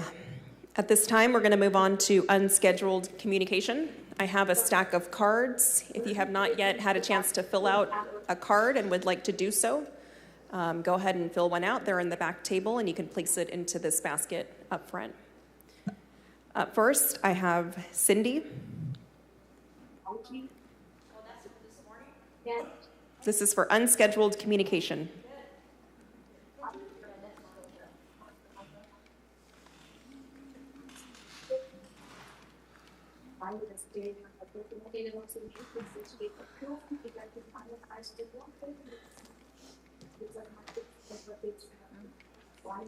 Okay.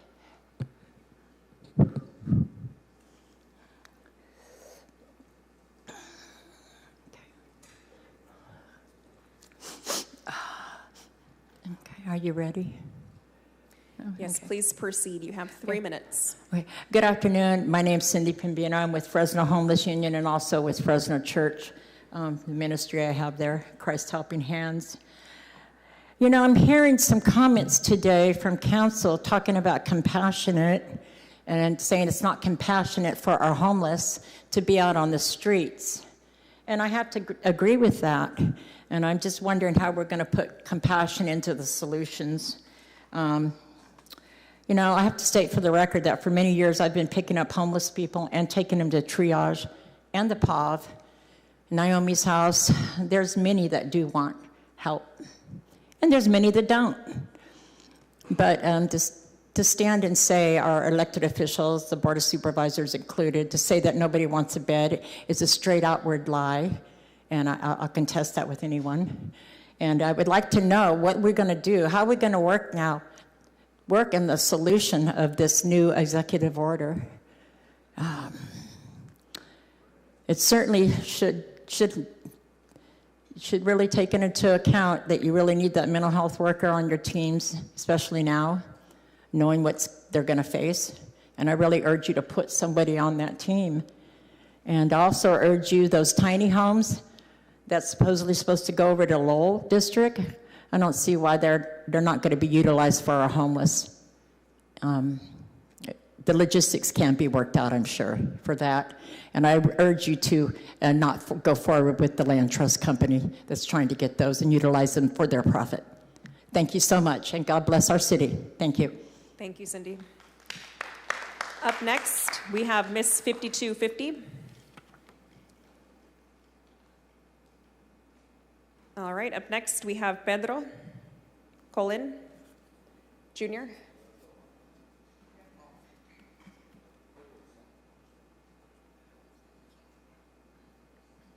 Hello. Good afternoon. You have 3 minutes. Okay. I just wanted to know what the fine's going to be for the art hop, like if you set up or not. Like, what's that info? Am I going to be fined hourly or just one time that day if I set up outside? You can go see code enforcement. They're on the second floor. What was that? You can go see code enforcement for that question. But This I mean, is your opportunity to address the council. If you have any questions about No, fines, that's what I'm asking. you can go see code enforcement. They'll give you the accurate information. You can't tell me that right now? I would, now's not the time to have like a back and forth dialogue because No, this I'm isn't an just- that's agendized only a- item. I think what the council member said is if you have a code related question, No. to visit the code I'm just going to department. be out there that day regardless, so I just wanted to know what the fine would be, so that's all. I'm always waiting on your time, but that's all. Thank you. Thank you. Up next is Vincent Apodaca.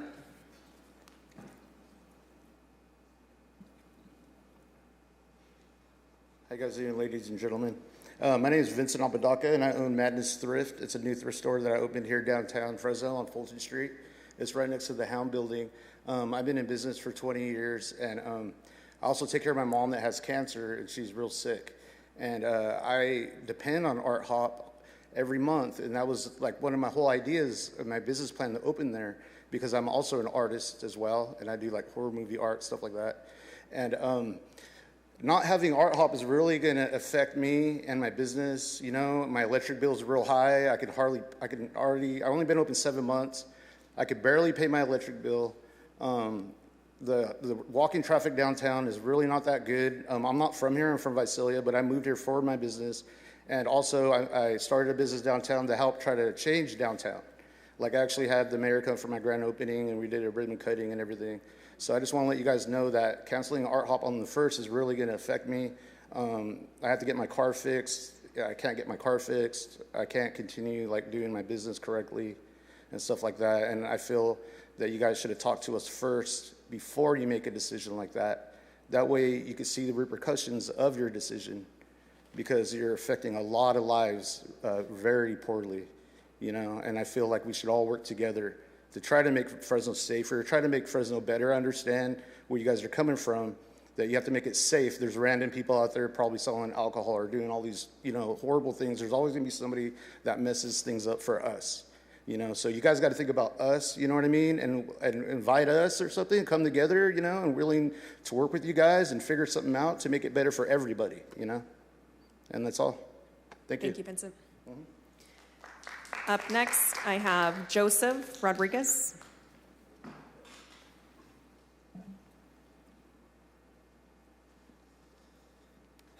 Hi, Joseph, you have 3 minutes.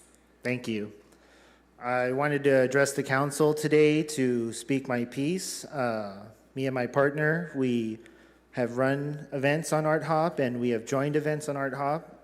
We're two vendors. We make art and we write poetry, and it affects us greatly. And we've reached out to the community that follows us on social media, and there's been an outpour of support.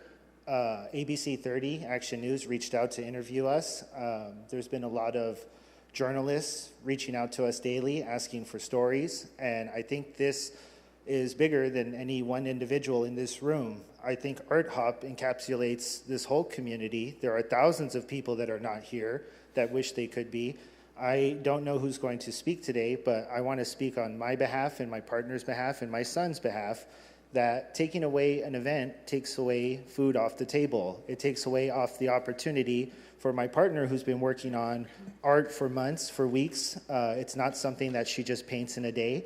And now she doesn't have the opportunity to show unless she scrambles at the last minute with hundreds of other artists scrambling at the last minute to just provide for their family. There might be a thing of like, oh, I invested a lot of money in that Art Hop and now I can't even show. What am I gonna do? It's hard for artists because their community is shunned and pushed around and bullied because there's no one voice. There's thousands of people that want to speak and they're all upset. And I just want to let the council know that it's affecting people's lives that are not here today, and they need to be spoken and accounted for. Thank you. Thank you, Joseph. Up next, I have Bob McClowski.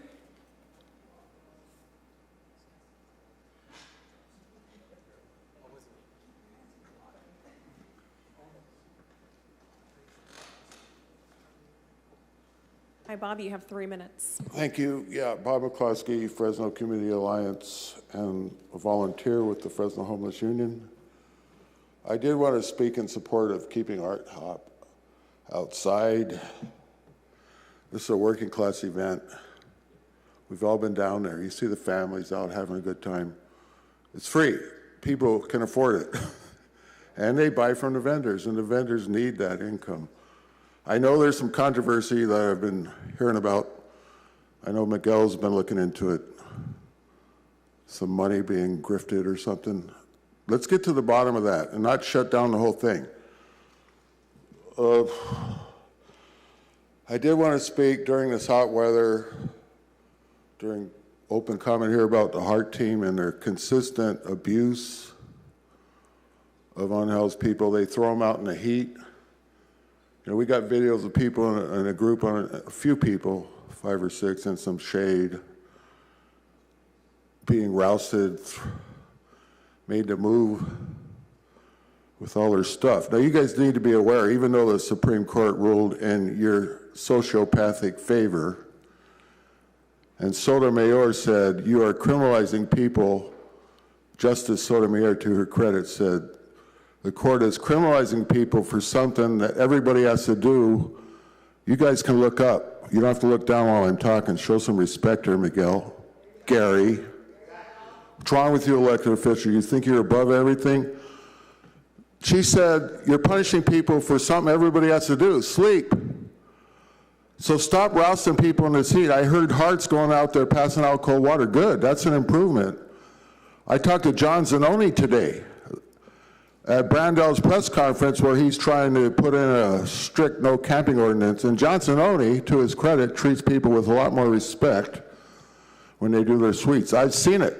He's a man with some compassion.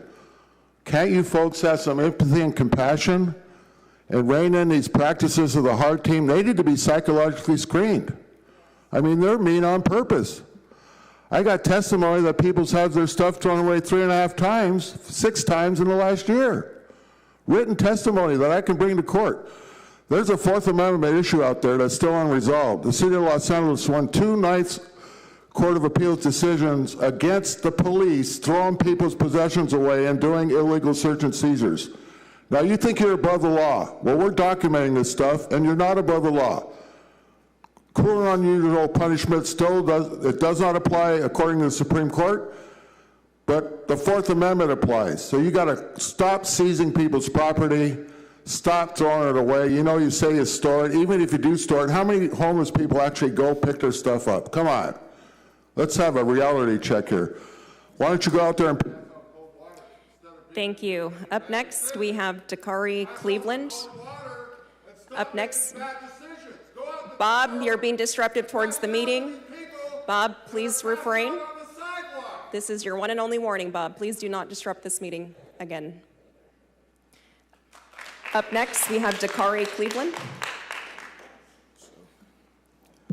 Good afternoon. You have 3 minutes, Dakari. Yeah, I don't like mics, but how y'all doing? Thank you for allowing me time to speak. I'm here in support of lifting the ban of outdoor activities. I'm Dakari Cleveland, the founder of the Alley in the Valley. We focus on activating underutilized and underappreciated spaces throughout the city of Fresno. We found our home and started it during Art Hop at Kern Plaza. That wasn't being utilized for multiple years. And we wanted to make sure that we gave a space and a platform for creators to actually be safe, protected, and have a space where their families can come together and also hopefully build some financial backing to be able to come, what would you say, an official business entity with the city of Fresno. So we do focus and work with those in the informal economy, knowing that they need spaces to actually raise the capital to become a formal entity with the city. And so that's something that we focus on, and we want to continue to try to activate and have spaces like that. We operate beyond just Art Hop, but we understand that Art Hop is a multi-location, permitted and permitted thing that happens throughout the city. I mean, that happens downtown every first Thursday. That has a crowd of, 10,000 plus people, where a lot of hundreds of small businesses, brick and mortar spaces, depend on that traffic to stay alive. A lot of businesses have also gave testimonies of saying how they're able to raise funds, able to pay rent, able to take care of the kids, get shoes, pay their car note, pay for gas for the week, and honestly just be able to live in the city of Fresno. A lot of people aren't here because a lot of the creatives in the city and a lot of those that have vending type of business or sidewalk businesses work 2 to 3 jobs. The reason they pop up at night is because they need the funds. They need that space. Creatives work, like they said, for weeks, months to create pieces so the community can see it. And sometimes, since we're limited on art galleries or spaces that are official art hop entities, they don't have spaces to show their work, so they have to step out on the street. Like, can we really think about what's taking place and what's going on and the idea behind the ban? I'm just asking to go ahead and lift the ban. I understand that this may be something that happened one time, 1 month, but the thing is, if people don't make the funds this first Thursday, they might not be able to make it through the month and get there in September, October, whenever it may be, or the decision is decided to actually allow outdoor activities. We are a permitted space. We go through the process, have been going through the process for the past 2 years, paying the city permit fees, taking care of insurance, working with nonprofits and organizations in downtown Fresno to make sure we can create a safe space for micro businesses to grow and artists and creatives and musicians to have a chance to showcase what they've been working on and what they built and what they have. These are city of Fresno residents, Valley residents. This is something that pulls in a lot of people into the city. We know we're trying to grow the city. Why would we not continue to do something that has a space that shows us that there's life? And I also was the one that, with the alley and few other organizations in support. Thank you, Dakari. Up next, we have Crystal Rocha.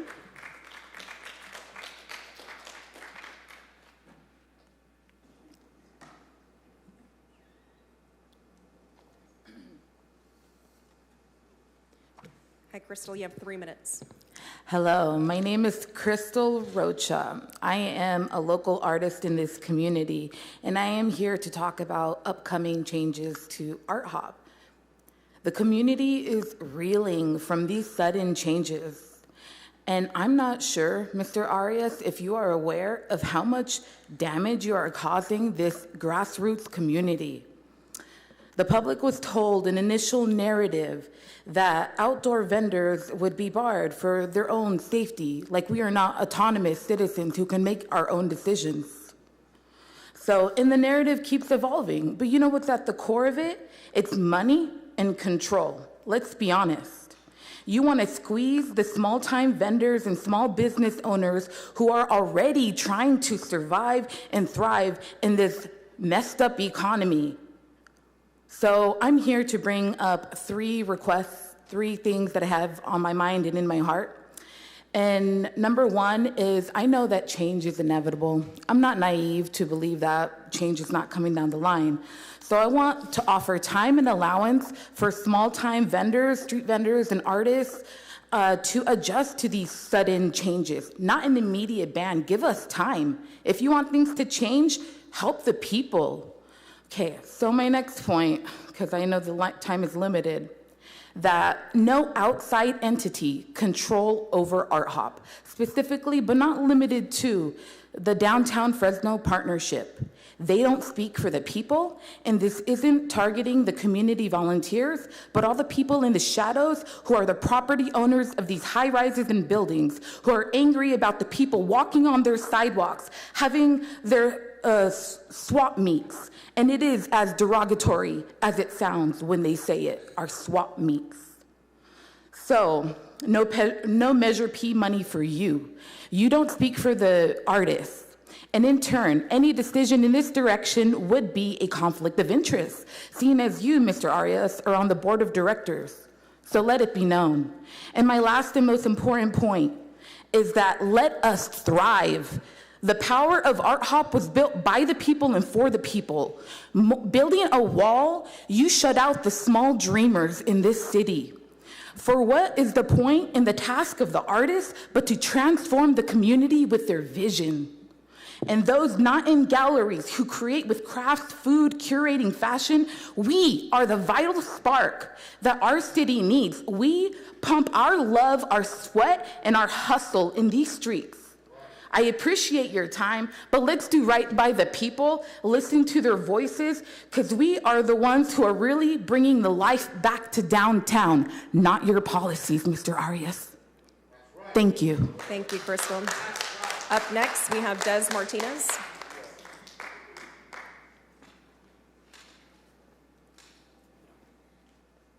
Good afternoon, Des. You have 3 minutes. Yes, so I was coming here today because I was notified that Mr. Kabasi, that you had stated earlier that there was no children in these streets. Okay, I just wanted to make sure because that's what I was notified. So I was coming down to say you of all people know that there's children in the streets because thank you very much. You did help me in the past with the children on the streets. So I just want to make it sure and clear that everybody, hello, Mr. Chavez. Hi. So I just want to make sure that everybody understands that the county today, Mr. Brandow did his little public thing. It's cute. Y'all missed it. But anyways, he tried to pull Brandow. That was cute. I know you guys are buddies. Bredefeld. Oh, I'm sorry. Bredefeld, Brandow, buttholes, same thing. So I just want you guys to know that there's children out here on the streets, because today at the county press conference, it was brought up about the children out here on the streets, and it was admitted by Amina Flores with the county, with the Department of Social Services, that stated that, yes, there are several children out here on the streets today, yesterday, and for the years in the past that she's been on the team. So I need the city to understand that there's children in the streets. You are responsible for these children in the streets. We've already had 2 deaths of babies, okay? I know you guys want to hide it and everything because it's not good publicity to have homeless children that die on the streets, but it's not cool. These children, regardless of where they come from, they need shelter. Their mothers need shelter. Their fathers need shelter. We don't need them to split up. HUD regulates that you guys don't split up families. HUD also says you cannot criminalize the homeless. So I would start thinking about, I'd be a little nervous about the HUD funding in the future if you guys do criminalize the homeless, which you can't. Okay, so a message from the street family members on criminalizing them and what the county said they were going to do today. They basically said that if you arrest them, they don't care anymore. You have totally taken all hope from them, all their property from them, their dead fathers, their dead kids, and thrown them in the dumpster and threw their whole life away. So now they've given up on all hope of you guys ever doing anything here in Fresno, California regarding permanent housing, $15 million to something temporary. Come on, Dyer. He could have did better than that. He gave $22 million to his friends, and I'm watching that money, okay? So temporary solutions is we need more than that. We need a lot more. We need more stability in our city because there's too many people dying. And I'm afraid that you guys are leashing the dogs out a little bit harder on us. And if they keep on stealing our stuff, I'm going to start teaching them how to file claims with the city of Fresno. And you guys have body cams so you can check it yourself to see what they're throwing away. But this is going to cost taxpayers. If you arrest them, they said they don't care. Throw me in jail for 7 to 15 days. Thank you, Des. Up next, we have Charlie Hazel. Yeah, Councilmember Carbasi, you have the floor. Be very brief. I just want to thank Des for coming here because that was a rumor. And I did speak this morning. I never said anything about homeless children. I have no proof of that there aren't homeless children. I would never. No, I'm saying I would never say something to the contrary. So I never made comments about homeless children. But I'm curious who told you that, but I'm glad you came here to make sure this rumor's quashed. Oh, okay. I'll find out. Thank you. All right, up next, I have Charlie Hazel. Hi, how's everyone doing? My name is Charlie Hazel. This is my brother, Eddie D.O.K. And I'm here to talk about Art Hop. If it isn't broken, then why fix it? Councilman Arias, on your Welcome to District 3 page, you say, and I quote, "I want to keep you fully informed and engage you in building a safer, vibrant neighborhoods that allow our city to thrive. But recent regulations placed on Art Hop say otherwise. Was it really because of the weather? Is it really a preventative measure? Or is it because of the saturation of people bringing life to Fulton Avenue once a night every month? Or maybe it really is the cost of public goods to the city. Even now, based on what you have said, I'm not really too sure what the reason is. But what I am sure about is that my art is not for your monetization.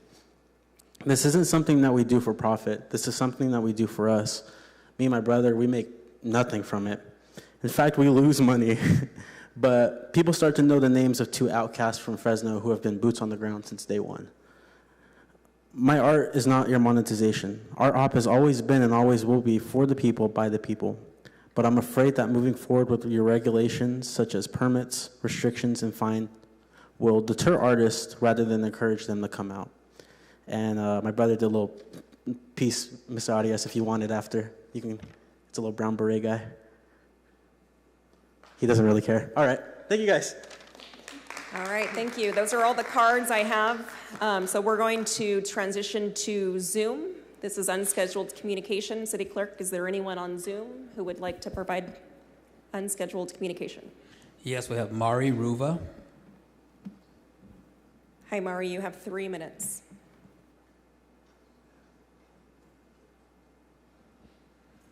Mari, please unmute yourself.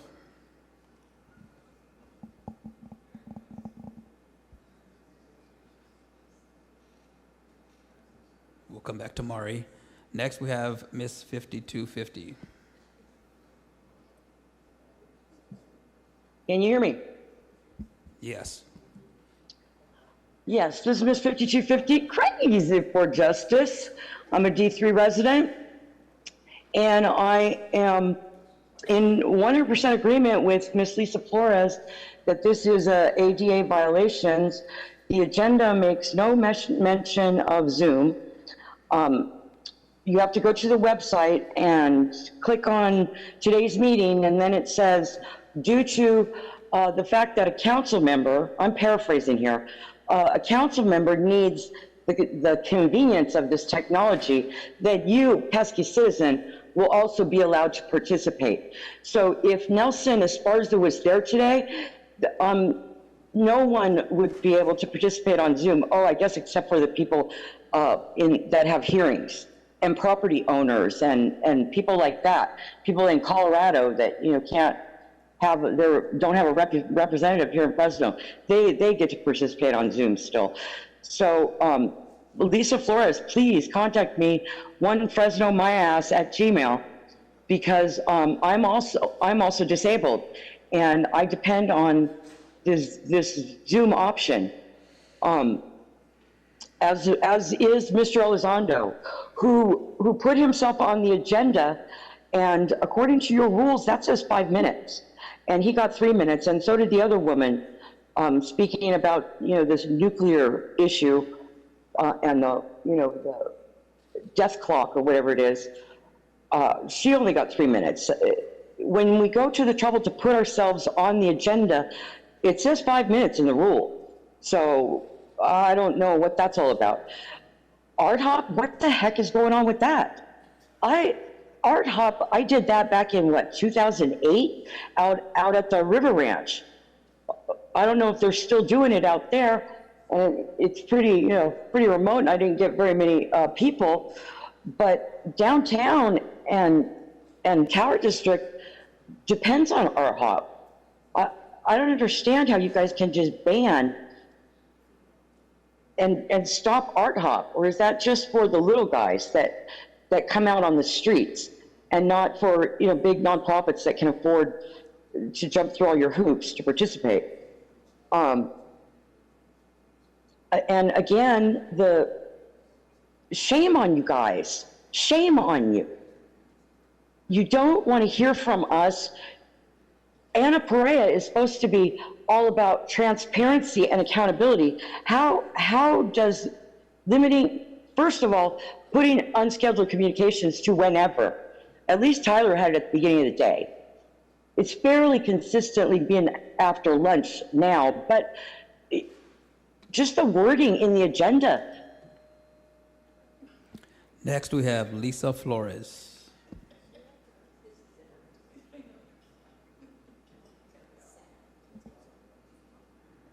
Lisa?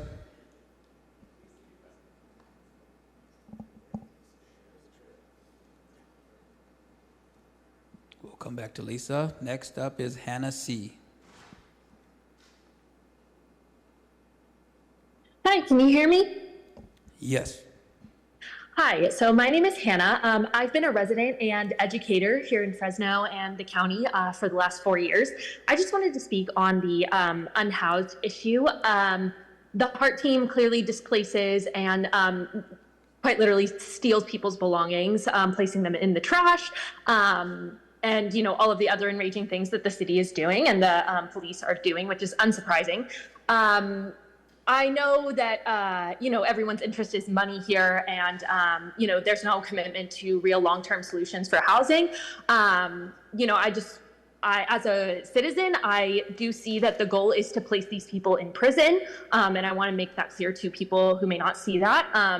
If the alternative is not long-term solutions to housing, then, the only alternative is prison. So, I think as a community, we need to be investing in our unhoused community and things such as giving away waters, opening up our homes to be cooling centers when cooling centers fail, since there's not nearly enough for the community. I think we just need to support our unhoused community if our city government isn't going to do it. Thank you. Next, we have Brandy N. Thank you. Council, in light of recent ruling and orders, I ask that you seek actual, effective, compassionate response for our unhoused. I am disheartened by the council and mayor continuing to ignore our unhoused community members by saying and continuing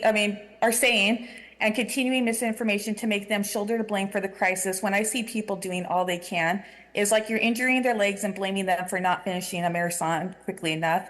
Diarprea Kerbasi spoke publicly about finally being able to do something about camps, but for years the city has already been clearing camps with no regard to the human rights, dignity, and property of those involved, to blatant cruelty and dehumanization of the HEART team who openly mocks them and doesn't follow policy.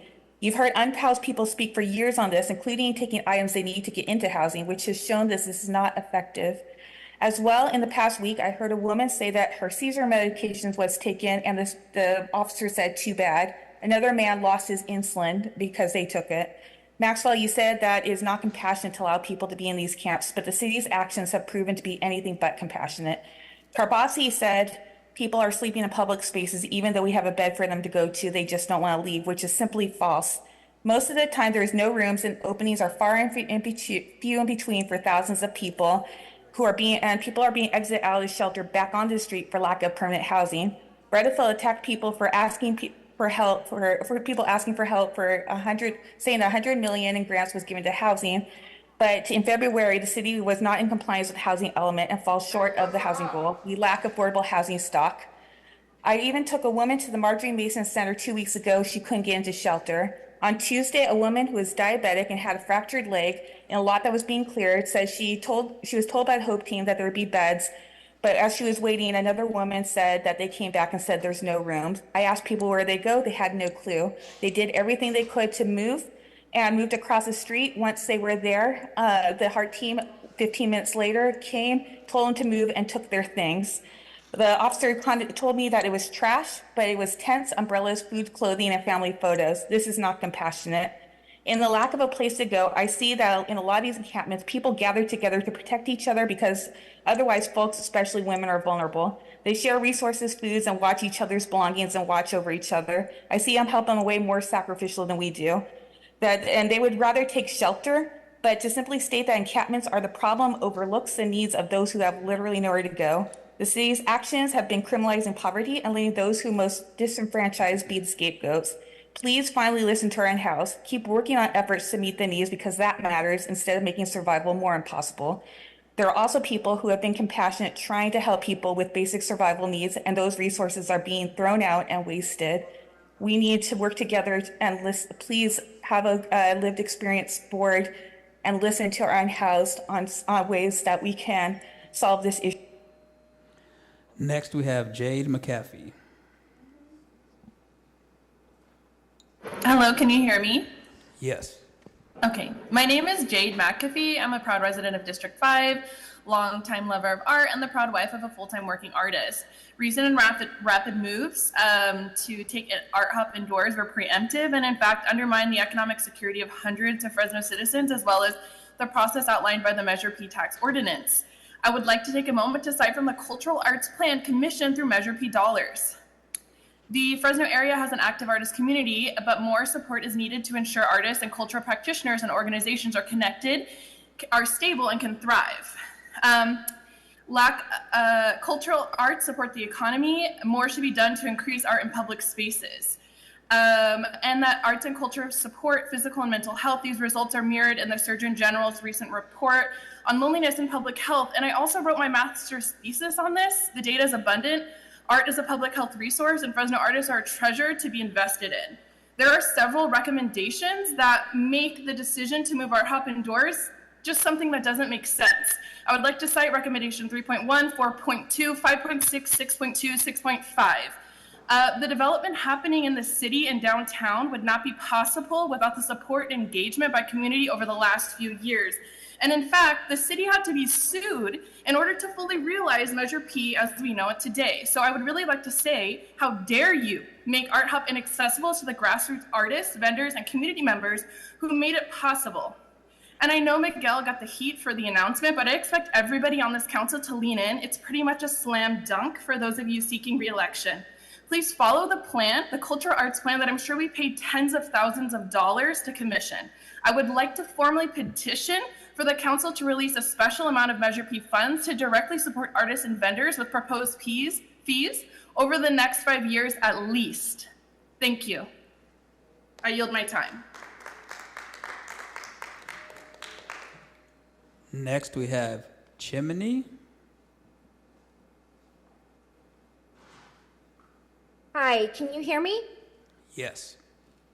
Hi, my name is Dr. Shamina Fuso. I'm a professor here in the Central Valley, and I live in Sunnyside. Luis Chavez, you are my representative. I'm here to speak on behalf of the changes Miguel Arias and the council is initiating against Art Hop. I'm not personally a vendor at Art Hop, but my sister-in-law sells at Art Hop, which is one of her most lucrative events. And I also have several friends who are artists and small artisanal creators that depend on Art Hop. I have said for years what a beautiful artist and small business community we have here in Fresno. In fact, I've often said this is one of the few places left you can still start a small business and thrive. And the reason that I know that is that I'm a transplant from San Francisco, and I've lived here for the last 8 years.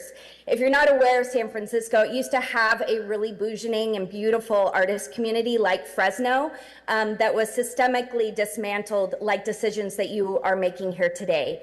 I'd also like to, I know Jade said this wasn't just a Miguel Arias decision, but Miguel Arias, this is not helping gente. You keep targeting not only artists, small businesses, people of color, disabled, but our whole community. And stop pandering to our votes, saying that you care about community when you continually make decisions that hurt our community. I want to end with an anecdote. In SF, there was a huge issue with violence over by one of the Mission Street BARTs. And the community came together and they started a poetry jam at that location. And people were sort of befuddled by how much violence lowered significantly in that area because of that poetry jam. Gatekeeping Art Hop will impact our entire community and only make several issues in our community worse, including our unhoused populations, which is ironically the other topic folks are speaking on today. Thank you. I yield my time. Next, we have Jasmine Young.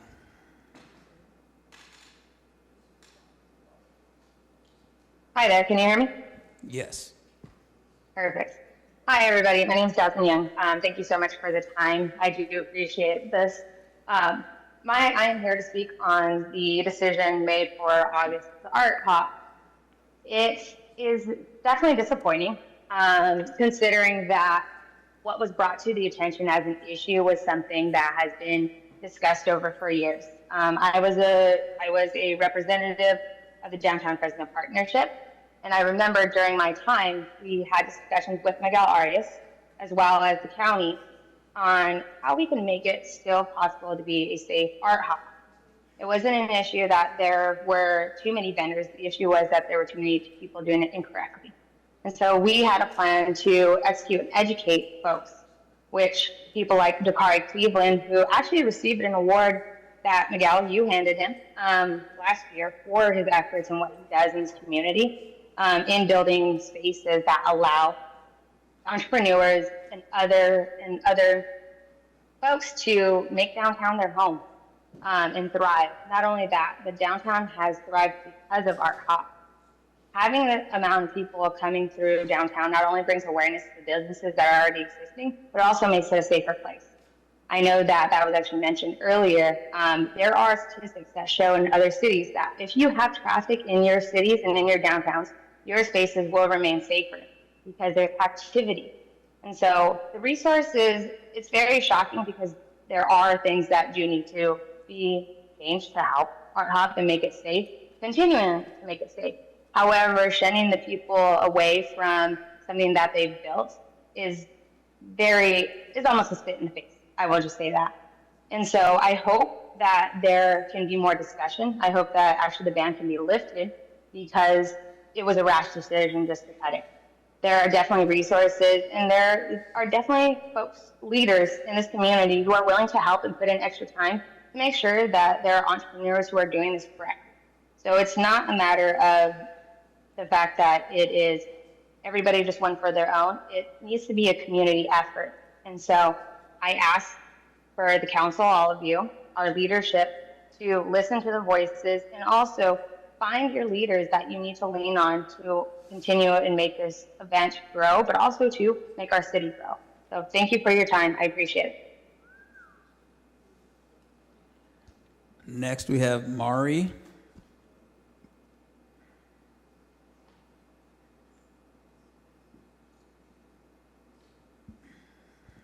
Mari, please unmute yourself.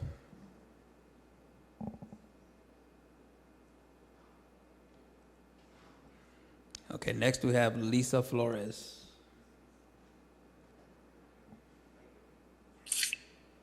Well, I actually want to speak about a couple of things. Your public notices of your city council meetings, how are you going to be addressing the issue regarding folks like me with ADA that cannot physically come down to City Hall?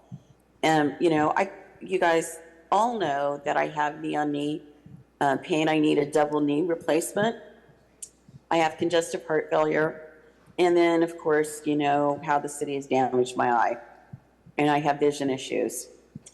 You had and continue to hold this meeting today, all in knowledge that I never got a copy of the agenda, the hard copy, large print that I discussed with Todd on Friday.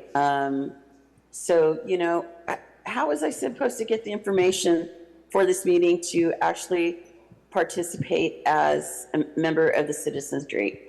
I have a right to participate in my government, and you guys are basically putting me in a corner and basically telling me to shut up. That your decision, that your opinions outweigh the opinions of the community, which is wrong. I have my rights. I have my rights under ADA, and you guys need to ensure that those rights are upheld. Second, Art Hop. What the heck are you guys doing? If you're short on money for supporting Art Hop, why don't you take that beer run trolley contract out? That's $1 million right there. Also, too, as a small business owner, and yes, I am a small business owner, I, do and design dog sweaters, believe it or not, and I sell out every year that I put them out for sale. I would love to show up to Art Hop, with my business license and do a pop-up, because all I need is this small table, because my wares go fast.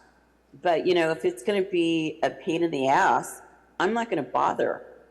If I'm going to have to jump through hoops, or if I'm planning something, being disabled and having to hire help to get me out there to sell my wares, and all of a sudden you guys cancel things, you're taking not only money out of my pocket, but you're taking money out of my mouth. You're taking money that pays my rent from, a roof over my head, that pays for my medication, that does everything. So you guys really need to look at, long-term and deeply. And I don't think that you guys are adequately reviewing all your decisions from a point of the citizens and the residents of Fresno.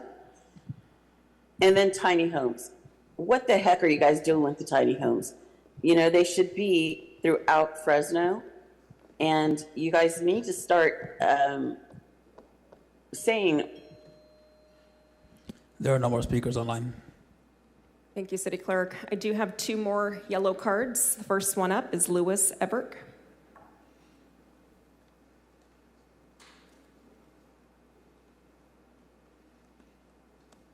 Hi, Lewis, you have 3 minutes. Thank you.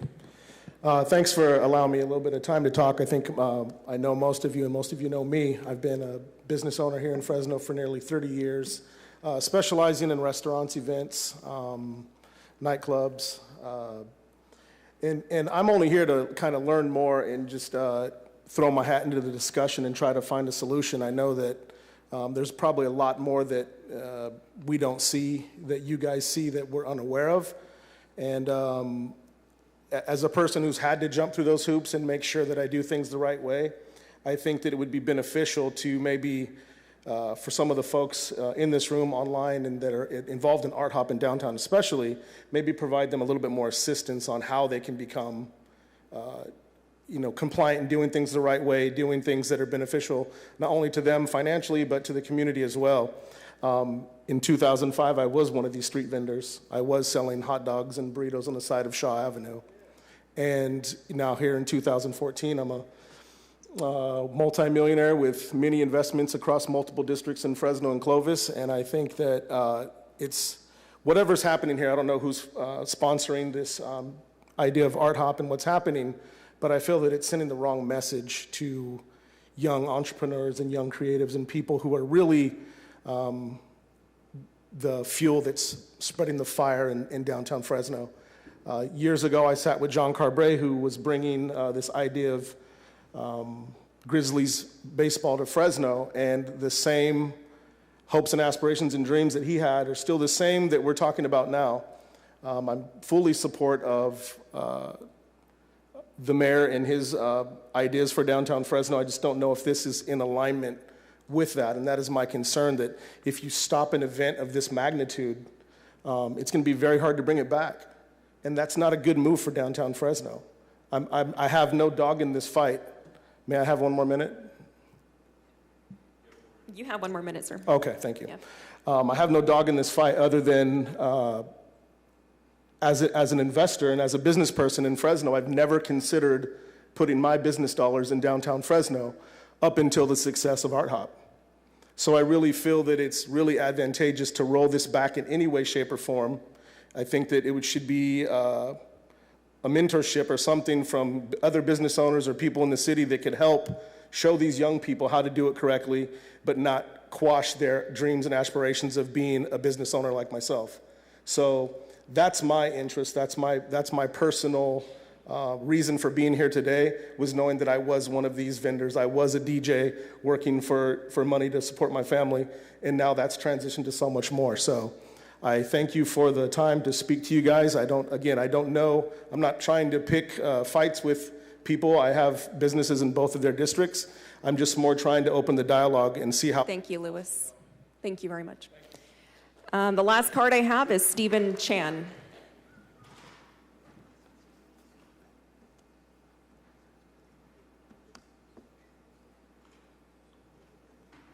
Hi, Stephen, you have 3 minutes. Hi. I think the main issue is just really the pop-up vendors, because I think it's just about the money. If it's just that, just say it's that. And he cited safety problems with the heat, overcrowding, and basically people getting robbed or injured. Regarding the heat, I mean, most of us have lived in Fresno all of our lives, or most of our lives, so we dealt with the heat. We deal with the heat. So I don't get why that's the issue. I know this is a bad analogy, but it's like, does the Eskimo person complain about how cold it is? No, because they're used to it. Like, we're used to the heat, so I don't get the heat argument. The safety issue, like, I never really hear people getting robbed on Fulton. They might get robbed in the area of Chinatown, but not on Fulton. And safety, like, I don't get how people can get injured, really. And overcrowding, like, more people, more money. So not only do the vendors make money, but the local businesses make money. So I don't get none of the issues here. I just think it's the pop-up vendors. You want to make money from the pop-up vendors who aren't paying the fees. If it's that, just say it's that. That's how I feel.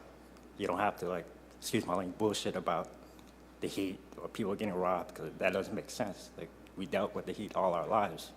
We lived in Fresno all our lives. So I don't get the heat argument.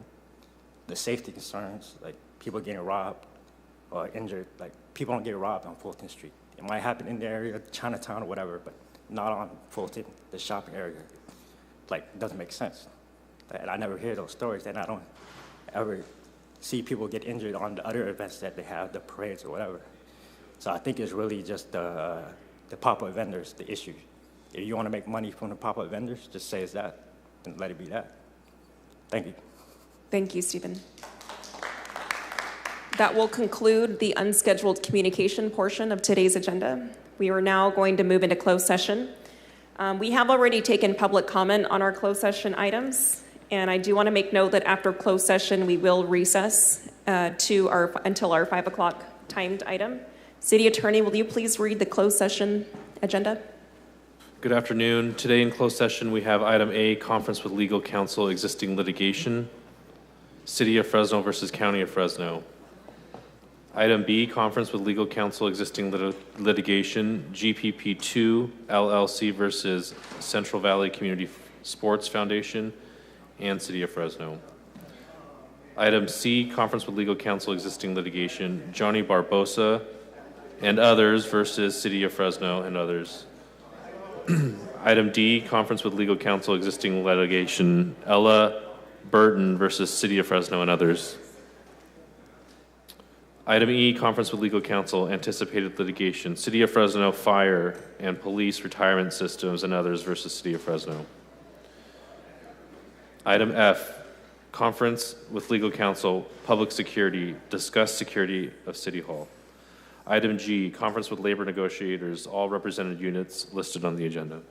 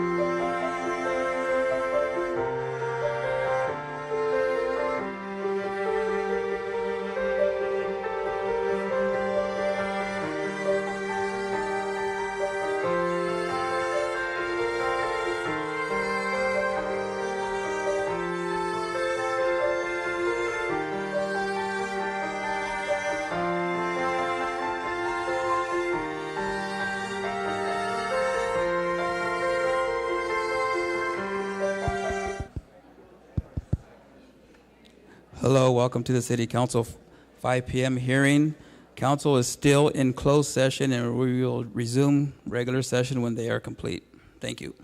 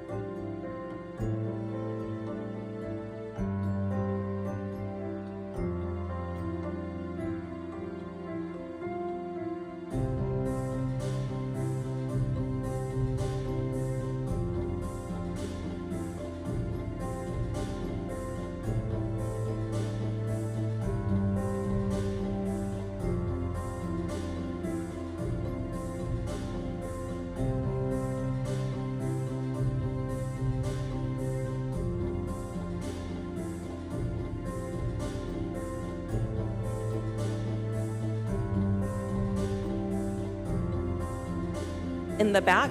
If you wish to speak on this item, I'm going to ask you to go ahead and fill out a yellow card and drop it in the basket up front. We're going to get started in just a couple minutes.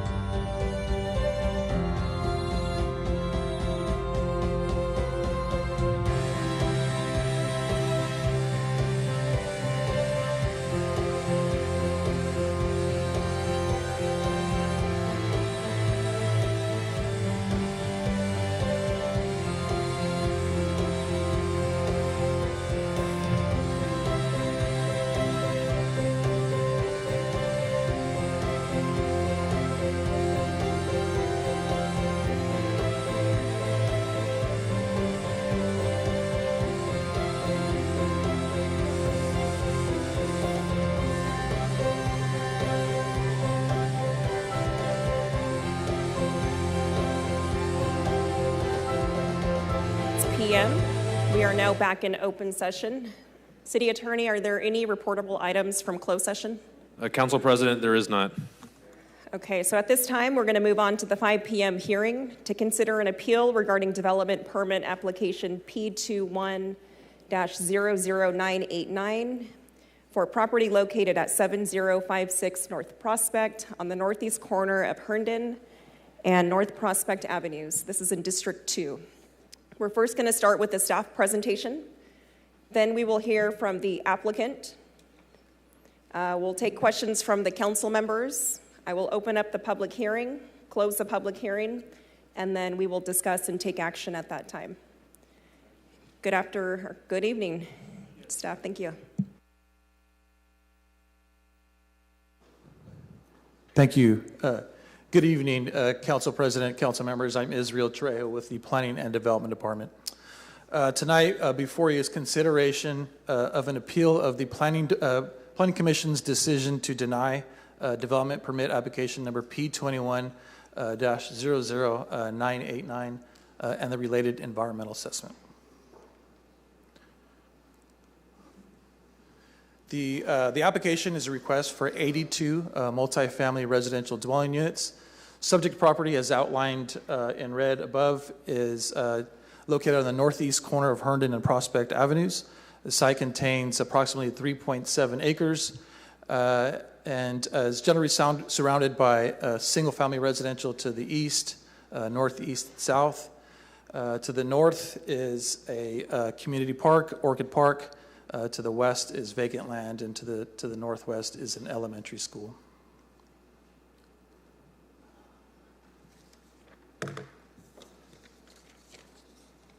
So want to get into the background of the zoning of the site. So the previous general plan, not the current general plan, but the previous general plan designated subject property for administrative and professional office district uses. That designation remained from 2002 to 2011. In 2011, Wilson Homes submitted an application for a plan amendment, rezone, and a tract map for not only the subject property, but property to the east and to the northeast. Those applications changed the land use designation of the subject property from office, administrative professional office district, to C1, which is general commercial. At that time, general commercial allowed a number of different uses, Rite Aid, a car wash, gas station, just a number of different commercial uses. So from 2011, the property remained as neighborhood commercial.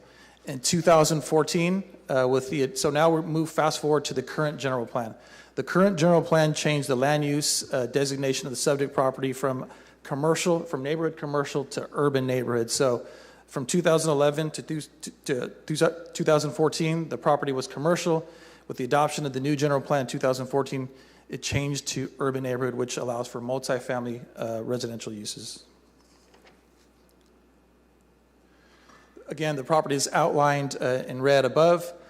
Subject property is currently zoned and planned to allow for multifamily residential uses, including property to the east. Again, property to the south and northeast, planned and zoned for single-family residential. Property to the north is a community park. Northwest is elementary school, and to the west is office. So the planning director recently approved the development permit application.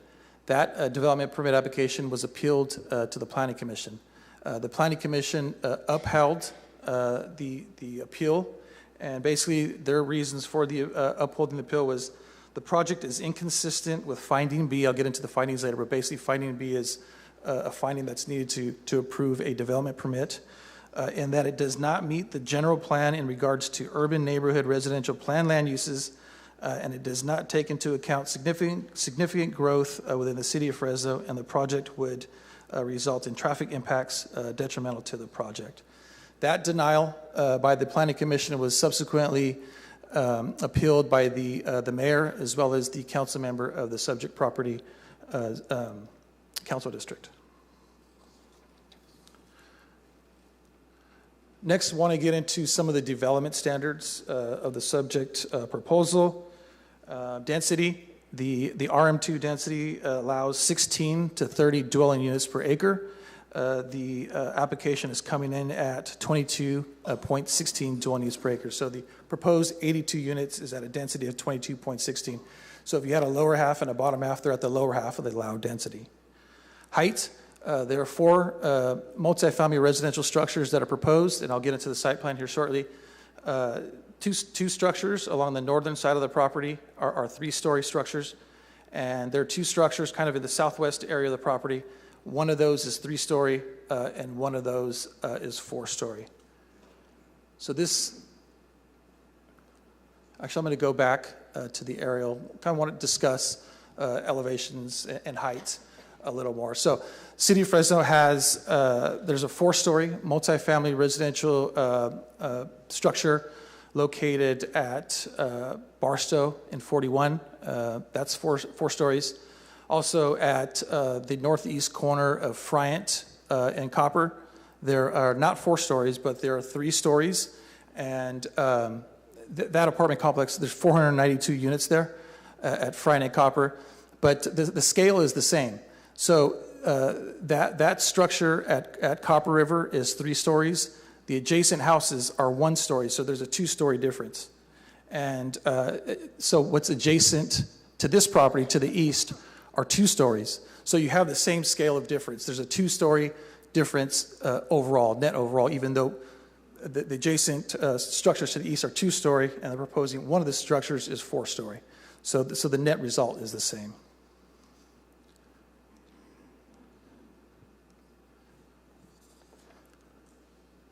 So this slide here kind of just outlines the proposed structures and where they're at on the site.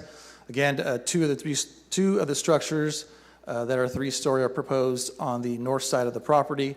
On the kind of the southwest corner of the property, there's one 3-story and one 4-story building.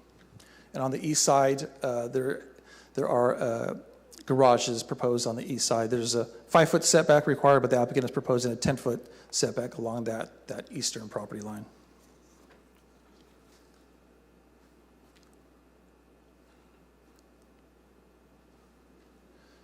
So the next development standard I want to get into is open space. So there is a section in our code that allows for 25% reduction in open space. 2 findings must be met. One, there must be adjacent open space within 400 feet of the site. Here there is Orchid Park. That's about 150 feet across the street north of the site. And the second detail variable is there must be a pedestrian path to that site. And if you take Fur Avenue, walk to the east, there's a crosswalk which will get you to the park. With that, it allows for a 25% reduction in open space. So with that 25% reduction, the required square footage is 18,132 square feet, and the applicant is proposing 18,683. So they're above what the code requires with that 25% reduction. So continuing along with development standards, the front yard setback along Herndon, 75-foot setback is required there. There's an EA overlay district for this property, express area overlay, so there's a required 75-foot yard setback along Herndon. There is a minor deviation that was proposed, and I'll get into that later, but a minor deviation allows a 10% deviation in that setback. The east property line, there's a 5-foot setback required. The applicant is proposing 10. Along Fur and Prospect, there are 15-foot yard setbacks proposed, and respectively, the applicant is proposing 24 feet and 21 feet along Fur and Prospect.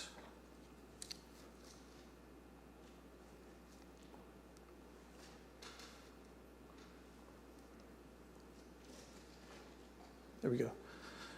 Next slide, again, wanted to talk about the express area overlay zone. So the code requires a 200-foot setback for the center line of the nearest travel lane to the proposed building, unless a sound study is provided, which shows that the property can meet the sound requirements of the development code. So the applicant did submit that. The applicant submitted a sound study showing that the internal decibel level does not exceed 45 decibels, and the external does not exceed 65 decibels. With that showing, the code allows for a reduction to 75 feet from the building to the center line of the nearest travel lane. Again, the applicant has proposed a minor deviation to allow a 10% reduction of that 75 feet along Herndon, and I'll get into that later, the findings.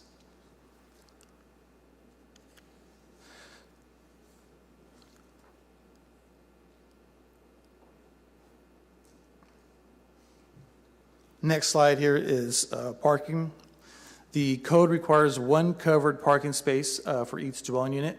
So the applicant is proposing 82 dwelling units, so 82 covered parking spaces are required, and requires 1 uncovered for every 2 spaces. So the applicant is proposing 82 units, where that would require 41 uncovered.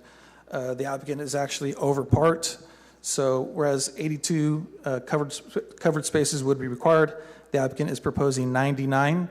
And whereas 41 uncovered parking spaces would be required, the applicant is proposing 55. So they're over part.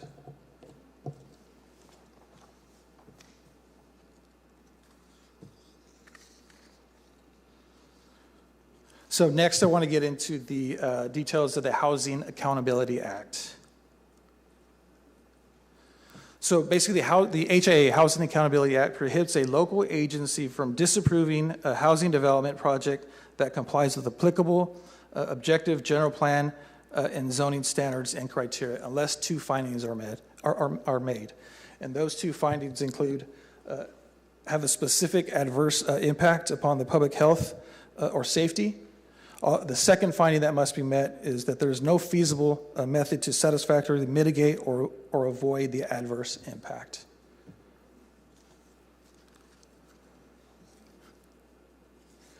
So next, want to get into the findings of the two applications that are proposed. So the first application that I'll go over is the findings for a development permit. So development permit is required to construct a multifamily in this zone district. The 5 findings are as shown on the screen, and I'll quickly go over those. Finding A, the applicable standards and requirements of this code are met.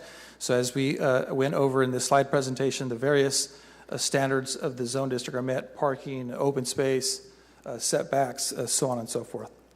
So finding B, the general plan and any operative plan or policies the city has adopted. So as outlined in the staff report, there are numerous general plan policies that the project complies with. Finding C, any applicable design guidelines adopted by the city council. So the applicant has proposed the certainty option, which is allowed in the RM2 zone district relative to the elevations.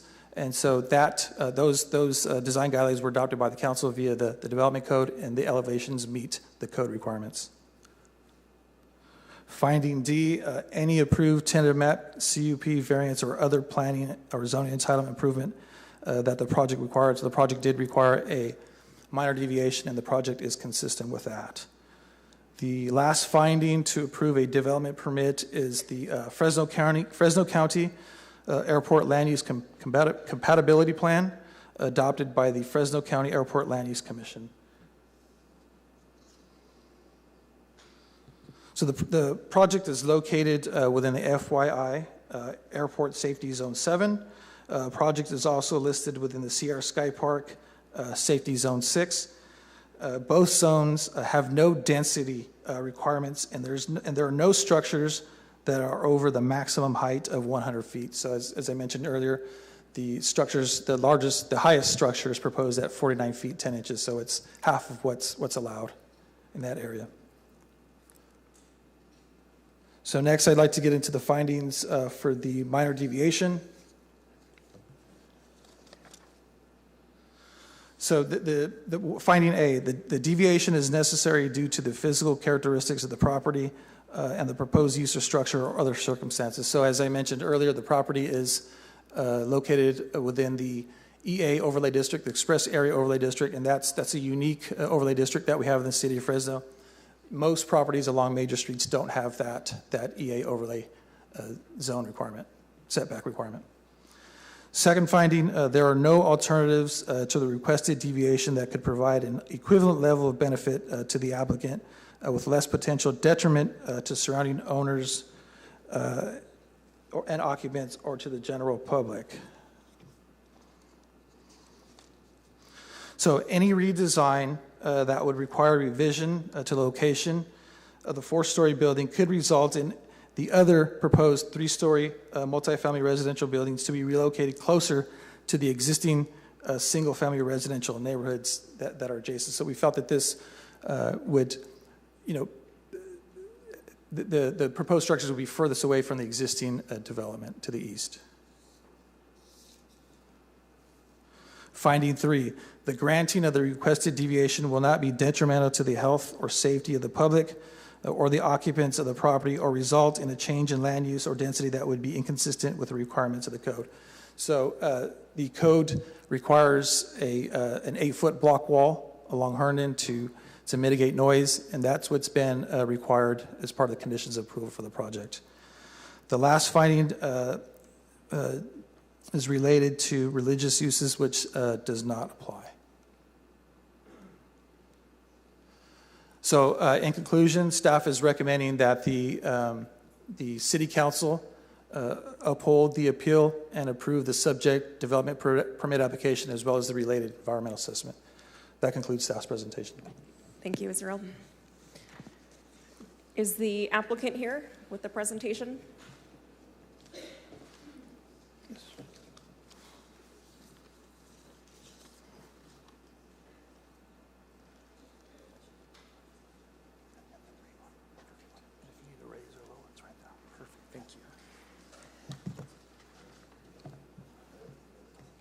Good evening. You have up to 10 minutes if you choose to use your full 10 minutes. Great. Thank you very much. Good evening, Council President, council members. Thank you for giving us this opportunity. My name is Lincoln Owensby. I'm here tonight representing both my partners at Land Value Management and my family, as we've owned this property and property in the area since the 1950s. First, I'm going to ask you that you bear with me. I'm a builder by trade, not a public speaker other than a few Boy Scout meetings and safety meetings. So bear with me if I read a little bit to you, I'm sorry. Our land values principals, Jim and Jamie Hilskamp, and our architect, Scott Vincent, are here with us tonight. Scott will be available for technical questions if we need them. We're a local real estate development investment firm. Jim and I have been working together since 1999. We're confident tonight we can provide any information that will allow you to move forward with the approval of our project, and however that language works, reverse the appeal, and I'll leave that to you guys. Tonight, your approval will be the culmination of 4 years of work between our team and city staff to deliver what we believe will be a fantastic project. Israel presented all kinds of technical details and all the findings, and I wanted to share with you a few of the livability features of the project, as well as show where we've been in discussions with neighbors and some of the issues there we've identified and how we've been able to mitigate them to the extent possible. As Israel said, 4 residential buildings, the project's 4 residential buildings, 82 units. They are two-bedroom apartments, most of them with 2 baths, a handful with 2-bedroom, 1 bath. The ultimate size of the complex at 82 units versus the 111 market rate units or 151 affordable units that were allowed in the zoning afforded us to include ample space, common area space, and amenities, and parking was a big part of what we did there. So parking has come up as a part of a discussion that we'll get to in a minute. The complex has a community building with event space, a pool, outdoor kitchen, and a barbecue.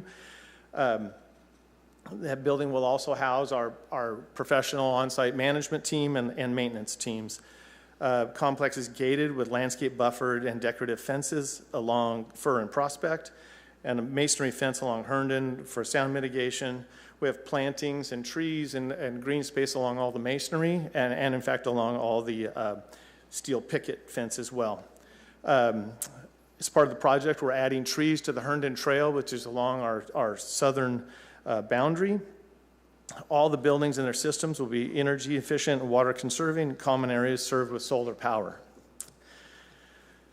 Our architect, Scott, and his team took great care to lay out the project's buildings and uses to minimize impacts on neighboring properties and present a pleasing view. As I think Israel, the buildings nearest the adjacent 2-story homes were oriented with their balconies and entries are on the north and south sides of the buildings, leaving kind of the narrow end of the building to minimize obstructed views from the neighbors. The 4-story building is adjacent to 2 homes. There are 11 homes immediately east of us. Our biggest building adjacent to only 2 of those. So I feel like we've done a nice job of minimizing that. The large building itself, actually all of the multi-story buildings are approximately 100 feet, 90 to 100 feet away from the adjacent property line. Neighboring homes have a relatively small backyard, about 6 to 10 feet of backyard setback. So we're over 100 feet away with our buildings from adjacent properties. They would look out from their second floor windows. They would look out over garages, green space, and our common area, 9 of those adjacent homes. Access to the 4-story building is via secured interior corridors and an elevator. So the traffic in and out of that building is in a recessed stairwell area. So we feel that kind of hides that use from adjacent properties and from the neighbors. So we're counting on that to help us keep a nice, quiet complex. I haven't even started my slides. Sorry, Bernard, can you put that up there? I apologize. There we go. There we go. Sorry, I apologize. Again, not a professional presenter. We've prioritized high-quality finishes and equipment through the design process. We're hoping to appeal to a young professional resident. High-speed internet capability is included, which will accommodate work from home. With the amenities we offer, a clubhouse, pool, outdoor kitchen, barbecue, our residents don't necessarily, and if you're working from home, they wouldn't necessarily need to leave, but immediately adjacent, within a quarter mile, there's groceries, shopping, restaurants, and neighborhood services within walking distance there. So our location, we feel, is nearly perfect here. Complex perimeter gates in the 4-story building will have secured access, electronic access. Complex itself also has charging stations for electric vehicles and a dog park area, excuse me. As we've moved through this process, concerns of neighbors have been heard and noted. The greatest number of concerns, let me catch up with myself here, sorry. Greatest number of concerns raised are related to traffic on the streets serving the project, on the nearby Herndon frontage road, and the school traffic along Valentine Avenue. A perceived lack of parking within the complex and the size of the 4-story building were also mentioned by a number of speakers and noted in some of the written responses we got. Happy to be able to discuss those in a little more detail with you, so bear with me. The primary access for our project is from Prospect Avenue at there's an existing traffic circle. Both the street and the traffic circle were designed and constructed in 2013 to accommodate the commercial use on our property, as well as access the frontage road and Tatarian Elementary School to the west. Our project and the projected traffic from our project is approximately 1/3 of the traffic volume that was contemplated when the traffic circle and Prospect were designed for that commercial use.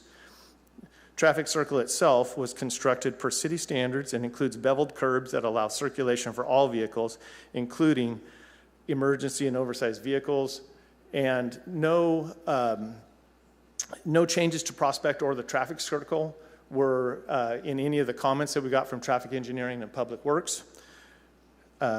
So we believe that it is adequate to serve our project. The greatest number of concerns we have heard relate to the temporary Herndon frontage road between Prospect and Valentine and the traffic near Tartarian.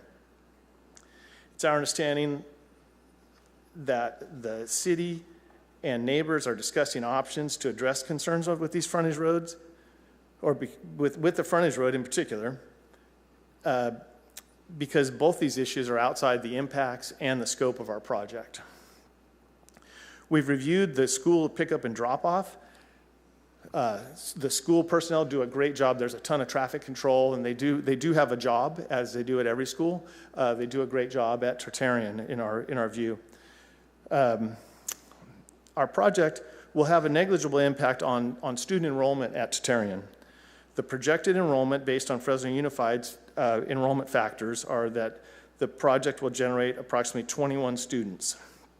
Although we expect the actual number to be lower, similar to the yield of the adjacent homes, where 40% of the projected number of kids, they go into Fresno Unified, but they don't go to Tartarian.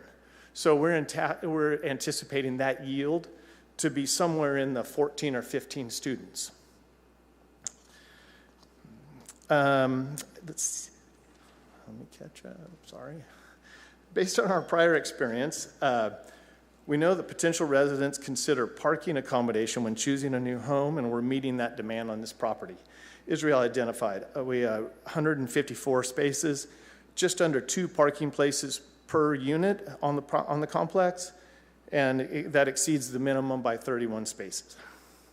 Again, if our managers, parking issues hurt the marketability of an apartment complex.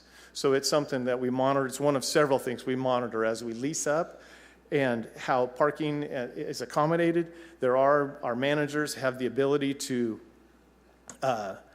monitor that performance and make adjustments in parking by permitting and various means. So we don't believe that to be an issue. And also, parking was raised in the concern of the neighborhood, but there are few, if any, opportunities for residents or visitors to impact the surrounding neighborhood, as there is no street parking on Fur and Prospect. Two nearby subdivisions are I'm going to give you gated. 30 seconds to wrap it up. Okay. That is the And end of the parking 10 at Orchid minutes. is cleared and locked at night.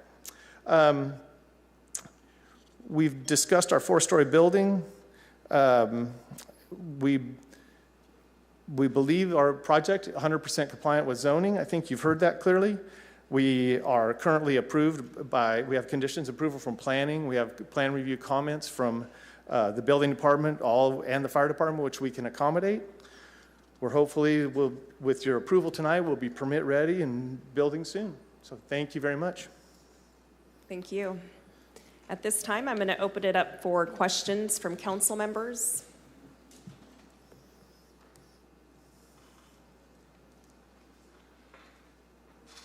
Up first, I have Council Vice President.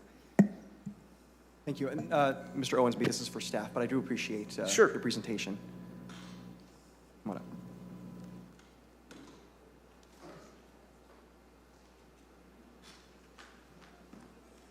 Okay. Thank you very much. Hi. So let's kind of start in order as things were presented today, and I just started jotting things down, some questions from tonight's hearing.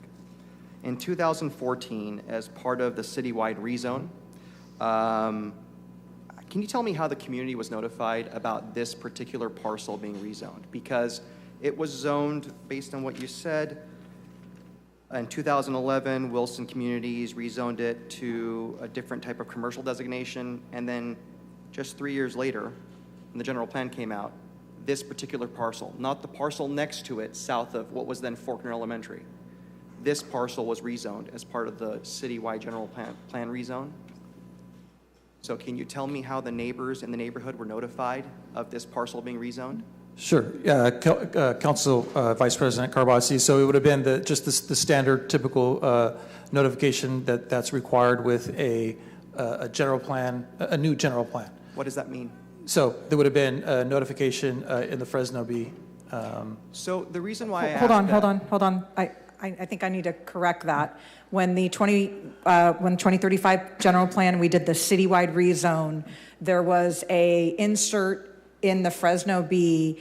It was not just the Fresno B legal notice. It was a color it's in the old days when people got the B. There was an insert, kind of like a brochure, thick, glossy, that gave an overview, a picture of the map that showed the city is rezoning. It was not specific to this property. It was relative to the entire rezone of all the areas in the general plan. So, thank you. So Yeah. this was about 10 years ago. I hope that's not the old days, then I'll be really old. But 10 years ago, assuming you subscribe to the B, which I believe just the medium of print has been diminishing, everything's going digital, and that time you'd have to subscribe to the B, you'd have to look at the insert, and you have to find a parcel near your home and then know about that and then provide input. But there weren't like direct letters or emails or anything sent to people living within a radius of this parcel, correct? That's correct. Okay, and that's the minimum standard, and that's what we followed? So we followed the legally minimum standard, which probably would have been the small legal notice, and then we did the glossy brochure, and that was, I think, we did a series of neighborhood town hall meetings all over the city at the time regarding the general plan. Yeah. So, well, I'll leave it at that. Thank you. That helps. Now, the parcel to the west, which is zoned, I believe it's still zoned office. It's been zoned office for a very long time. That was not included in the citywide rezone. For some reason, this parcel, which had been rezoned 3 years before, was rezoned again as part of the citywide rezone. That's correct. Yes. So it was the old general plan. It was office commercial, and today it's office. When all this happened, and we did what was said to be the minimum required noticing for this parcel, who was the mayor of Fresno? 2014. Ashley Swearingen. Sorry, I didn't hear you. Who was that? Ashley Swearingen. Thank you. Let's talk about building D. I don't know if we can put it up here, if possible. This is the one that's closest to Herndon Avenue, correct? The 4-story? Building Yes. D. That's the one that's closest to Herndon Avenue? Yes, To be correct. fair, okay. Yes. Did you want to bring it up on the screen? If you can, that's fine. I don't think my question necessarily requires it, but if we can show it, it might help folks that are watching online. So you stated earlier this is unique in that it's an expressway area overlay district. How far is this building, the edge of this building, from the actual lane of Herndon? So we measure from the center line of the Okay. nearest travel The lane. center So we measured the nearest through lane. So the lane that continues to go west. So we didn't measure it from the turn lane that goes north onto Prospect. We measured the through lane. So it's at 68 feet from the center line of the through travel lane to the building. But when you're in an expressway area overlay district, what is the actual minimum before you grant any deviation? What is the minimum? 200 feet. 200 feet? Yes. Okay. So you mentioned in your presentation other four-story buildings. I don't think any of them were located in District 2. You mentioned Friant and Copper. I just want to be clear. In the case of... Yeah, I just hold on. Go ahead. want to add further information to my Sure. response earlier. So as I mentioned in my presentation, the EA overlay district requires a 200-foot setback. Mm-hmm. However, if there's a sound study that shows that they meet the sound requirements of the development code, that reduces it down to 75 feet. Wasn't sure if I was clear on that. That's fair. Thank you, Director. That helps. So it reduces to 75 feet, but this building is how far away? 68. 68 feet. 1 second. Thank you. For example, Friant and Copper. So when that area was planned out, as far as Copper River or whatever they call it, that was the zoning. Before, when people bought their homes, they knew this could potentially be that zoning, which could lead to a four-story building. It was never like it was a rezone after people moved in. Is that correct? As far as you know? As far as I know, the property at the northeast Pretty new corner area. of Copper and Friant, Yeah. has been multifamily for many years. Okay. Yes. Okay. Thank you. And is that or the building at Barstow and 41 part of an expressway area overlay district? Copper River, yes. The one on Barstow, no. Okay. Open space, there was something said normally there's an open space requirement, but be based on meeting certain factors, Yes. you reduce the open space requirement by 25%. Is that correct? Correct. Okay. And how did the District 2 Project Review Committee vote on this item? My understanding is it was over 3 years ago. My understanding they were in opposition. Okay. And I believe the applicant mentioned there was 4 years of work. As far as staff is concerned, how many times did the applicant hold neighborhood meetings, let's say at the local cafeteria or with the residents? I know there was a recent meeting, maybe a month or so ago. The one the mayor held last month? Yes. Correct. Prior to that, I'm not aware of any neighborhood meetings that the applicant held. Okay. Now, to be fair, I believe the planning commission and also the mayor's meeting, but the person that spoke, I think it was Mr. Vincent, when he was asked, he said they're not required to hold community meetings, and that was the response they gave at the planning commission. Is that correct? Yeah, I don't remember, but that is correct. For a development permit, there is no requirement for a neighborhood meeting.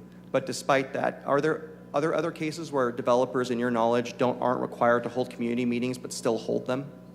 Yes, I've seen that before, correct. Okay. At this time, those are all the questions I have, Council President. I'm curious to see what other questions there are and keep considering what's on the record. Thank you, Council VP. Up next is Councilmember Arias. Thank you, staff. For the record and for the public's understanding, I've read every single page of material for this project, as well as every single email provided in terms of public comment, as well as all the public record comments entered into the official record from the Planning Commission hearing and the Council District hearing. So I appreciate all of you for giving me quite a bit of reading material for the last week or two. With the newborn at home, it's giving me another reason to go to bed earlier. But with all that clean aside, I do have some questions around this project. If I can start with staff. I see on the record, staff, that this project, according to the city, has been determined to meet all city requirements. Is that correct? That's correct. And that includes the requirements from the Water Division, Sanitation, the Irrigation District, the Parks Department, Police, the Airport District, Traffic, and the School District. They've all provided input as well as conditions which this development meets. So they'll have to submit corrected exhibits meeting those requirements. So for example, the fire department conditioned the project with various requirements and notes. The applicant will have to go back and meet those requirements. So today the plans, they meet the requirements with, meeting the comments that have been provided. And is the applicant accept the fact that all those conditions are expected to be met? Has the applicant agreed to meeting all those conditions? Councilmember Arias, he has not expressed opposition to any of those conditions.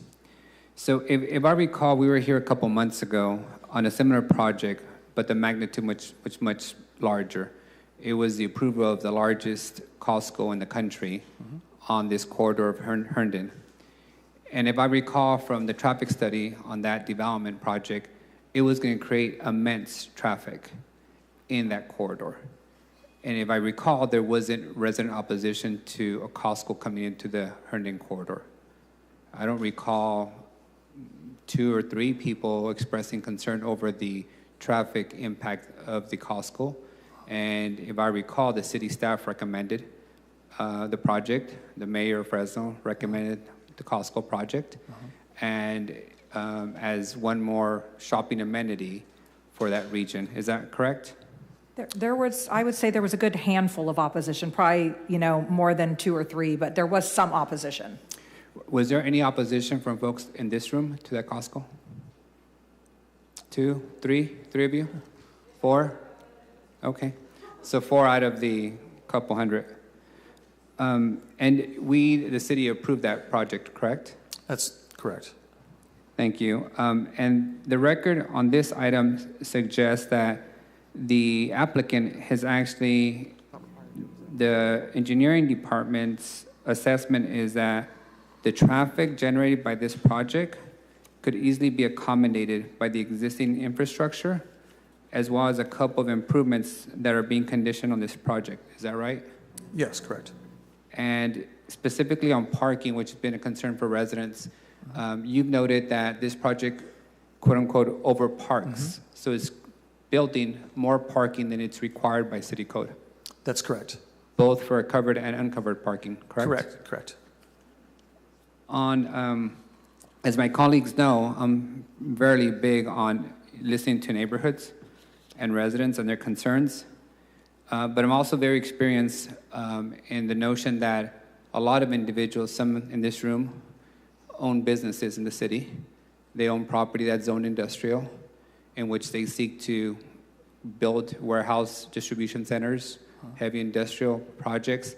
The residents object to those projects, but this body consistently approves those projects against resident opposition because it meets zoning requirements, it meets state law requirements under CEQA, and it meets city requirements. So we listen to the concerns of the residents. We attempt to mitigate some of those concerns, but I have yet to see this body in my time ever reject an industrial or commercial project in which residents nearby oppose it while it meets all the other state and local requirements. So I want to be very transparent with all of you in this room that in my district, we have significant pollution generating operations like Amazon, like Scanal Warehouse, Alta, that have all been approved against resident neighborhood opposition on the simple notion that it meets zoning requirements and city building standards. And that has led to a record amount of pollution in those areas. And that neighborhood happens to have a 20-year less, they live 20 years less than residents on the Herndon corridor. And yet we continue to approve those projects on the notion that they create jobs and they generate revenue for the city. So I'm trying to be very consistent. That's why I read all the material and in being very thoughtful about this process. In the conversation of community input. The record indicates that this project was heard before the District 2 Neighborhood Committee, and it was on June 14th to 21. They also held a neighborhood meeting that you noted is not required. It's been heard at the Planning Commission, and now it's having a hearing before the City Council. So those are 4 very public hearings that I'm assuming people were noticed to attend and had opportunity to address those respective bodies. Is that correct? So we'll start with the neighborhood meeting first, the one that was held in 2021. That would have been noticed on the city clerk's website. There is no neighborhood notice for that. Okay. So did you, what was the neighborhood meeting? Was that noticed? How was the neighborhood meeting noticed? The one of 2021, or which Correct. one? Whatever neighborhood meeting is noted here on August 2021, a voluntary neighborhood meeting. I'm sorry, I got that confused. So that was, I believe there was a list of people that wanted to attend this meeting that was held by the prior city manager. I was not present at that meeting. I don't know how it was noticed. I don't know if it was noticed to the neighborhood. Fair enough. What about the Planning Commission meeting? How was that noticed? That was noticed within 1,000 feet of the subject property, public hearing notice. And that's the standard for us noticing, right? Whether it's a massive warehouse distribution center or a housing project, the standard is 1,000 feet? Yes, that's correct.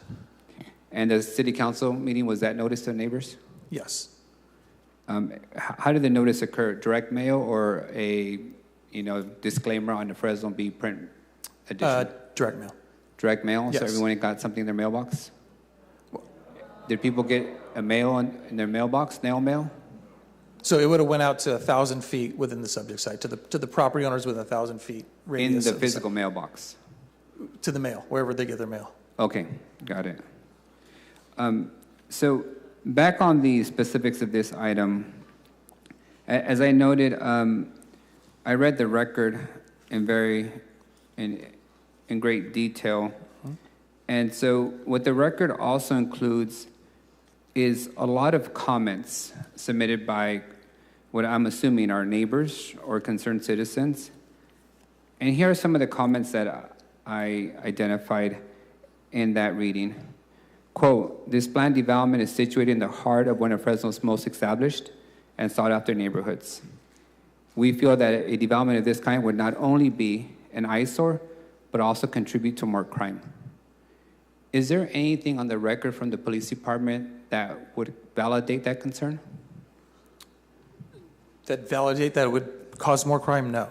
Is there any record provided by the Fresno County Sheriff's Department that would validate the suggestion that a market rate apartment complex on Herndon would generate more crime? Not that I'm aware of. Thank you. There was another one. I'm sure that a portion of this will need to be Section 8 housing. While I'm not opposed to giving those people who need low-income housing a break, it should be done in the quote-unquote correct neighborhoods. This is a middle, upper-class scale neighborhood, as you can see from the housing prices in the area. Not only would this bring our local housing prices down, but it would bring the people who are not as wealthy as those in the area, and may cause some of those to misappropriate things from others as they think they can afford to have things taken from them. Is there any indication that this project would include Section 8 vouchers? No indication for that. What is the projected market rate of these units? I'd have to defer to the applicant. Do you have some market rate rental costs that you anticipate these units would go for? Can you please Sir, come can I talk have to you the come up to microphone? the mic, Yes, please? please. All this is on the record, so we do it the old-fashioned way on the mic.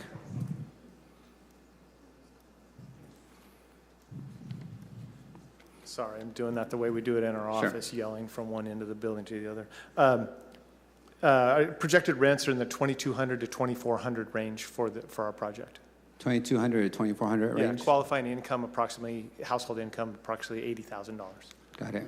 And the average income in the city of Fresno is about $55,000, if I recall correctly. Another fact that I found in the reading is that about 2% of all apartments in the city are located on Herndon or north of Herndon. So there seems to be a great need of more multifamily housing. The applicant suggested that this would generate more students for the local school site. And in my previous 15 years at Fresno Unified, I can attest to the fact that the schools in the northern part of the city are the only schools in the city that are not overpopulated. And that's because the demographics of residents in that area have the ability and exercise that choice to send their kids to private school, to send their kids to a magnet program across the district, and who necessarily do not send their kids to the neighborhood school within their areas. In addition to that, that population up in the northern part of the city tends to be older, and they tend not to sell their homes after the kids have aged out of the school system. So the schools in the southern part of the city are all overpopulated and over capacity, but the ones in the northern part of the city are typically and mostly all underpopulated. And that's why so many of our students in the southern part of the city get bused over and transferred to northern schools. One, to ensure that kids get an education, and two, ensuring that it doesn't result in having to close the school for like a student population. So I just want to put that on the record too. So based on the record that's been submitted to the Planning Commission and to the City Council, it's clear to me that this application meets the requirements under state law, under city municipal code. It's meet the requirements about every department, every other jurisdiction, airport, irrigation district, schools district. And the only thing left is, in my view, the elephant in the room, which is good old-fashioned NIMBYism, where some individuals have went as far as to putting things in the official record that suggest things like folks would be looking into their backyards when they live 2 miles away, surrounded by vastly mature landscape, that folks would result in, committing crimes in the neighborhood because they're renters versus owners of a large parcel. And that's why I find it most concerning, because in my experience on this body, those same individuals, many of them, have business interests in the city. And when legitimate concerns of traffic, pollution, health and safety is expressed on business development and commercial development, industrial development projects, they ask this body, don't hold us to a standard of a neighbor, hold us to a standard of the law. In this case, the law is not on their side. They're asking us to hold us to standard of their personal preferences, their perceived housing values, their perceived safety concerns, while not offering any evidence. And this is extremely concerning from the law enforcement folks, because they should be held to the standard of telling the truth, supported by evidence, not just making suggestions. So I have some questions for our city attorney. City attorney, in your opinion, does this project meet all state and city requirements as submitted? Yes. If the city was to turn down this project and the applicant was to come in the following day and submit an affordable housing project, would this applicant have a right to build that affordable housing project, say a full Section 8 project? Councilmember, if you're okay with it at this time, I'd like to bring up Christy Costa. She's Senior Deputy City Attorney, and she's one of our land use housing experts. Absolutely. She's right here. Sure. So depending on the type of housing and the affordability proposed, the applicant could bring it back, and under state law, it could allow for a ministerial approval of a project, which would be zero appeal right. It would probably be processed in 60 to 90 days, is my understanding. There would be a possibility of density bonuses. There could be reduced parking standards. The units would be covenanted affordable for a period of time. I believe it's anywhere from 30 to 50 years, 55 years at this time. And then there's a good chance that CEQA would not be applicable as well. Okay.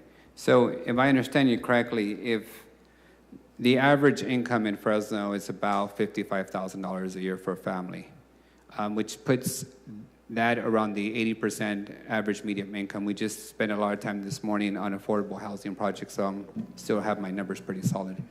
If this developer tomorrow came in and said, I want to make the project all units 50% AMI, which would probably be around the average income of $40,000 for a family, that project would be essentially automatically approved at the administrative level. It would be permanently affordable for 55 years. It would have far less parking stalls built. It would have no ability for residents or this body to challenge it under CEQA. And it would never even come to this body, much less the Planning Commission for consideration. So I guess what I'm trying to conclude is, it seems to me reasonable that reasonable folks can ask for reasonable adjustments, and a reasonable proponent and developer can make reasonable adjustments. But if those are not met, state law is very clear, and we cannot, supersede state law. The developer can simply come back with the full affordable project, which, in my view, based on the public comments admitted into the record, would be far more difficult for quite a bit of people to stomach, and you would have no ability to ask for any adjustments. So what I would implore folks is, it's time for folks to get reasonable, both on concerns and expectations, to leave NIMBYism behind, and to understand that we're in a housing crisis, and property owners have a right to develop if they meet state and city requirements, and residents have a right to provide input. But at the end, if those two things simply cannot find an intersection with some level of compromise, then this body and that parcel might end up becoming a complete different project than what you're expecting, and with far less amenities and conditions applied already to this project so far. So with that, I will gladly hear the comments of the rest of my colleagues, but just to be clear, I'm ready to approve this project today as submitted, as it meets city and state law requirements, according to the administration, by this mayor, according to our legal counsel, and according to state law. But I'll wait for my colleagues to make comments. Thank you, Council Member. City Manager, is this project being supported by the administration? I will say it is, because as the administration and not a member of the legislative body, we don't think that, we don't have land use authority, and we don't operate at the same level of discretion. And so for us, we think it's our job to comply with our city planning, zoning rules, and state and federal law. So yes. Okay. What did I say? And so for that reason, yes. Yes. We do believe that the project meets all of the rules and regulations, and therefore should be approved. Okay, thank you. A couple clarifying questions, Israel. The maximum density allowed by this zoning designation is, I believe, up to 30 units per acre. Is that correct? That's correct, yes.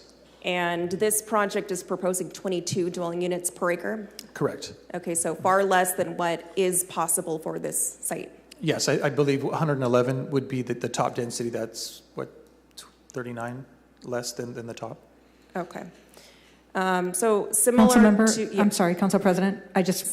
I just want to really quickly, because I think there's an important detail where you're going. So it could allow for up to 111 on this project.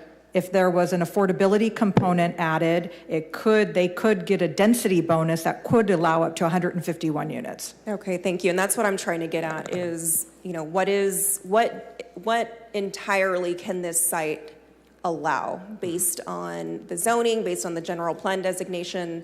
I understand that there are many folks in this room who believe this project is not ideal. They feel like it doesn't fit the context of their neighborhood.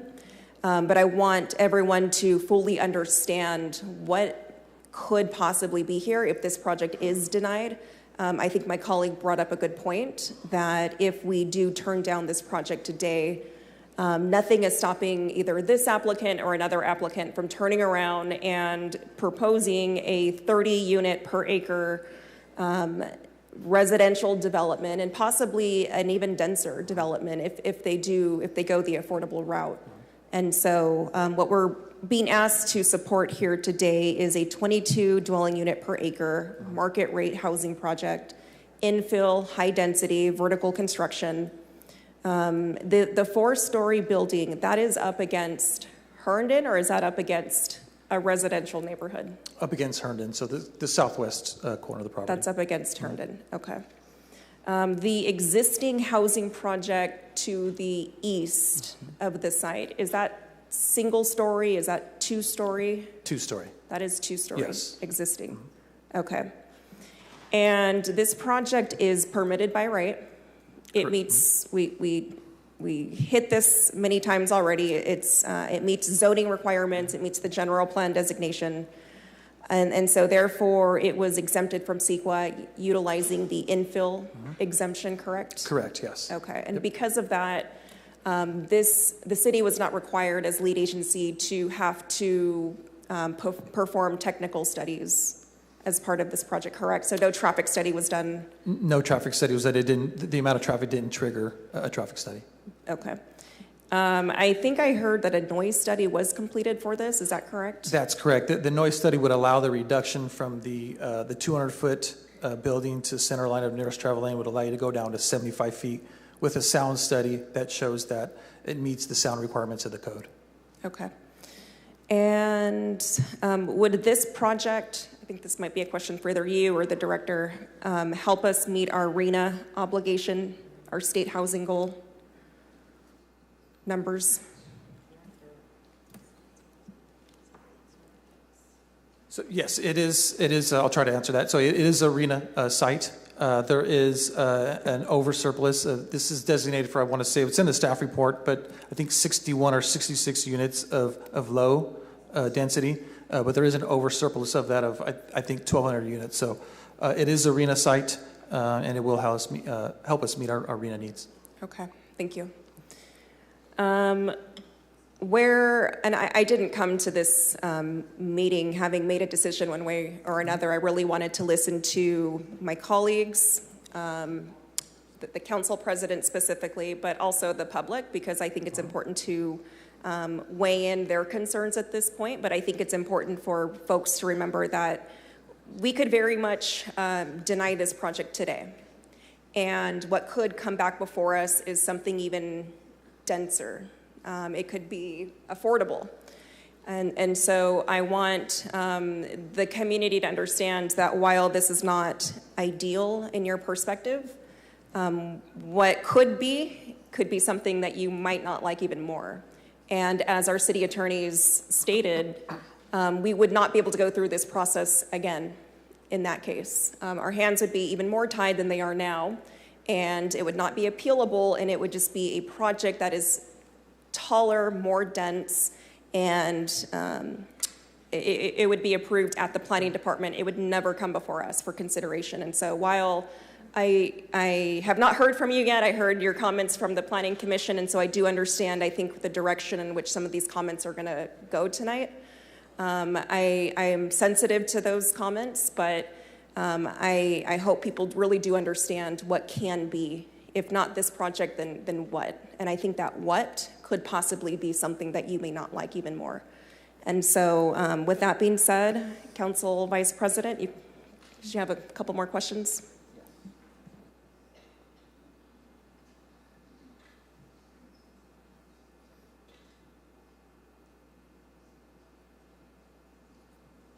Before I ask my follow-up questions, I want to see if any other council members like to speak. I want to be respectful. So maybe Council Member Maxwell first, and then I'll go after if that's okay. Council Member Maxwell, you have the floor.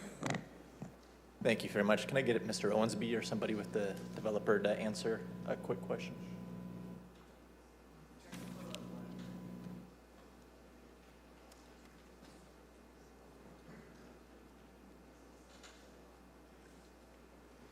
Hey, good afternoon, Mr. Owens. Be nice to see you again. Thank you. You too. I think you ran out of time before you were able to finish your presentation earlier, and I think you were getting to the crux of the 3-story and the 4-story. I don't think you had enough time to finish. I did want to ask and clarify that there's proposed 3 3-story buildings and 1 4-story building. Yes. Okay. Why the 1 4-story building? I'm just curious why they're not all 3-story consistent. So the overall size of the project, the number of units is based on a number of factors.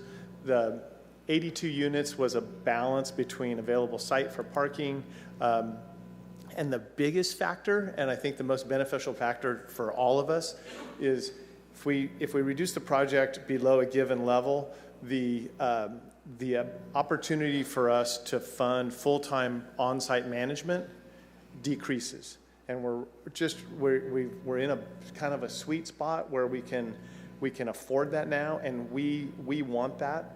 That makes a better complex for everybody, and so that's kind of how that calculus, one of the factors, and something as we lease up we'll be monitoring. Are these a mixture of 1 and 2 bedroom? No, they are all 2-bedroom units. Every unit is 2 bedrooms? Every unit is 2-bedroom. I believe all but 8 of them are 2-bedroom, 2-bath.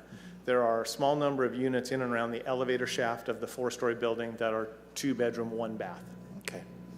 That was my only question for you at this time. Thank you. And if I get Israel to come back up.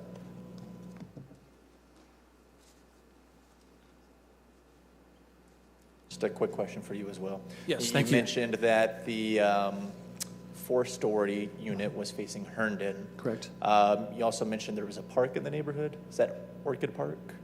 Orchid Park, yes, just directly north. Okay. Would any of these units be close enough to the park to where they could look into the park from the apartment complex? I would imagine so.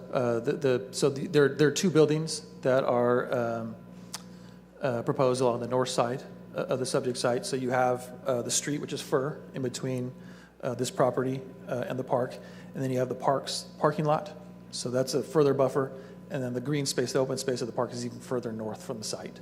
Okay. What's the proximity between the park and the closest unit to that? The slide earlier showed about 150 feet, I think, from the site to the green space, about 150 feet. Okay, thank you. That was my only question for you. I'm not going to make a decision until I hear from the folks from the neighborhood. Obviously, you've taken the time to be out here today, weighed against the information that was given by the developer, Mr. Owensby. Of course, give some differential treatment to the council member who represents that neighborhood. I didn't spend 2 years walking that neighborhood. I know you did. I think you understand it better than anybody on this dais, council member. So I'm going to wait to hear what your constituents have to say and hear what you have to say afterwards before I make my decision today. Councilmember Bredefeld. Yeah, could I ask the developer to come up too? I have a question for you. Sorry to keep bringing you up here.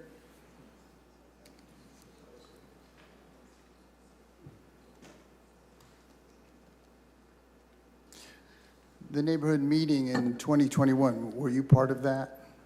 This was a large meeting at Tatarian Elementary School. Well, I only see one meeting alluded to. Yes. We were in the room. I was in the room at that meeting. Yes. We were not invited to the meeting. Okay. It was presented to us as an opportunity for city staff at the time to lay out the project, speak to the neighbors about it being, and the language used there was very strongly in terms of this being a by right project, and the opportunities for recourse and demanding changes being very limited. You know, this was not a conditional use permit hearing. This was not a rezone hearing. This was it was an informational meeting that staff, in our view, staff delivered that message very well. Okay, and I understand at the meeting there were many people who were opposed to the project. Yes. Okay. In the, I guess, 3 years since then, have you held any meetings with the neighbors to address their concerns? No, we have not hosted any meetings. We've heard these concerns. As I said, my family's been involved in adjacent properties since the 1950s. Even during the Leo Wilson development, these same concerns and the issues about the frontage road and the access to Tatarian have all come up during that approval. And the Planning Commission at that time said, yes, we hear you, kind of similar to our message now. Yes, we hear you. Yes, there are issues west of us, but those are not impacted or not generated by our project. That was the case when the two subdivisions to the east were developed. And so the same discussion has been had for, decades. And there's not a whole bunch we can do about it. Okay, so I'm wondering, and I'm looking forward to hearing from people as well to hear their concerns. Something that I do when we have projects, and we often have controversial projects, is to have developer meet with residents, and we've done it, 2, 3, 4 meetings to address their concerns. Do you think, here we are today, there's a room full of people who are opposed, they've been opposed, the Planning Commission turned it down, I guess, addressing their concerns. Do you think, looking back at this point, that perhaps maybe you should have met with neighbors to try to address some of these concerns? I'm sure. Do we wish it had gone a different direction? Sure. I think, though, we've cataloged every comment from the neighbors, and over 90% of them deal with traffic-related issues. The bulk of those related to the frontage road that was installed when their subdivision was built, and traffic in front of Tatarian, which is, I guess, maybe by road is, half a mile from the project. I don't know that we have an answer for that. Okay, but as I understand, traffic is not the only concern. So, again, I want to hear what people have to say. No, but like I said, of the catalog comments we've analyzed, 92% of them are related to traffic. There were also a whole litany of reasonable and unreasonable things, presented in opposition. And like I said, I don't know that we have a solution. The 4-story building obviously is an issue. We've done our best to mitigate that. How? By its positioning and its orientation. Okay. We believe minimizes. I might add, related to the park visibility issue, there's a row of fully mature trees in the park itself, adjacent to the parking lot of the park. We did a little perspective study wherein both from the adjacent neighborhood, the sight line of backyard fences and existing trees in backyards, and in the park itself, screen those sight lines almost completely. So I just wanted to add that. The other part of that, and when we talk about size and this thing being, the 4-story building at just over 100 feet from a neighbor is approximately twice as far away from our adjacent neighbor as the Save Martin, the commercial center, is on the east side of that same subdivision. And the sight line, it's a 35-foot tall building, and it's about 30 feet off the property line. We're a 49-foot tall building, and we're 100 feet away. And again, the same sightline study we've done, we believe we screen less of the environment around a given residence than the adjacent commercial developments. Okay. Thank you, sir. Okay, thank you. Thank you, Council Member. Up next, Council Member Chavez. Yeah, thank you, Council President, and I want to be respectful. I want to hear what the folks here have to say about something going on in their neighborhood, and then also to my colleague, Councilmember Carbasi, that represents the area. But I do have a question for the applicant. I know you're playing musical chairs right now, but it is your project. The question relates to the height of the building. I spoke with our team. I understand that the project originally started off as a 3-story building and it turned into a 4-story, or was it always your intention to build a 4-story building? The 4-story building has been a part of the plan for if not all, most of, as we looked at unit sizes and the parking, we were at 88 units at one point in time. And so the 4-story has always been contemplated. So the 4-story yields, how many units does it yield in that structure? 10 units per floor, 40 units. So 40 units total, as opposed to if you did a 3-story, which would only be 30. Right. There might be some other differences. As we added stairwells, we may lose some more units because when the elevator comes out and just maybe approximately, yes. No, I understand that, and I understand it's a business, but your business model requires you for it to pencil out. Thank you for that clarification. I just wanted to put that on the record. For our city manager, so city manager, we're dealing with a lot of these projects across the city, but I want to make sure that we're solid on what we discussed earlier. It's not necessarily the number of stories in a building. It's the height maximum. What is that height maximum for structures of this type? Is it 50 feet? 50 feet, and I believe the top of the 4-story, top of ridge is 49 feet, 10 inches on this one. So 50 feet's the max they can do, and then the builder obviously has a discretion as to how they configure that, right? It could be so 3 stories if they do high ceilings, it could be... So it could be 3 stories with high ceilings to take it up to 50. It could be 4 stories with a little bit of lower ceilings. Okay, and then before, I do have one last question for applicant. We should have just got you a chair right here, close to the dais. What, theoretically speaking, sir, what would be your options should this body not approve your project as is today? As has been discussed, statute protects our position well. I don't know that I want to answer that today. We believe in the project. We would like to pursue the project, and we would certainly run, if the project were denied tonight, we would explore avenues of moving it forward. We have to. We're invested in it a substantial amount at this Understood, point. and I just wanted to hear that from you. I mean, Sure. there was a lot of, theoretical speculation going on. Understood. I wanted to hear that from you, so Sure. appreciate your candor. With that, Council President, I do want to hear what the residents have to say, and obviously what my colleague has to say too. Thank you. All right, thank you, Council Member. Council Member Arias.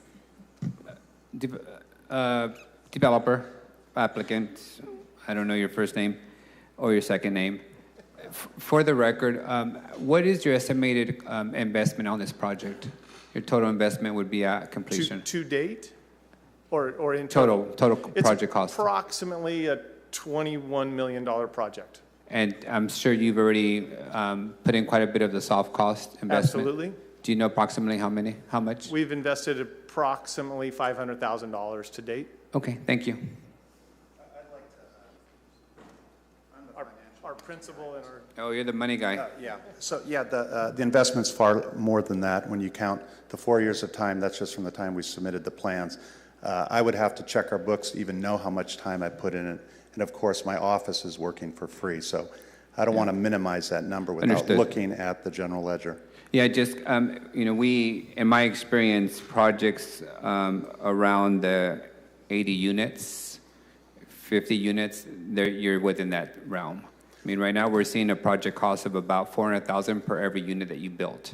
That's the cost that the city is investing in some of these units, so it's substantial. Well, I have you on there. When did you guys initiate this project?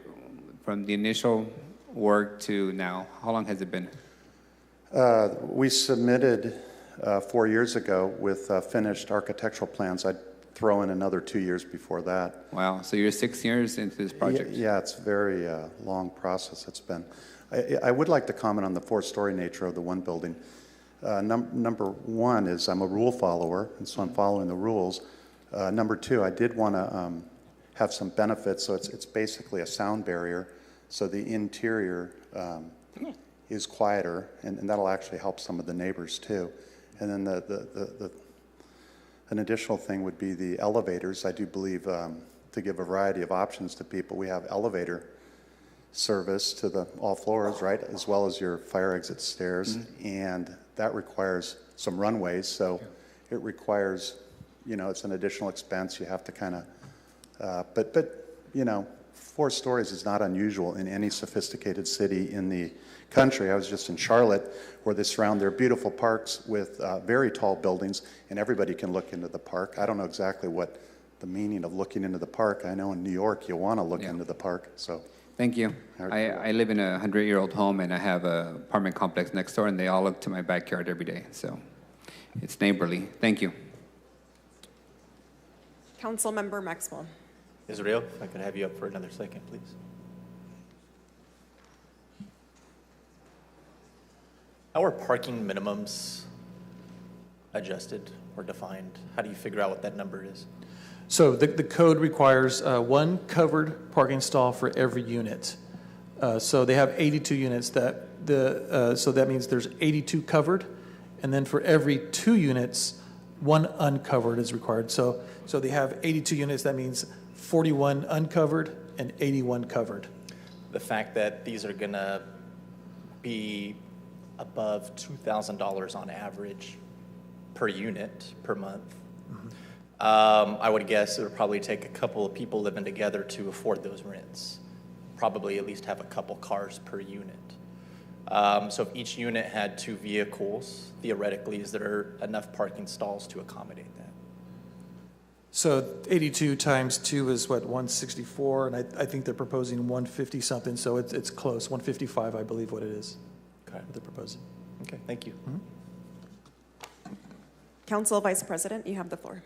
Thank you, Madam President. So I want to thank public, staff, the applicant, everyone for being here and giving us your time. The way this works, we're about to go to the most important part, hearing from the public. Now, the way this works, we consider everything on the record. What was at the Planning Commission, the letters you send, the testimony you're about to give. So it's really important what's on the record is accurate. I have some follow-up questions to some of the things that were just brought up, just for my clarification so I can make the most responsible decision when that time comes. Let's talk about the Costco. A comment was made that there was no opposition to Costco. That's a Council District 2 project. And I want to ask staff that are familiar with that, did Costco have community meetings in the years they were working on the project? We know they had a meeting with Central Unified. That was on the record. We know that for sure.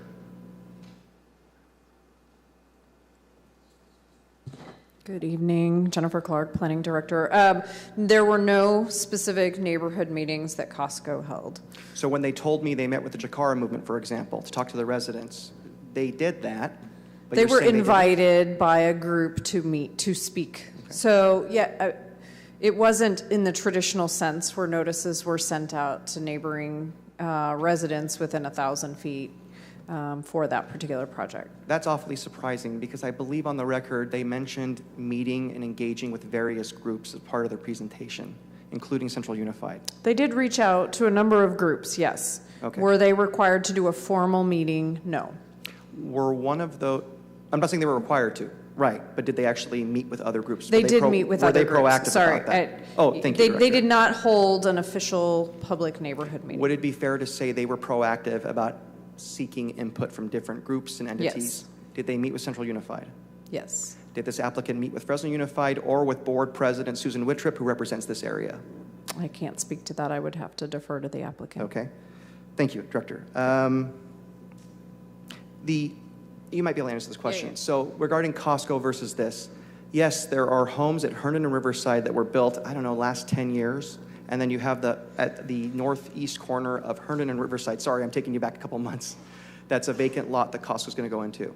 That wasn't a rezone. When those people bought their homes and they built their homes, it was zoned potentially for a Costco or some type of Costco-like business. It wasn't rezoned after they moved in. That is correct, yes. The only reason I bring it up is I want to make sure when we're considering things, I want to be apples to apples. So thank you, Director. Sure. This might be for the city manager. There was reference to a neighborhood meeting in 2021. I just want to be clear. Why did you hold that neighborhood meeting? Or it was actually your predecessor? It was my predecessor. You requested a desire that there be a neighborhood meeting because I think at that time the applicant hadn't held one. And because this was a quasi-judicial matter, you're not allowed to directly engage. So we I don't know if it was city manager's office in conjunction with the staff coordinated and held a neighborhood meeting that my predecessor attended. Yes. Thank you, City Manager. Do you recall, are you aware, or can anyone attest to how well that meeting was attended? It was so long ago, it was Faulkner Elementary at the time. I heard it was very well attended. Okay. Now, the mayor's June meeting, so that meeting was in 2021. I believe the applicant said 4 years plus 2 years preliminary, 6 years. The mayor's meeting in June, can you attest, was that the first time the residents that attended, it was a smaller group, was that the first time they were able to go face-to-face with the applicant? That's my understanding. I did hear several of them, or a couple of them, express appreciation to the developer and hear them stating that it was the first time that they had ever met. Yeah, and it was rather cordial. When that meeting was held, were the plans already in place? Was the cake baked? I mean, it wasn't like they're seeking support. They already had a ready-made plan that was before the city, correct? Yes. And since that meeting to now, has the developer changed anything in their plan based on the input of the residents at that meeting? Not to my knowledge. Okay.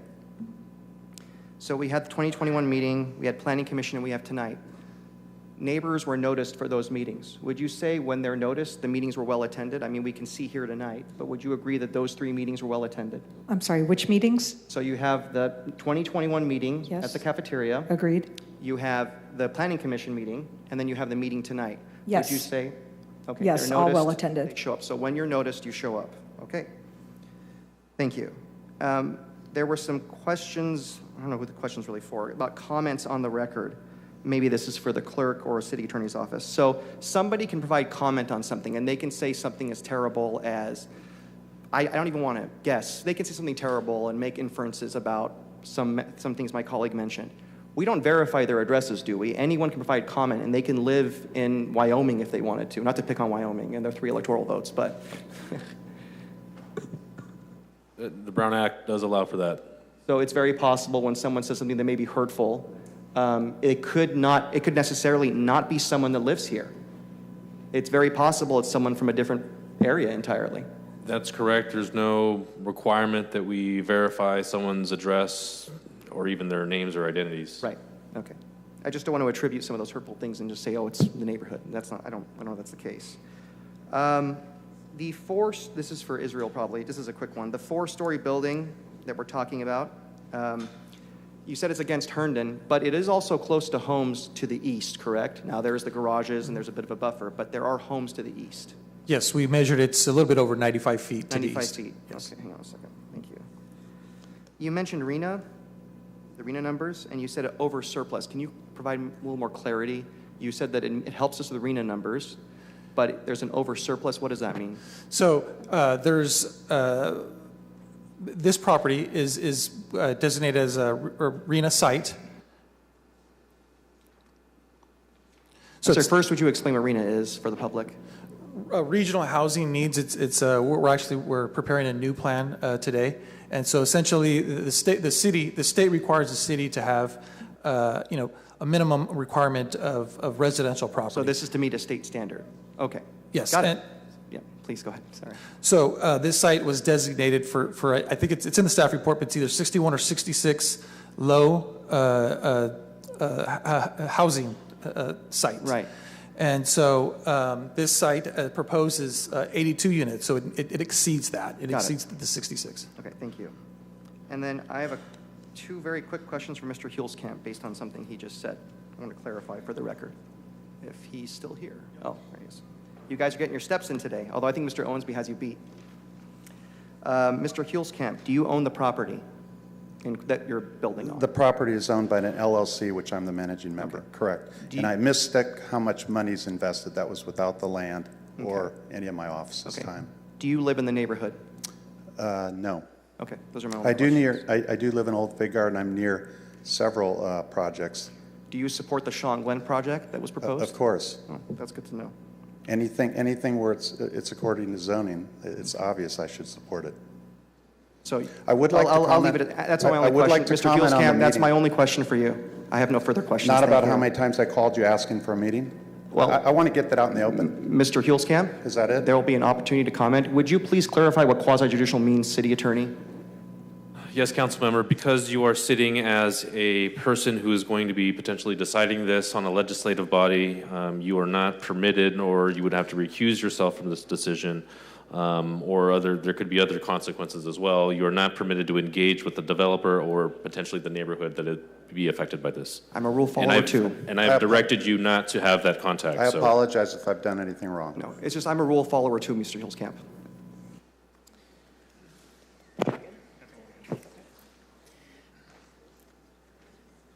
Councilmember Arias.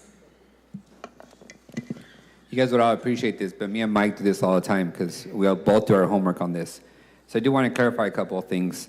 One is this housing project is by right, which means that we really can't put any conditions on them. The Costco requires a conditional use permit because they want to sell alcohol. We can put a lot of conditions on them. So they are distinctly different. And I do have all the names of everybody who submitted public comments, spoke at the commission. I just didn't publicize their names as I didn't want to embarrass them because some of these comments are pretty, in my view, emotional and sometimes inappropriate. So, but all that is on the official record if anybody's interested in reading it. All right, I have no other council members punched up at this time. So I'm going to now take this out for public comment. I do have quite a few cards in my hand. If you have not already done so and would like to speak, please fill out a yellow card. They're in the back. Okay. And once you have filled it out, you can put it in this basket. Because of the large amount of cards we do have this evening, I am going to limit public comment to 2 minutes per person. So up first, I have Christopher Brown. Good evening, Christopher. You have 2 minutes. Dear City Council members, my name is Chris Brown. I'm with the law firm of Fenmore Dowling Aaron, and I'm here on behalf of the Northwest Neighbors for Safe Development to express their opposition to this project. They oppose the project because there are specific adverse environmental impacts from this project which are not mitigated. The potential significant environmental impacts that create a specific adverse impact on public health, prevent the project from relying on CEQA exemption, require the city to perform an EIR, and permits the city to also deny the projects since these impacts cannot feasibly be mitigated until an EIR is performed. The city's environmental exemption supporting materials make distinct errors, the city failing to perform the required analysis under both air quality and noise. And expert testimony introduced substantial evidence of potential significant impacts, which precludes the city's reliance on a CEQA exemption. The Housing Accountability Act does not supersede cities' requirements under CEQA because there is substantial evidence of potential significant environmental impacts. The city is not permitted to rely on a CEQA exemption and must order an EIR to be performed. Additionally, per the Housing Accountability Act, the City Council may deny a housing development project or impose a condition on the project be developed at a lower density with the proper findings as noted in our letter submission. The letter my office submitted establishes by a preponderance of the evidence in the administrative record that the project would have a specific adverse impact on public health or safety, and there is no other feasible method to satisfactorily mitigate or avoid the adverse impact as there is no EIR. We respectfully request the City Council deny the project pending the city requiring the project to perform an EIR. On an anecdotal side, I believe the map that was submitted to the residents that did appear at that meeting with the mayor recently was. Thank you very much. Up next, I have Matt Nutting. Good evening, Matt. You have 2 minutes. Thank you. Dear City Council members, my name is Matt Nutting, here to express my opposition to this project. My neighbors and I oppose this project because there are specific adverse environmental impacts from this project, combined with the fact that the city has not complied with California's environmental laws in trying to approve this project. This project puts my health, my family's health, my neighbor's health at risk, and the city is permitted under the Housing Accountability Act to deny projects that do this. My neighbors and I hired experts to analyze the environmental impacts of the project, and our experts found there are significant environmental impacts. I will limit my comments to those related to air quality and increased cancer risks. Our air quality expert found that the emissions from the construction equipment will result in cancer risk at levels that the San Joaquin Air Pollution Control District has determined potentially significant. Our air quality expert found that the cancer risk from the project will be 21.5 per million, which is greater than the 20 per million threshold that the San Joaquin Air Pollution Control District requires. The city would have known this had they performed the analysis required under California's Environmental Quality Act. This specific adverse impact exceeds the San Joaquin Valley Air Pollution Control District's objective standard, which was in place when the project began. As such, the City Council is permitted under the Housing Accountability Act to deny projects that create specific adverse impacts and require further environmental review to be performed so that can be mitigated. Given this, I request the City Council deny the project, pending the city requiring the project to perform an EIR so everyone can know the true impacts of this project. Thank you. Thank you. Up next, I have Peter Nunez. Hi, Peter, you have 2 minutes. Council members, my name is Peter Nunez, and I'm here in opposition to this project. We oppose this project because there are specific adverse environmental impacts from this project, combined with the fact that the city has not complied with California's environmental laws in trying to approve this project. The Housing Accountability Act permits the city to deny projects like this, which put our neighborhood, health, and safety at risk. My neighbors and I hired experts to analyze the environmental impacts of this project, and our experts found there to be potentially significant environmental impacts. My comments will focus on air quality and the increased cancer risks. The city is required to perform an EIR if there is substantial evidence in the record of potentially significant impacts. Here, the city did not support its air quality conclusions with substantial evidence. For example, the city did not perform a site-specific air quality analysis and instead relied on the fact that the project in the city's terms is a small project. The San Joaquin Air Pollution Control District's guidance for environmental review notes that even for small projects, the city is required to, and I quote, verify that no sensitive receptors would be exposed to substantial pollutant concentrations as a result of the project. The city would have known this had they performed the analysis required under CEQA. The failure to verify there are no substantial pollutant concentrations is specific adverse impact that exceeds the San Joaquin Air Pollution Control District's objective standard, which was in place when this project began. This city council is permitted under the Housing Accountability Act to deny projects that create specific adverse impacts and require further environmental review to determine if these impacts can be mitigated. It should not be the responsibility of any neighborhood to perform the due diligence we elect our city officials to do on our behalf. Given this, I request the City Council deny the project, pending the city requiring. Thank you, Peter. Up next, we have Debbie Nard. Just a reminder, everyone does have 2 minutes. You will hear a ding, and that notifies you have 1 minute left. Okay, thank you. Yes, I'm getting used to that. Okay, hi. My name is, dear City Council members, my name is Debbie Nard. I'm here to express my opposition to this project. My neighbors and I oppose this project because there are specific adverse environmental impacts from this project, combined with the fact that the city has not complied with the California's environmental laws in trying to approve this project. The project puts my health, my family's health, and my neighbor's health at risk, as the city is permitted under the Housing Accountability Act to deny projects that do this. My neighbors and I have hired experts to analyze the environmental impacts of the project, and our experts found there to be some potentially significant environmental impacts. I will limit my comments to those related to construction noise impacts.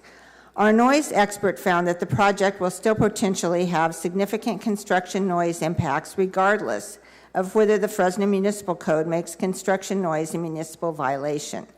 The Fresno Municipal Code specifically excludes construction noise as a form of violation under the city's noise ordinance. This conflicts with requirements under California's Environmental Quality Act, which specifies that compliance with a noise ordinance in and of itself does not definitively establish that there will be no noise impacts. The city would have known this had they performed the analysis required under California's Environmental Quality Act. As such, the City Council is permitted under the Housing Accountability Act to deny projects that create specific adverse impacts and require further environmental review to see if these impacts can be mitigated. Given this, I request the City Council to deny the project pending the city requiring the project to perform an EIR so that everyone can know the true impacts of this project. I also would like to add that the comments that we referred to were written by a person. Thank you, Ms. Nard. Up next, I have Lauren Strope. Good evening, Lauren. You have 2 minutes. Good evening. I would like to just state that Debbie was saying that that person that made that comment was not a part of our neighborhood, and we do confirm and know that. Dear City Council members, my name is Lauren Malikian Strope. I am a 40-year resident of the area. My parents, also residents of the area, and my daughter is a 4-year-old that potentially will go to Faulkner, so it does directly impact me. I would like to add to Debbie's account that the noise experts that we did hire, they did find the project still potentially have significant construction noise impacts.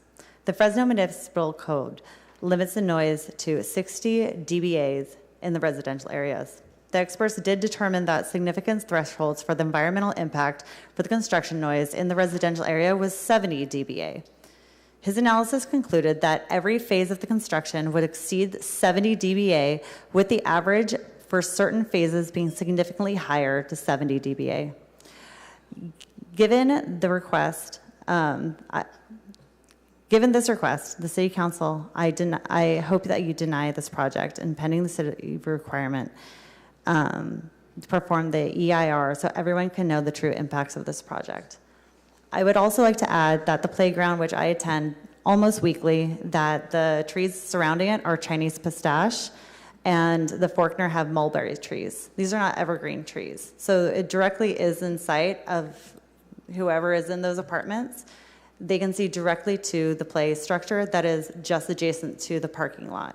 So I would like to just put that on the record as well. Thank you very much. Thank you. Up next, John Zanoni.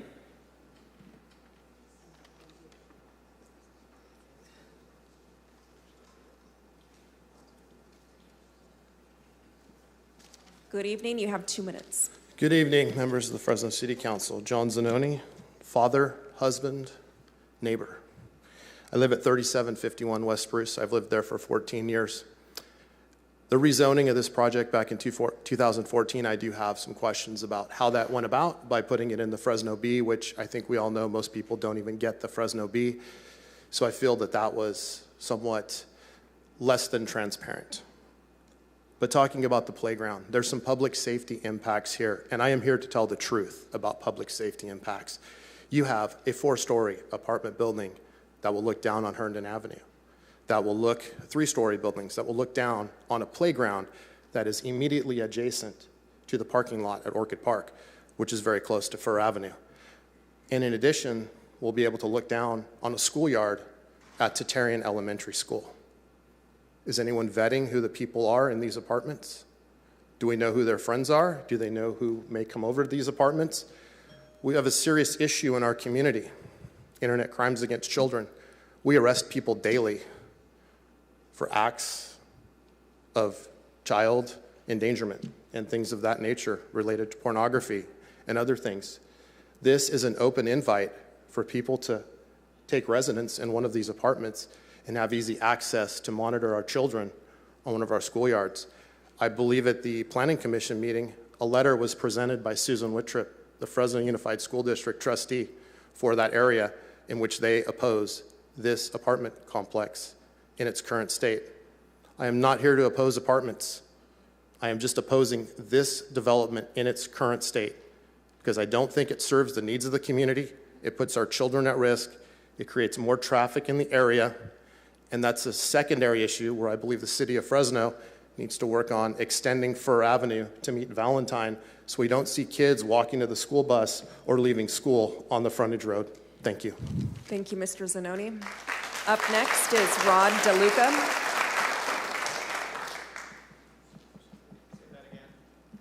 Rod DeLuca.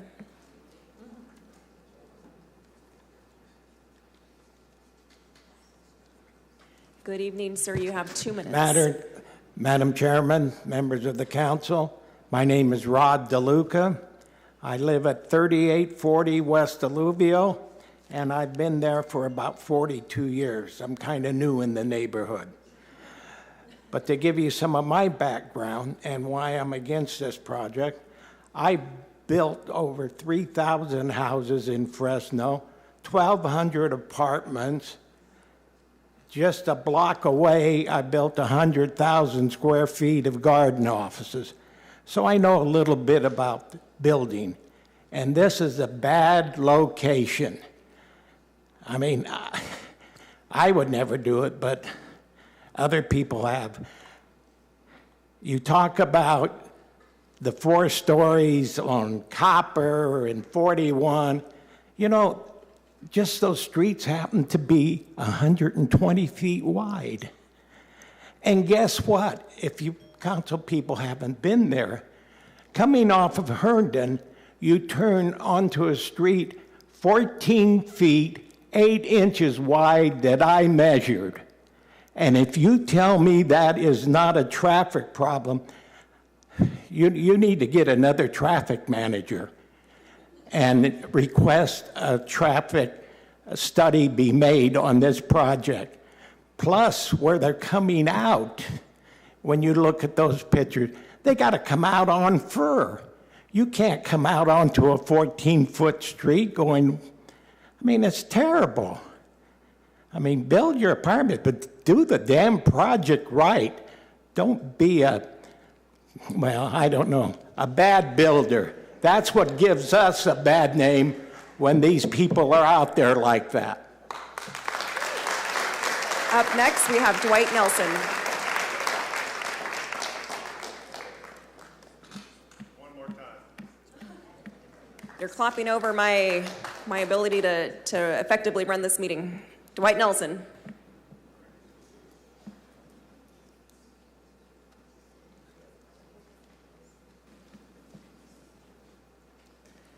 Hi, Mr. Nelson. You have 2 minutes. In 1985, the California Supreme Court heard an appeal made by me. I was trying to build apartments in Selma, California, and the residents that were surrounding that area were single-family residents, and they objected to that. They did not want apartments in their area. The California Supreme Court held that the residents had the right to protest that type of residential housing and ruled against me and did not allow me to build apartments in that area. The problem I have with what you're doing in this development is, number one, Prospect is a ridiculous street, and how it was ever approved by the city of Fresno, I have no idea. Your city planner talked about the major apartment project at Copper and Friant. You know, it's a gigantic project. And you have these major streets on both sides of it.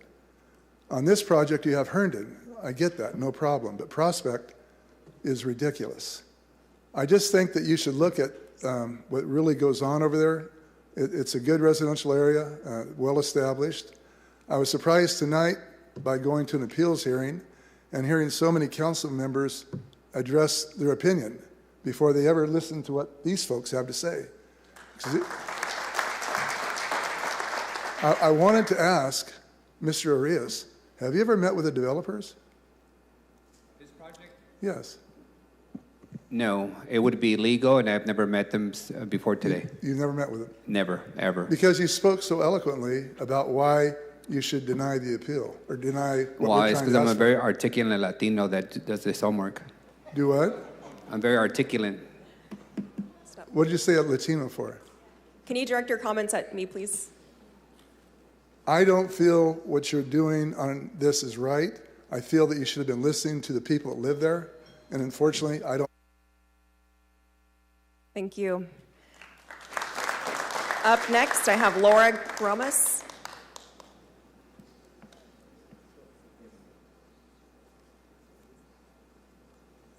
Good evening, Laura. You have 2 minutes. Thank you, Council President. Good evening, City Council.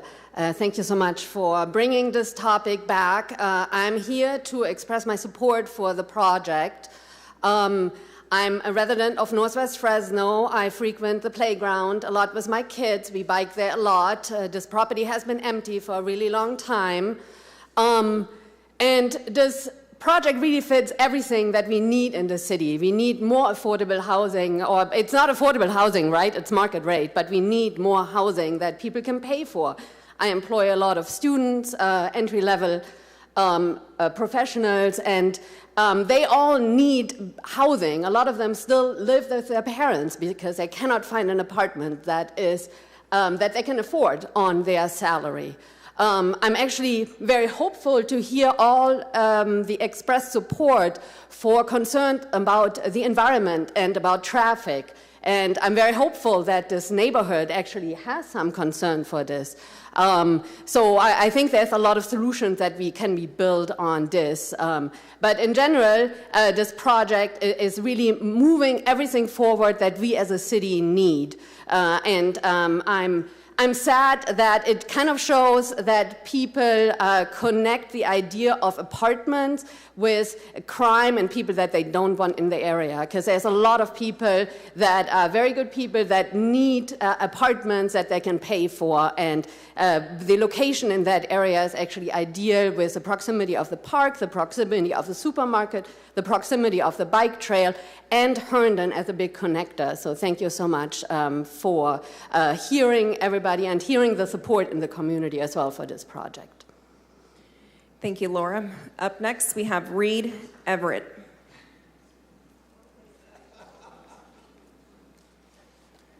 Hi, Reed, you have 2 minutes. Thank you, Madam Chairman. I didn't hire any experts. I listened carefully to the presentations that were made. I've come to the conclusion that while some things are technically feasible or possible, it doesn't mean that they necessarily need to be built. I have some concerns about this project. One is that the proposed development is completely inconsistent with any other land use or development along Herndon Avenue west of Blackstone. As you travel west on Herndon towards Highway 99, it is apparent that the primary uses of property that flank Herndon are neighborhood commercial, residential, low-rise professional buildings or complexes, the Sierra Sky Park, and an occasional one or at most two-story apartment complex. A 3- and 4-story apartment complex would be totally out of character for the West Herndon corridor. Secondly, while the city of Fresno may benefit from the tax base that the proposed development might bring, there's more to consider. Typically, developers of these types of projects seek to establish a rent roll, then sell the project to a national real estate holding company or syndicate. All of the rent money that is paid by local citizens leaves Fresno City. Other than the property tax base, the hard-earned local money of its citizens goes elsewhere. And this is not good for the city of Fresno. Finally, super high-density projects like the one proposed contribute to citywide and global warming. 3 factors to consider. 1, lack of adequate green space to breathe and cool the area. 2, excessive retained thermal heat from structures and asphalt. 3, the carbon load that comes from adding at least 82 automobiles that will commute from the area. If we are trying as good citizens to minimize global warming, then this project is not compatible with that effort. Thank you. Thank you. Up next, I'm going to say Mr. Brookings. And then you tell me how to say your first name, please. Good morning, President. Good afternoon or good evening, the President and to the council members. Tobias Brookins. Tobias. Okay. Thank you. And You have 2 minutes. I sit on the board of the San Joaquin Estates, so I'm representing about 135 families in the community. Also, pastor of Bethesda churches, about 500 members. Carbasi is our council member. I just wanted to point out that a few things. I concur with everyone else has said. The traffic, the way this was done in terms of the zoning, Madam President, we find, all of our constituents find that was not fair, and so therefore there should be some kind of consideration by this board about delaying and even stopping this project because of the way it was rezoned, with all of those people who bought their properties thinking that it was one thing and then now it's turning into another. I can also tell you that 82 residents in a property is not going to be 82, it's 82 spaces, but it will be much more than that. And we are already congested very heavily. I won't say he worked out, but Mr. Arthur, I have a problem with his statement, and I've been around him before, but I have not heard any racism. I have not heard any bigotry. I haven't heard any of that. It's only been about the increase of traffic, decrease of safety, environment. We just want to make sure that the community, that whatever is coming in, it matches the aesthetics and everything else that's already in the community. And I would say that it is a problem if this board has been approving projects that are killing people, because I heard him say that, people in the areas that I serve in are dying 20 years earlier. Well, that's a big problem then. And maybe this board, maybe in the future, not approve those projects that are hurting people, destroying communities, because I don't agree with that, and I would hope that the people behind me don't as well.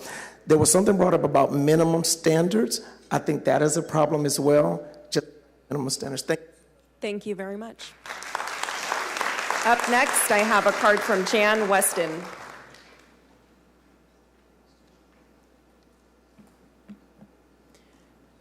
Good evening. You have 2 minutes. Thank you, and thank you for your time, Council. My name is Jan Weston. I live at 3406 West Spruce Avenue, which is just one street north of this project. To our west is Valentine. Can you speak a little bit closer into the mic, please? To our west is Valentine, and to our east is Marks Avenue. That's a half a mile spread. Spruce Avenue links those two sides of the community together, and in some ways, especially when the school is in, it becomes sort of like a frontage road. People who come to school to drop their kids off go down Spruce if they want to head east. And most of the time they're forced to do that if they want to go east after they drop their kids off. When they come to pick their children up, it's easier to go down Spruce Avenue than to get on Herndon to pick up your children. So between the school on our west side, we have the park, and our street faces the park. And then the businesses on the east, we have a traffic issue. We have speed bumps, 3 speed bumps on the east side of our street. So if you decide to make this project go and there's another 150 cars, most certainly they're going to be coming down Spruce Avenue. So are you going to block the street off when the school comes in so that they don't all make their way down Spruce Avenue? I would like it to stay a residential area versus something that looks more like a frontage road. Thank you.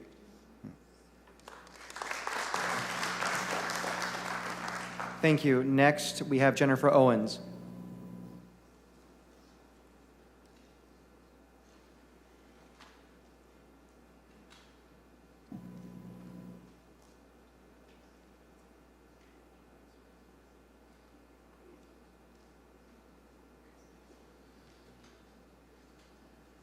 Ms. Owens, you'll have 2 minutes.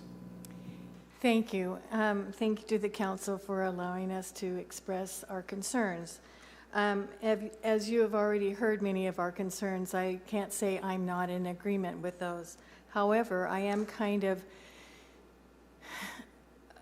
upset that some of the comments I heard earlier were from comments that are outrageous anyway, and they're not founded. They were not made by people in this room.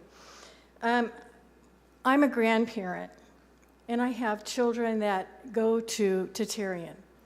And when I go pick them up, or my husband goes to pick them up from school, not going the way of the Spruce, we turn on Prospect, have to go to do a turnaround, and then go on the frontage road, which is very narrow. And then coming back out, the line of cars trying to get out is so ridiculous that it causes a lot of traffic problems. So traffic is one concern, but another concern that I have is for the safety of children going to school. So any other children that would be coming from the apartment complex, there's no safe way to get to the school because of the configuration of the roads. You'd almost have to go out there and see it for yourself. There are many other concerns that I have, and I don't want to take the time to go into those. Traffic, safety, fire safety, and parking are among them. So I appreciate you hearing my side of the story and consider children that will be going to the school and their safety. Thank you.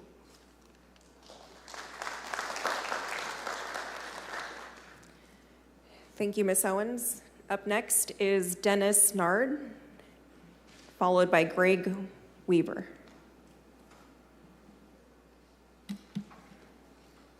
Good evening. You have 2 minutes. Good evening, council people. About 10 days ago, I was a participant in a meeting with Ms. White and Ms. Clark and Mr. Mosier. It was hosted by Jerry Dyer. And it was clear in that meeting that this is two different issues. We have the apartment complex and we have the traffic and infrastructure. Many people have spoken on the apartment complex. I want to get back to the traffic and infrastructure. I've talked to Mr. Kabasi over the years about possible repairs in that road and area. I understand you had a motion. Unfortunately, I believe you withdrew that this year at the budget process, much to our neighborhood's disappointment.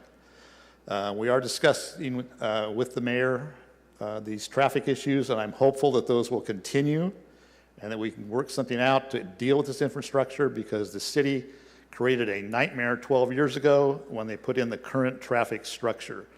I see almost a daily basis numerous traffic infractions occurring there, including wrong way driving, etc. So I'm hoping that the city council here, no matter what they do with the apartment complex, will keep the ball rolling on the roads to get it fixed. And I hope all of the other council members will join with Mr. Karbasi in getting this taken care of sooner than next year. Thank you.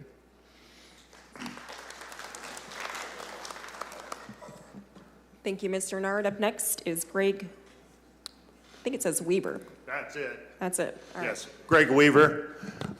Thank you, council. Thank you, city members. I'm a 60-year resident of Fresno, which I have lived in this neighborhood for 30 years. All of my neighbors here are hardworking individuals. We vote you into office to represent our values, our cultures, things of this nature. There is no NIMBYism here. We would like a development that fits our standards of where we bought our properties at, okay? We were never properly notified, okay? When it comes to the city, when it comes to Operation Cleanup, we can get something put on our front door saying, hey, Operation Cleanup's here. But for something as important as this, we put it in the Fresno Bee that left our hometown, doesn't produce here, things of this nature, okay? Nothing is sent to us for that area. I realize you guys have to adhere to California state standards. Sometimes California state standards don't represent our local areas, do they? I understand we have to fill this, but we employ you to help guide and shape us for what we need to do in our local neighborhoods. I'm not against development of property, but something that fits in. You know what? I've lived here a long time. We used to have a mandate that only high-rise buildings were along the 41 corridor. Not along Herndon Avenue, it's 4-story buildings.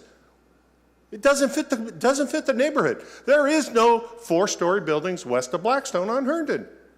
And you know what? I implore you guys to choose the right decision and do something that, you know what, we don't have to adhere to the state of California and what they do. I have to work out of town a lot. I see the big tech 15-story buildings for housing in those areas. I understand that. But you know what? It's not NIMBYism. It's what fits our local area.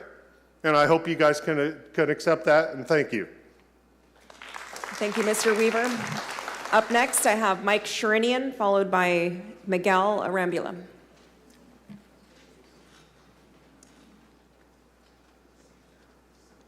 Good evening. My previous career, I was a clinical research audiologist at the California Ear Institute in Palo Alto. I scored in the 89th percentile in the United States on the national board. That includes Harvard, Stanford, name the university that had an audiology program. We developed the first laser in the world for microsurgery. We developed the first ear bank for the transplantation of eardrums and ossicles, the bones behind it. We did all the psychoacoustic testing at Moffett Field for NASA that was part of the Ear Institute. And I want you to know that we commissioned, so let me back up. I am also a published author where there have been over 1,000 reprints requested, including the Journal of the American Medical Association has been cited in studies, thousands of them. I have expertise in the sound area. We commissioned a study that shows that, and we're talking legalese, everybody today, this study shows that it's above the legal decibel limit. You need to consider one other thing, and I can cite you 500 or 1,000 studies over the years. There is a distraction factor. When you get new sound introduced into an area, it has nothing to do with volume. It's a distraction to the kids at Tatarian. All this ambient noise that is atypical for the area, and I can cite you chapter and verse studies where performance in people in competing noise environments that are atypical, plummeting performance. So if you want to negatively affect the performance in the educational environment, I can absolutely tell you with authority that's a fact. That's not my opinion. Thank you. Up next, we have Miguel Arambula, followed by Lisa Peacock.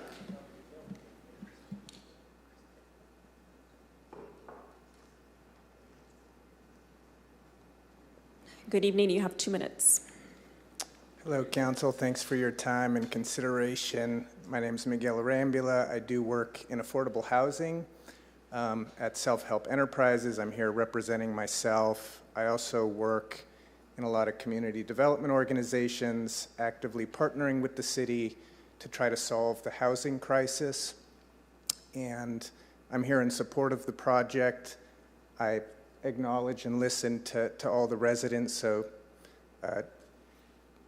hoping people can hear another opinion, and just want to say that having more housing supply in the city is incredibly important. It is difficult to develop. I know we've got a red carpet upstairs on the 3rd floor, and the idea is to encourage more development. This does seem like a market development that's taken time and energy to get some details right. I understand that that can be hard for an established neighborhood. My sister lives half a block away. I asked my nephew to come, and he was like, oh, I'll find out what happened somehow, so he didn't come. But I just want to say I think it's important for the city to try to produce as much housing. The more supply there is, that helps keep the median price down. And it just benefits everybody. And so I understand the concerns, but just wanted to make sure you heard a voice of support, and thank you for your time. Thank you, Mr. Arambula. Up next, Lisa Peacock. She will be followed by Ryan Christensen. Good evening. You have 2 minutes. Good evening. My name is Lisa Peacock. I've lived in our neighborhood 22 years. I am opposed to this project. I don't agree with the developer's statement that they are overparked. They mentioned at the May planning meeting that the Emerson Apartments in Clovis is their sister apartment complex. My daughter's friends lived at the Emerson 1 year ago. Parking was a nightly problem for the roommates. Why? There was only one guaranteed parking spot for a 3-bedroom unit. At $2,600 a month rent, these young adults should have all had a guaranteed space to park at night. The question I asked for this project is, where are your tenants going to park late at night when the spaces are all filled by the other tenants? I've heard nothing about where the visiting guests will park. In today's economy, it takes multiple incomes to afford rent. Multiple incomes mean people who work and have more than one vehicle per household. I feel strongly that the safety of these future residents is not being considered. My daughter's friends that lived at the Emerson got off work at 1 a.m. every night. Of course, there was no parking. They were frustrated. They had to park in an adjacent area outside. I would not want my daughter or son in this situation. Would you feel okay knowing your kids are walking down a street at 1 a.m. alone because there's lack of adequate parking where they live? As the developer stated earlier today, there is no street parking allowed in that immediate area. I'm not opposed to apartments at the location. I live next to apartments myself. However, the proposed development is not well thought out for our community and the tenants' needs. The 3- and 4-story units create a parking shortage and traffic congestion. It's a small lot. 2-story units would allow adequate parking for tenants and their guests. 1- or 2-story housing makes sense for our neighborhood and the future tenants' safety. Thank you for your time. Thank you. Up next, we have Ryan Christensen, followed by Chris Kelper. Members of the City Council, thank you for letting the members of my neighborhood speak before you today. I'd just like to say that the zone notification to the neighborhood of the Zoning Commission, it went unnoticed. That is unfortunate. The neighborhood would have opposed the zoning change at that time. After this traffic change of Prospect Avenue with the traffic circle during 2013, strongly opposed this project based on safety and traffic concerns. I have not heard any of my other neighbors address this, but at prior meetings we did talk about how firefighters and local fire stations really tried to avoid Prospect as much as possible during calls. And we're afraid that if there was some sort of, public emergency at Tatarian Elementary School or in our neighborhood, that the traffic generated by perhaps the evacuation of the apartment buildings may be, impacted by this project. So for that reason, I would like to voice my opposition to it, and I'd request at least that this council deny the project and conduct a traffic study. Thank you. Thank you.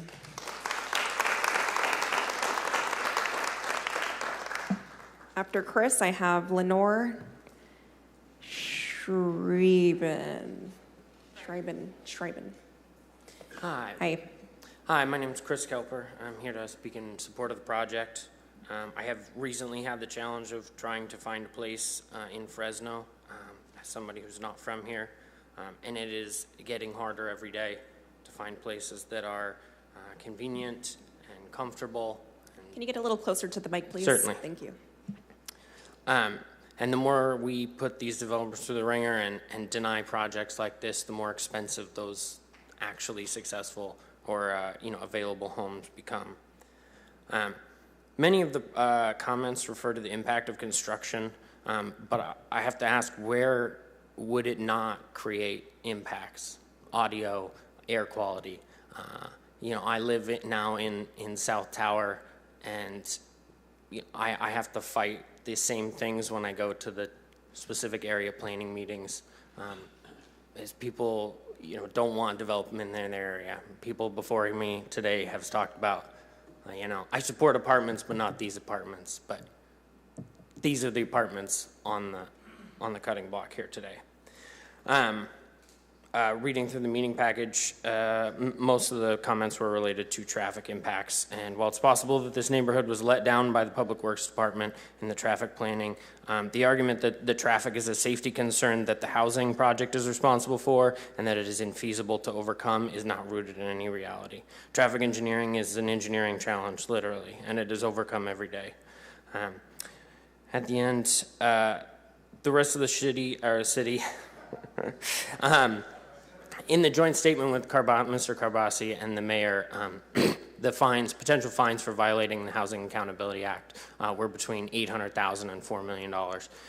And I don't believe that the rest of the city should have to bear that burden, were we to deny this project, in addition to, the loss of property tax revenue. Thank you. Thank you, Chris. Up next, I have Lenore, followed by Bruce Kalasian. My name is Lenore Schreiber. Thank you, Madam President and council members. I live in the community, and before I lived in the community, I was raised in apartments, so there is any bias against apartments.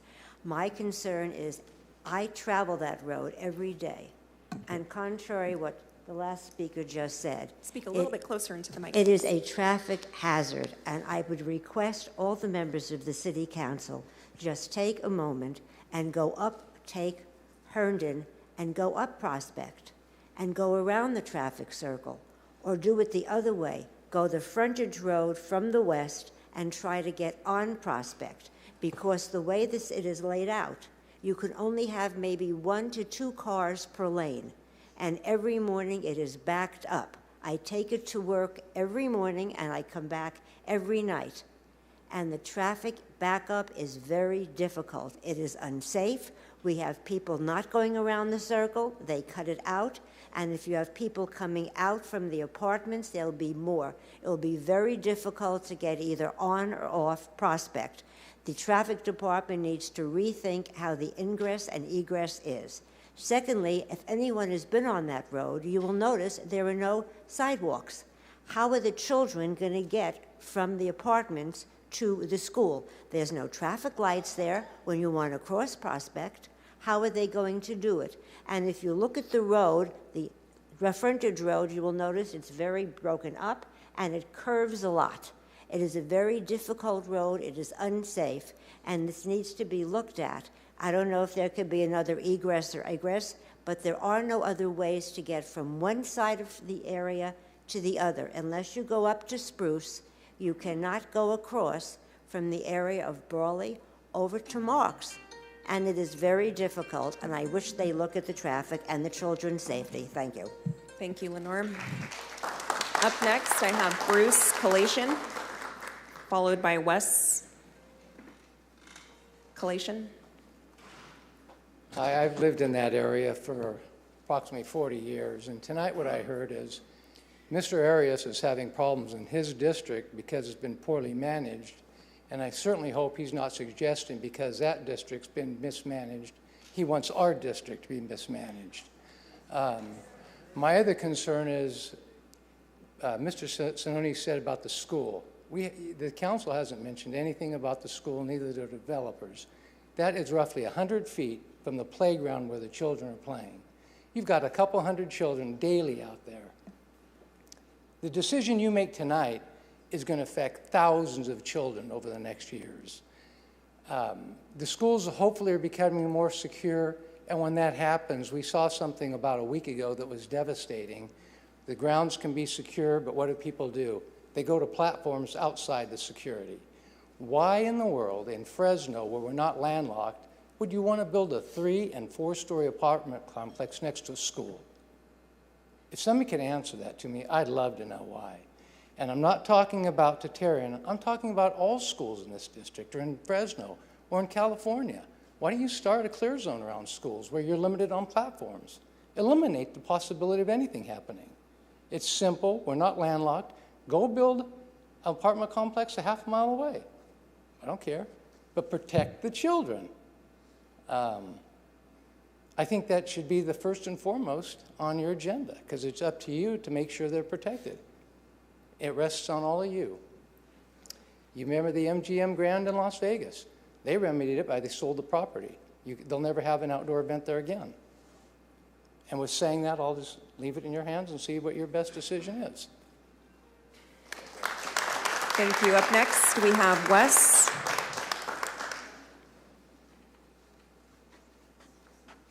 My name is Wes Kalashin. I'm obviously the better-looking Kalashin. And I'd like to address that a couple of people that were for it that came up obviously don't have children, and obviously don't have children in our area. I have a 5-year-old daughter who will be going there in another month. The fact that she will have a 4 and 3-story apartment sitting across the street from her, not knowing who these people are and how they've been vetted. And this is a question and concern. How does Megan's Law work if you're 150 feet away from a kid and you're sitting in your apartment? How do you justify having someone looking down on children like that close? I also would like to know the stat of only adding, I think someone said 14, 15 children to the school. Well, if the average house has 2 kids, roughly, according to U.S. statistics, and half those people, so say 40 units, or have 2 children, that's 80 units you're adding to a school with 600 kids. So you're actually going to change that school size naturally, which might be pushing people out of that district as well. I'd also like to follow up with my last comment and say it's unfortunate coming here tonight and having some city council members that have an animosity towards my community when we've done nothing but say we don't want apartments. We're not saying that at all. We have all different creeds and colors that live in our neighborhood, and to say otherwise or have a mentality towards people is an absolute insult to some people up here that have said this. So I would just say that we're not saying don't build the apartment, but have it adhere to our area in a safe manner. Thank you. Thank you. Last card I have is Tara. Is Peltier? Peltier. I tried. Good evening. You have 2 minutes. Thank you.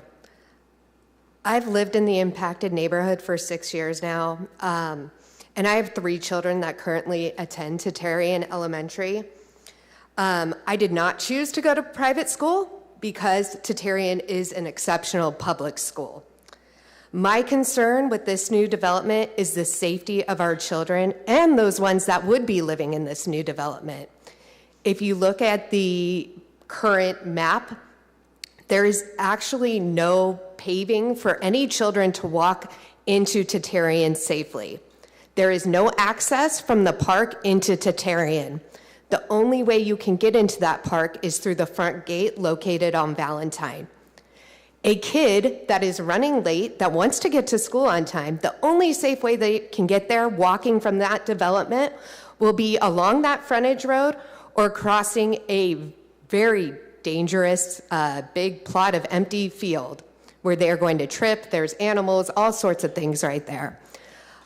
Fresno Unified has a big marketing campaign that we need to be careful in the traffic zones. Those are not manned by professionals. Those are manned by my 10-year-old daughter. And that traffic is only going to get worse with this development.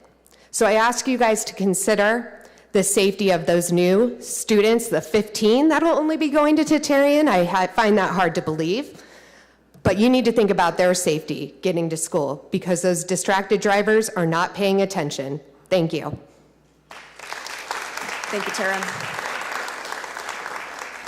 Those are all the cards I have from the folks in the chambers. If you still wish to speak, I'm going to ask you to fill out a yellow card and bring it up to the front box. But in the meantime, we are going to transition to Zoom.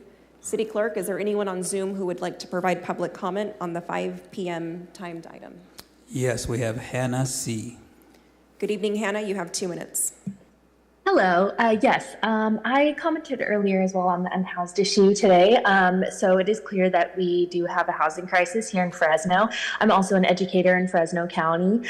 I just want to say regarding the concerns with who would be living in those apartments, I think the statistics show that the most likely to harm a child is actually someone that they know. So I would encourage people to, if they are concerned about children being harmed, to look at within their own communities, as well as the concern about global warming. The U.S. military is the #1 polluter in the world. So if you're concerned about global warming, I would have a lot of questions for the U.S. military. And I find it quite interesting that people can, and I think it's great that people are being organized and coming together, but when there's children being bombed in Palestine across the world, nobody cares about those children and no one's being organized for them. So that's all I wanted to say. Next, we have Brandy N. Oh, hi. I appreciate the conversation and what is going on, and hope that there will be good consideration of all the comments that are on here. I did want to address any challenges regarding a negative impacts. Well, the traffic should be addressed.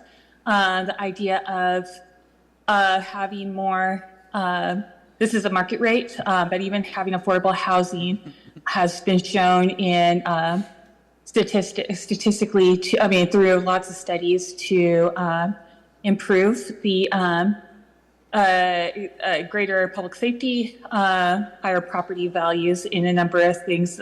One study mentioned that placement of affordable housing, and of course that's affordable housing while the market rate, does not negatively impact surrounding communities and in many ways enhances both local and property values and increases public safety and contributes to positively to higher, potentially contributes to higher property values. Fresno Housing as well repeated shows that there is no impact on there is little, there's research, repeated research shows that there is a little, that most things show no negative impact. Affordable housing increases, improves communities in many different ways, which I think would be research to look into. And regarding the teacher that mentioned earlier, just wanted to jump in on that. Mixed use development has shown to benefit communities, and with a rise in housing costs, the average last year was has gone from, in the last 5 years, from 900 to 130, 1,335. This is well above that, but. Next, we have Lisa Flores.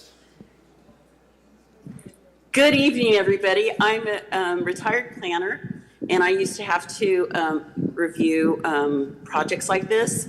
I think that if the city forces the developer to do an environmental document, at best, he'll have to probably do a mitigated ND, maybe because of the noise, but I really doubt it. So that's at best. Noise thing can be easily handled with best business practices. Dealing with construction. Air quality, are you guys seriously kidding? I'm a former member of the 617 Air Community Steering Committee dealing with air quality in southeast Fresno.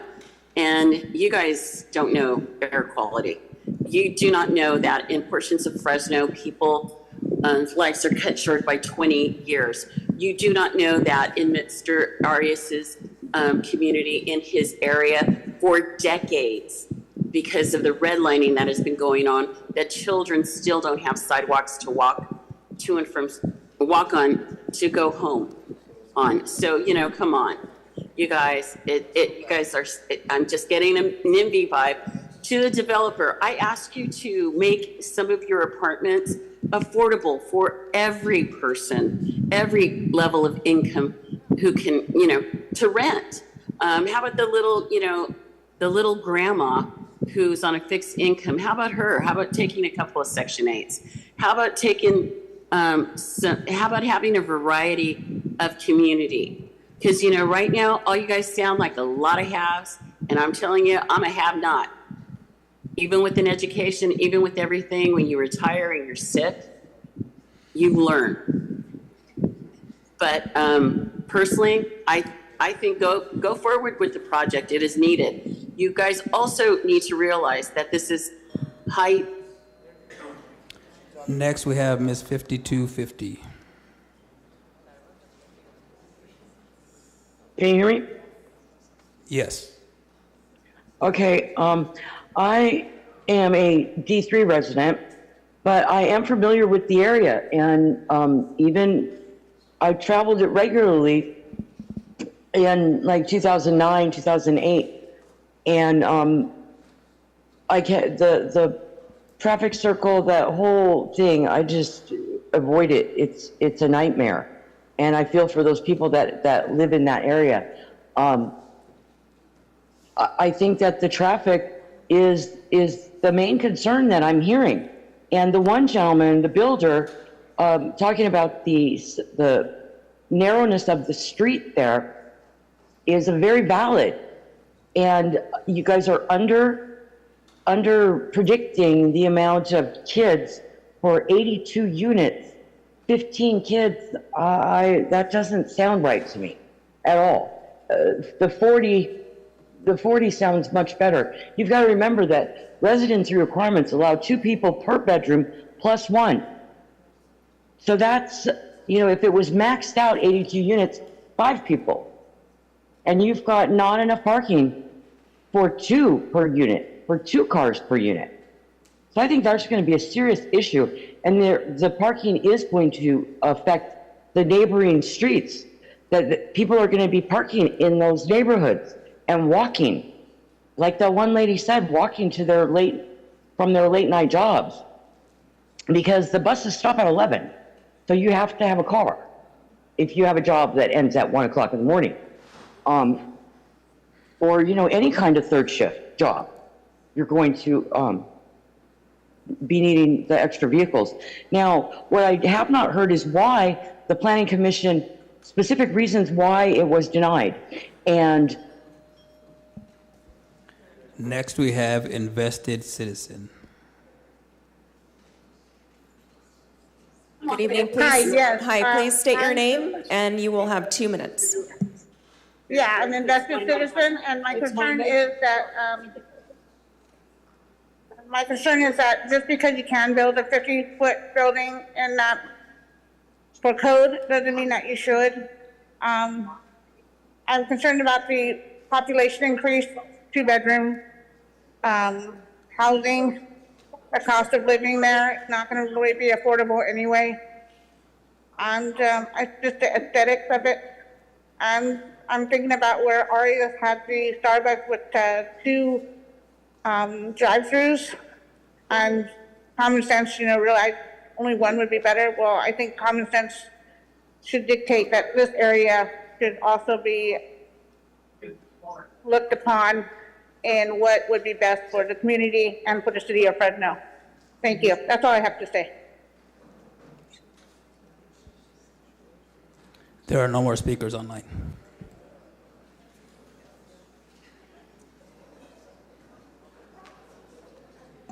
Okay, at this time, I'm going to close the public hearing for this item, bring it back up to the council dais for discussion and action. Up first, I have Council Vice President Kerbasi. Thank you, Madam President. City Attorney, I just want to be clear. The hearing has closed. What does that mean for the quasi-judicial process? Council Vice President, up to this point, I've advised all council members under the law that you should not exhibit any type of bias. You shouldn't make any decisions before hearing all the evidence and before the hearing is closed. And so now at this point, now that the hearing is closed, you can begin to make and formulate some of your decisions based on the evidence that you heard here today and anything that you received over the last few months related to the approval or non-approval of this project. Okay. Thank you very much. That's a relief because for a long time, residents have wanted to meet with me and share their concerns. I understand as someone who's born and raised in Northwest Fresno, we're a very tight-knit community. You want to be able to talk to the person that represents you and see how they feel about something. And the law has prevented me from doing that. It has been excruciatingly difficult, but I'm a rule follower and I appreciate everyone's patience. But it's been even harder for you, I imagine. I think that there's a lot to consider, and in preparing for the meeting, reviewing things that were on the record, especially the Planning Commission meeting that was held, in addition to observing the meeting the mayor held last month with a smaller group, I can understand why this room is packed, and why the Planning Commission meeting was packed, and why the neighborhood meeting in 2021 was packed, and that concern from the neighborhood hasn't been belayed. One is the quasi-judicial limitations. The second is this document, and that's the general plan, and the level of concern you've expressed by not being informed. What I've learned is when you're informed about a neighborhood meeting, you show up. So I think it's fair to say that if you were notified that this property was going to be zoned after you bought your homes, you'd probably show up and provide feedback, and this council would have avoided that change in land use designation. I also find it very interesting that just a couple years after the one land use designation change, they did it again, but that's another story. That's for the former mayor to answer. And I think with that process of you not being informed, for some city councils in the past, ignorance is power. I don't believe with this council. Our power comes from operating in your consent. That's where our power comes from. The third factor that's led to all this, I will say consternation, frustration, and concern are the actions of the developer. Now, the developer has said on the record, or the representatives at Planning Commission and the meeting the mayor held, they're not required to hold public meetings. They're correct, they're not. Oftentimes, developers are not required to do that, but they do it anyways. And what ends up happening is we don't have, let's see, 28 speakers, and we don't have all the letters and comments we've had, because they do their due diligence, they build support, and a project comes forward. And there aren't these questions. But again, that's their decision, not ours. Yes, I did ask in 2021 for a community meeting that I couldn't attend because tensions were running high and you were frustrated not being able to talk to the developer who you were only able to talk to, some of you last month for the first time after years. So given these three issues, I get why we're here. But I want to say some of the comments that were made from, I think, on the phone today as well, and by some of the folks in support of the project. I think simply labeling anyone who's opposed to any project with a pejorative, NIMBY, I think it's a cop-out. It doesn't take the time to really evaluate why people are concerned. And what I have learned in the last several months, you've expressed ongoing serious concerns in your neighborhood where you live every day. And it's not lost on me that while we welcome everyone to provide public comment, the majority, if not all the folks sending us comments in support of this project either were involved in creating this document that led to this trouble, or they don't live in the neighborhood. They don't have skin in the game, and they don't put up with everything you have to go through every day and all your concerns. They're not part of the Tatarian Elementary neighborhood. They're not part of the Orchid Park neighborhood. You've expressed issues with ongoing traffic patterns and infrastructure. That's probably the biggest one I've found. And you were very specific about what those are. Issues and impact to Orchid Park. What we really haven't talked about a whole lot, although I did review the letter that was read on the record by Susan Wittrup, the board president, trustee for your area, the impacts to the school, to Tatarian Elementary. A lot of you have grandkids that go there or children, or your alum, and other issues. And the issue is, by the time you had a chance to meet with the developer, by their decision, the cake was already baked, and nothing has changed since that meeting. I think it's been stated many times, the residents here that have talked about this issue, many times it is said, you do not oppose housing. That's not the issue. But you want to be included in the process. You want for this city to recognize the historic infrastructure challenges of your neighborhood, and you want the city to take responsibility. This is why for years I have been chipping away to raise money for the realignment of Beechwood Avenue and to deal with the issues at the park by having more space and more parking. Now, through the letter, we know why I appealed this to the Planning Commission, and we had to do it because the findings the planning commissioners made were insufficient. But some new information has come to light in consultation with the city attorney's office, and I'm prepared to move forward with this item. I move to deny the appeal and uphold the decision of the Planning Commission to overturn the approval issued by the Director of Planning and Development. And my motion is based on the following determination. Finding C of the development permit findings cannot be made because the project does not comply with the applicable design guidelines adopted by the Fresno City Council. Specifically, finding 1 of the minor deviation granted by the planning director cannot be met because the subject site's physical characteristics are not unusual and therefore the deviation is not necessary. Because the deviation cannot be granted, the project as designed is not consistent with the applicable design guidelines adopted by the City Council and cannot be approved. And that is my motion. I'll second it. Okay, I have a motion by Council Vice President Kerbasi and a second by Council Member Bredefeld. I have Council Member Arias punched up next.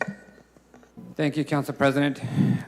As the process calls for, I listened to all the additional comments submitted for the record, and I made a note of some of the concerns that were identified during that additional public comment.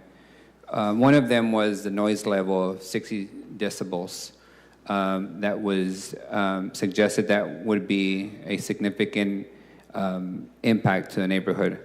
So I looked up what 60 decibels represents. That's the operation of an air conditioner. It also represents two people talking and having a normal conversation 3 feet apart. It also represents the level of noise of background music in a restaurant.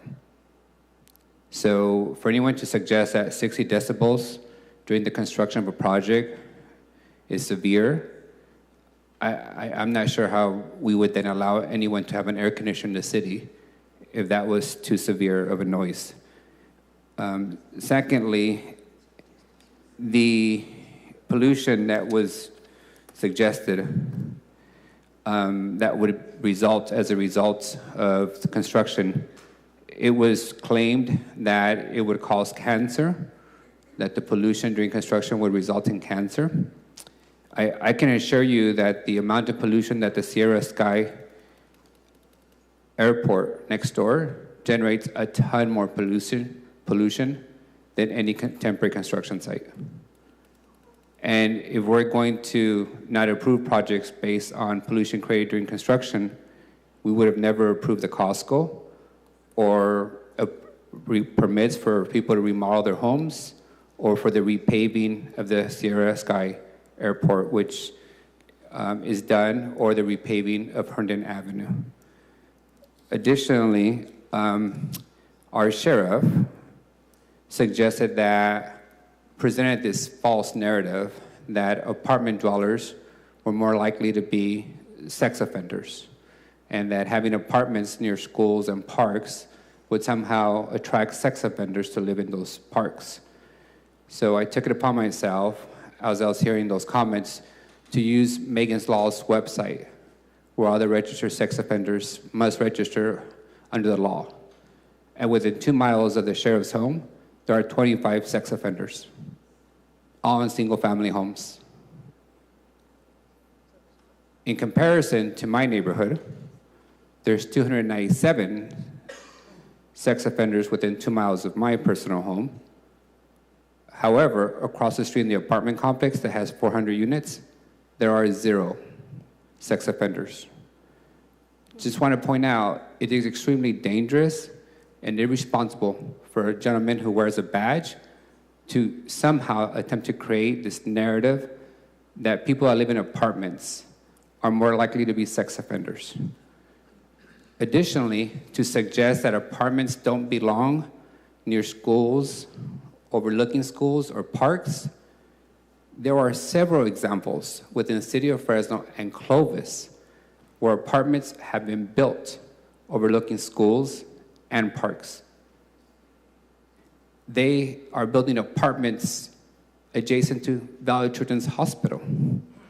We have approved single-family parcels in Copper Rivers Golf Course to be converted to apartments at the objection of the neighbors who bought their homes there when those parcels were zoned single-family homes. But Granville's proposal was approved by this body to convert them to apartments. Kastner, Mountain View, schools are right next to apartments. They share a fence line.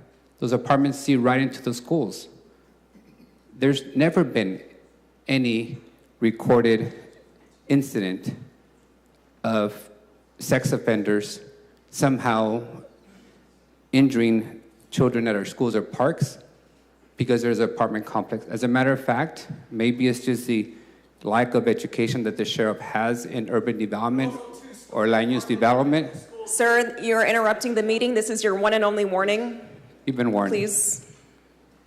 There is no evidence. As a matter of fact, best practices in development has municipalities building multiple-story apartments among single-family homes overlooking parks and schools because it means more eyes in those parks and more eyes on the street, more eyes in parks, more eyes in schools. improve safety for everyone. So I just want to point out for the record that it's one thing to object to a project because you don't agree with the design, with location, with the type of a project it is. That's fair. We all have a right to do that. It is not okay to portray people who live in apartments, whether they be elderly, single, market rate, or affordable, as somehow more likelihood to be sex offenders and prey on children at parks and schools. And for the sheriff to do that on the record signifies to me a significant bias that he should be extremely cautious as he does his job, because that is on the record and it will be used in future cases involving this project. Thank you. Thank you, Councilmember. Up next, Councilmember Butterfield. But before I give you the floor, City Attorney, can you just, in layman's terms, restate Vice President's motion? Yes, Council President, I'll restate it and describe the effect if passed. And so his motion was to move to deny the appeal and uphold decision of the Planning Commission to overturn the approval issued by the Director of Planning. So what that effectively means is that if you vote in favor of that motion, you will be essentially denying the project moving forward based on the record that he made after. Thank you for clarifying. Councilmember Butterfield, you have the floor. Yes, and I was pleased to second the motion. I have a question for you, Israel, if I could. The concerns expressed about kids walking to the school, how would they actually, from the apartment complex, walk over to Tatarian? So there is, there's a walking path. If you take you would go east, go up a lead, and make a left, go west on Spruce, and that'll take you to Spruce and Valentine, right where the school's at. Okay, and sidewalks there? Correct, yes. Okay, so the concerns expressed by Israel, the question expressed by the board member, Susan Wittrip, regarding the concerns, what were those? So my understanding is they were against the project. However, we do have the conditions that were provided by Fresno Unified School District, and they were just the standard conditions, pay building permit fees. Okay, but what was her concerns that she outlined? I believe it was over, I don't know if that's the right word, over concentration of students and safety, yes.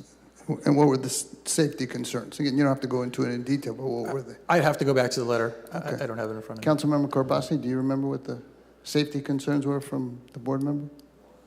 Sorry. There were issues about traffic I'm sorry, it's been a long day, folks. Yeah. The road, is it Valentine?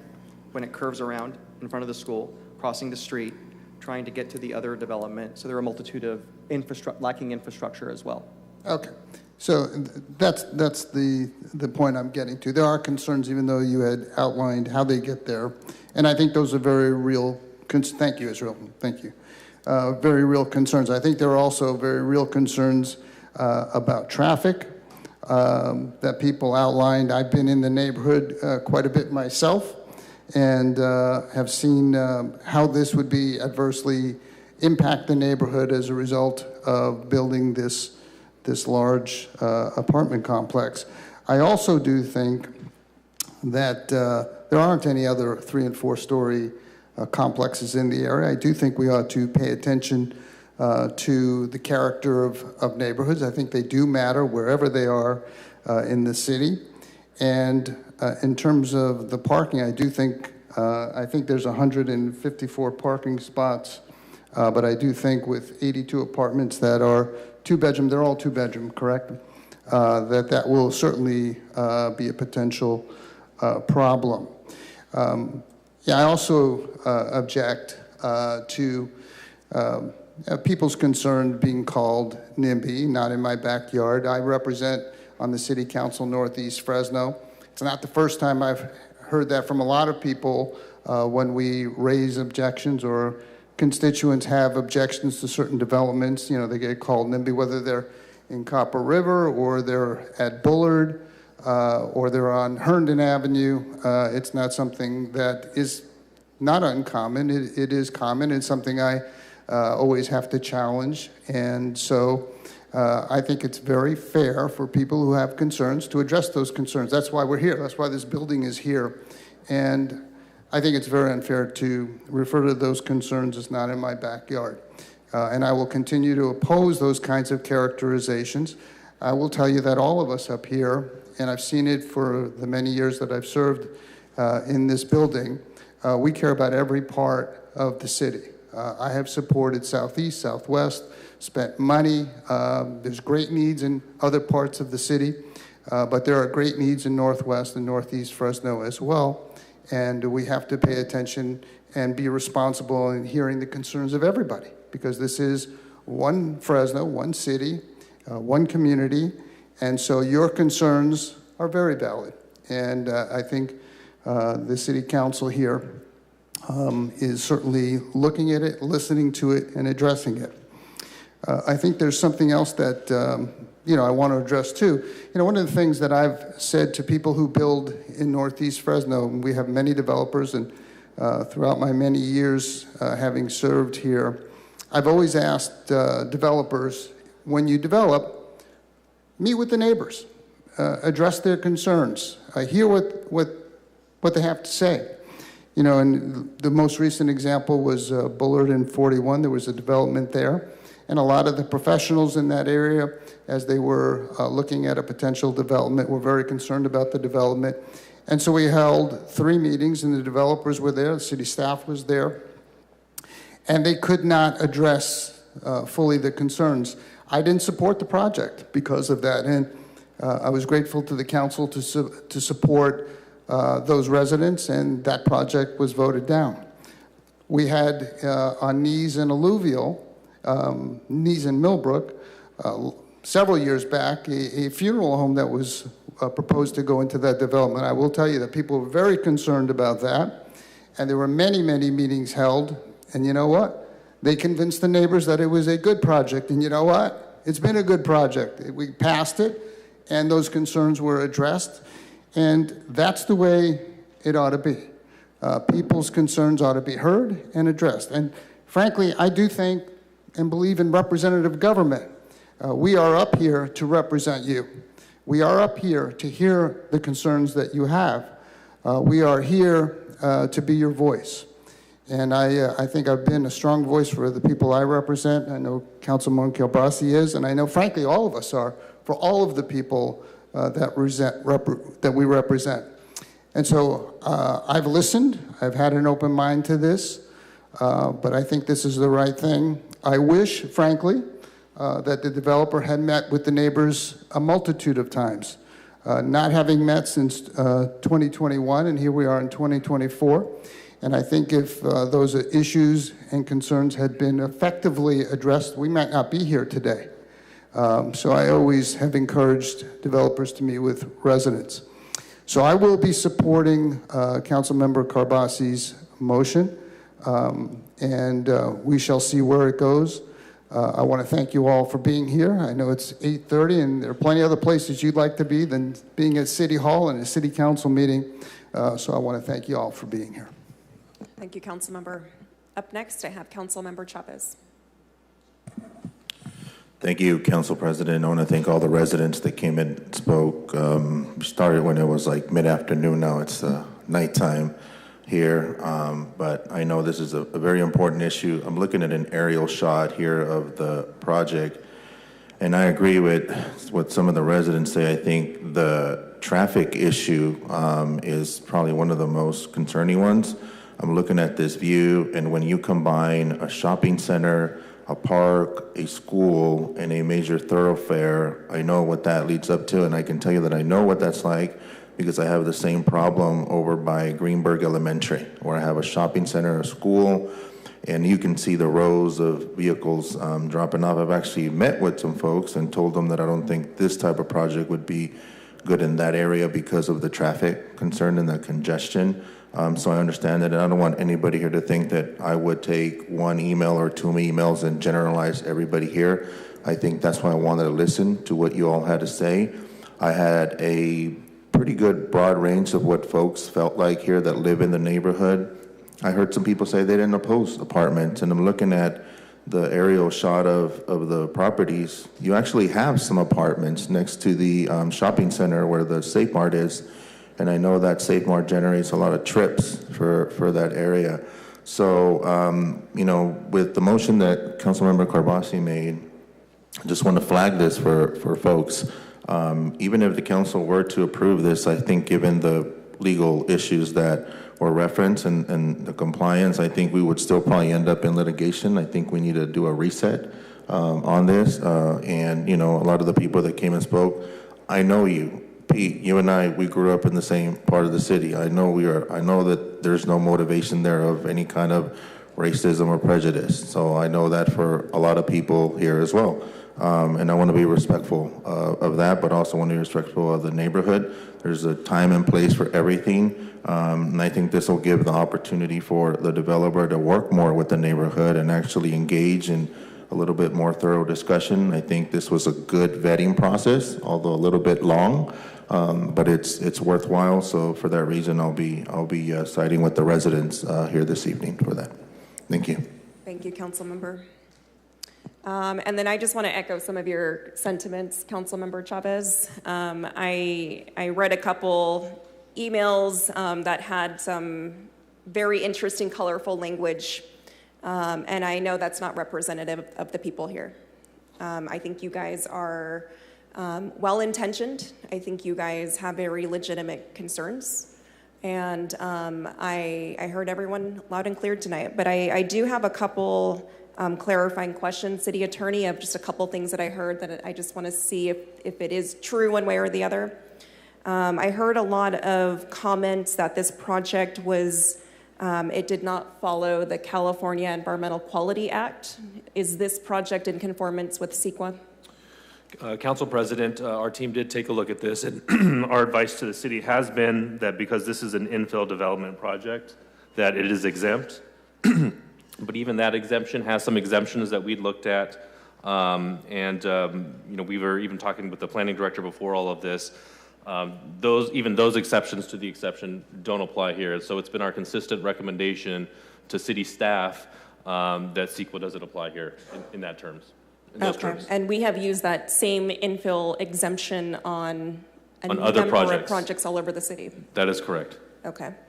Have those ever been challenged that you know of? Has what been challenged? Our determination? The infill CEQA determination? Not to my knowledge. Okay. And then I heard a couple comments in regards to the Housing Accountability Act. Do we know for certainty if this project is subject to that act? That is a complicated question. We have been in communication with HCD, who would be the agency that would make an opinion on that matter. They so far have not rendered an opinion on it, and frankly, we don't know. And that's something that we will continue to look at. But for the time being, our advice continues to be that we're not sure. Okay. I think that's a really important question to know. I think that would give a lot of people certainty one way or another with how we're handling this project and what we are legally doing correct or not doing correct. I know I would like more time to get that answer. I know there is a motion and a second up here already, so I'll reserve the rest of my comments. Let me see, I have no one else punched up. So we do have a council member that is zooming in, so we are going to take a roll call vote. City Clerk, can you please call for the vote? Certainly. This was a motion to deny the 5 o'clock p.m. item by Vice President Carbasi, and seconded by Councilmember Bredefeld. Councilmember Arias. Nay. Councilmember Maxwell. Aye. Councilmember Chavez. Yes. Councilmember Bredefeld. Yes. Councilmember Esparza. Nay. Vice President Carbasi. Absolutely. And Council President Perea. No. The motion to deny was successful, 4-3. Thank you very much. Thank you everyone for being here tonight. Good job, Council Vice President. That will adjourn today's meeting. Everyone have a good evening and get home safe.